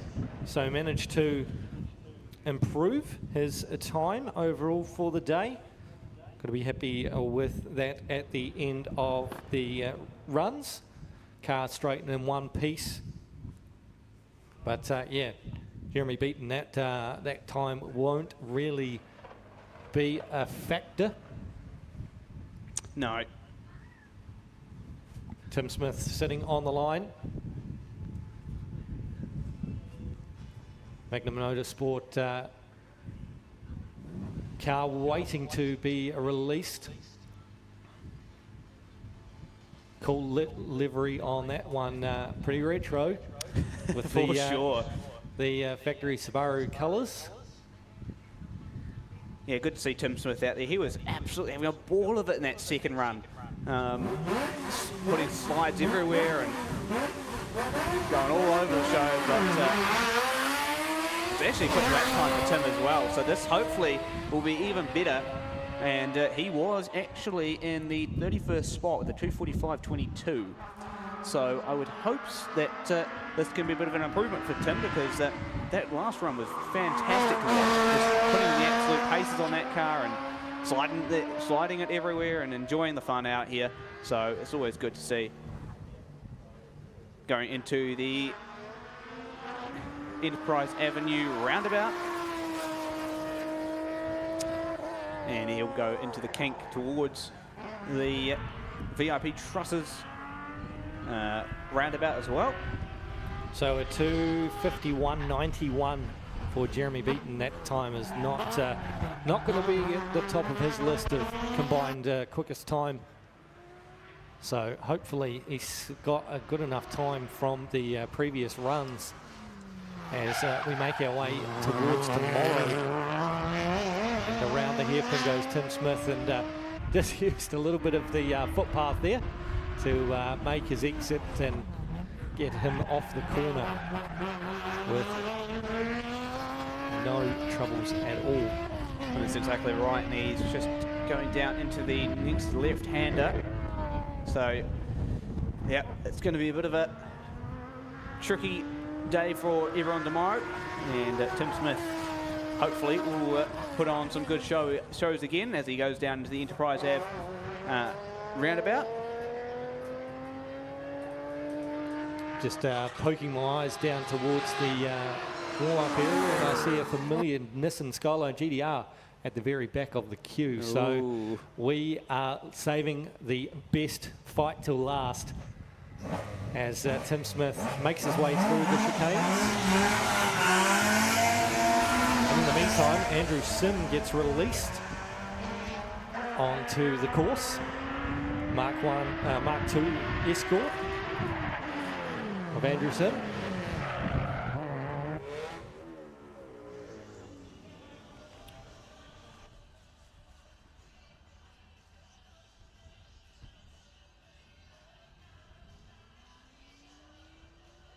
So Tim Smith now towards the final couple of chicanes, and this has been a very clean run, not as flamboyant as we saw in the previous run. Down towards the flying finish here for Tim Smith to complete his third and final qualifying run as we pick up Andrew Sim, change.co.nz, Ford Escort Mark II, the two-door variant, as a lot of the rally cars are. 2:41.46, so 2:41.46 for Tim Smith.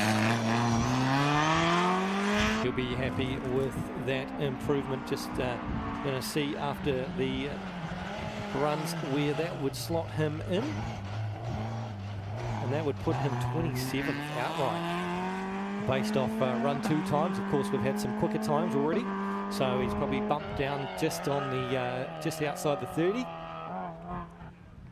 or just inside the 30, depending on those around. Once we tally up the third and final qualifying run, of course, only completing half of the field and resuming first thing in the morning with the remainder of the field from 31 up to 60. So Andrew Sim just coming through.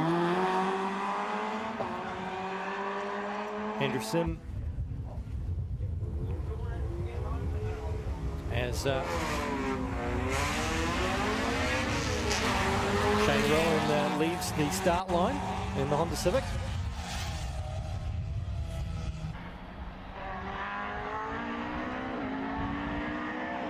Just looking to see where Andrew Sim has slotted in to our overall order.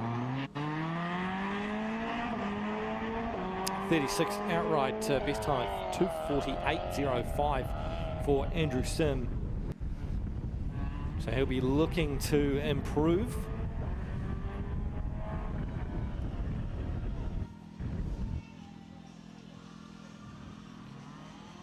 So coming down through to the final chicane and across the finish line, Andrew Sim completes his third and final qualifying run, car number 29.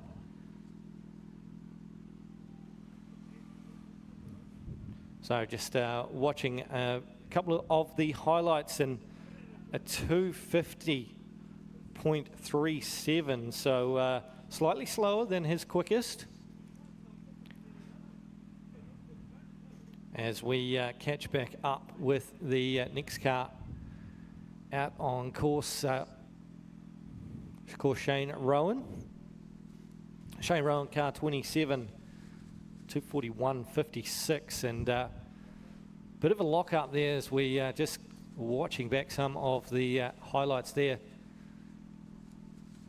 out on course from Andrew Sim. So we just see car 28 just still waiting to go. So Shane Rowan in the little Honda Civic, just looking to see 27th for car 27. As away goes car 28 from the start line. And that is Josh Rufford.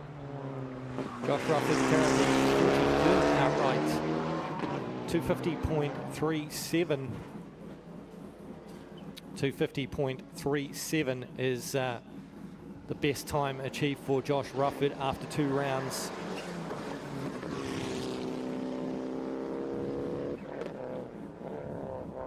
Makes his way up towards the VIP frames and trusses roundabout.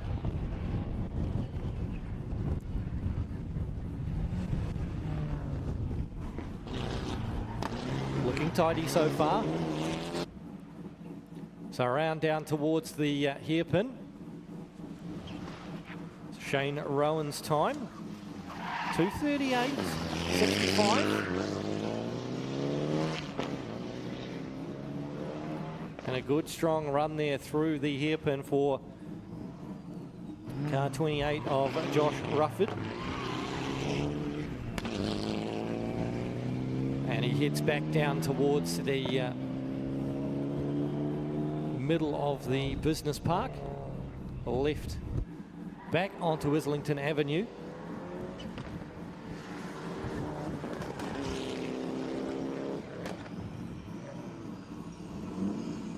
Now down towards the Enterprise Avenue roundabout, gets through there nice and tidy. Down towards the crossover now for Josh Rufford. The Mitsubishi Evo 3. Next car awaiting to go, and that of course is Jimmy Leenberg and the MX-8, the V8 powered MX-5. So Shane Rowan, just a slight correction on the time being given, 2:38.85, so not 65, 2:38.85 is the time given there for Shane Rowan, as we see Josh Rufford come through down towards the final chicane.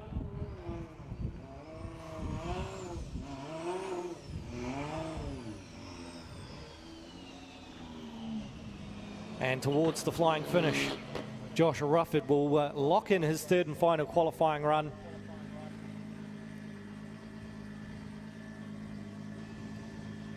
So we'll just get the time there, 2:47.29. 2:47.29. So we've got Jimmy Leenberg out on track at the moment. And the MX-5 V8 power plant. Jimmy Leenberg, 2:38.24 achieved in run number 2, good enough to sit him 17th as one of the hot contenders here sitting at the start line. Last car by the looks of it to run the course. So the battle is at the moment trading fastest times is Gareth Evans and Josh Mitchell, and right now it's Josh Mitchell with the upper hand.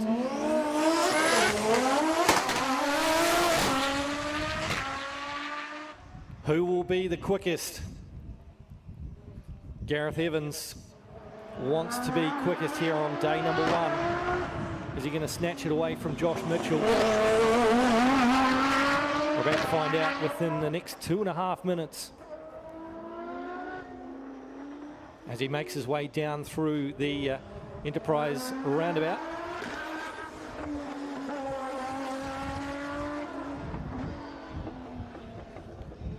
Very tidy lines here for Gareth Evans, and he is absolutely pushing it. Some dust just flying out, way out wide towards the curbing for Gareth Evans. Now through the VIP frame and trusses, roundabout he goes. Critical point here, the hairpin. Oh, a little bit wide, but he's managed to pull it through. Back across the slippery stuff and now down towards the middle of the business park he goes. Solid run so far. Time through for Daniel Lindberg. 2:38.28.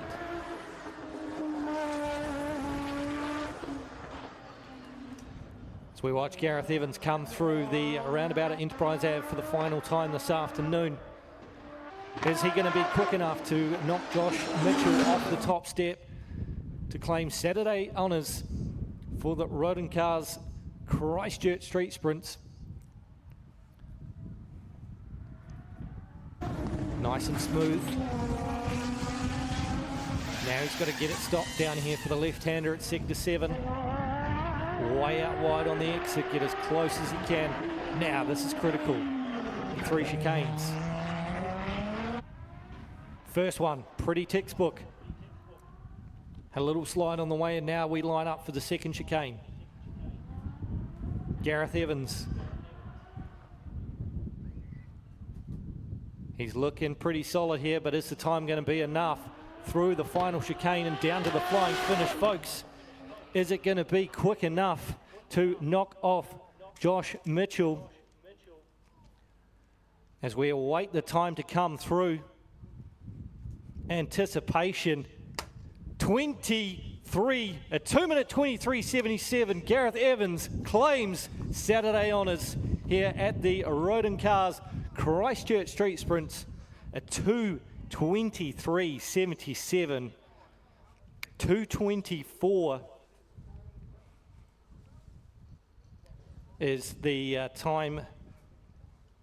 Just checking that one. 2:24.96 for Josh Mitchell. So 2:23.77, 2:24.96. That is an absolute domination there from Gareth Evans.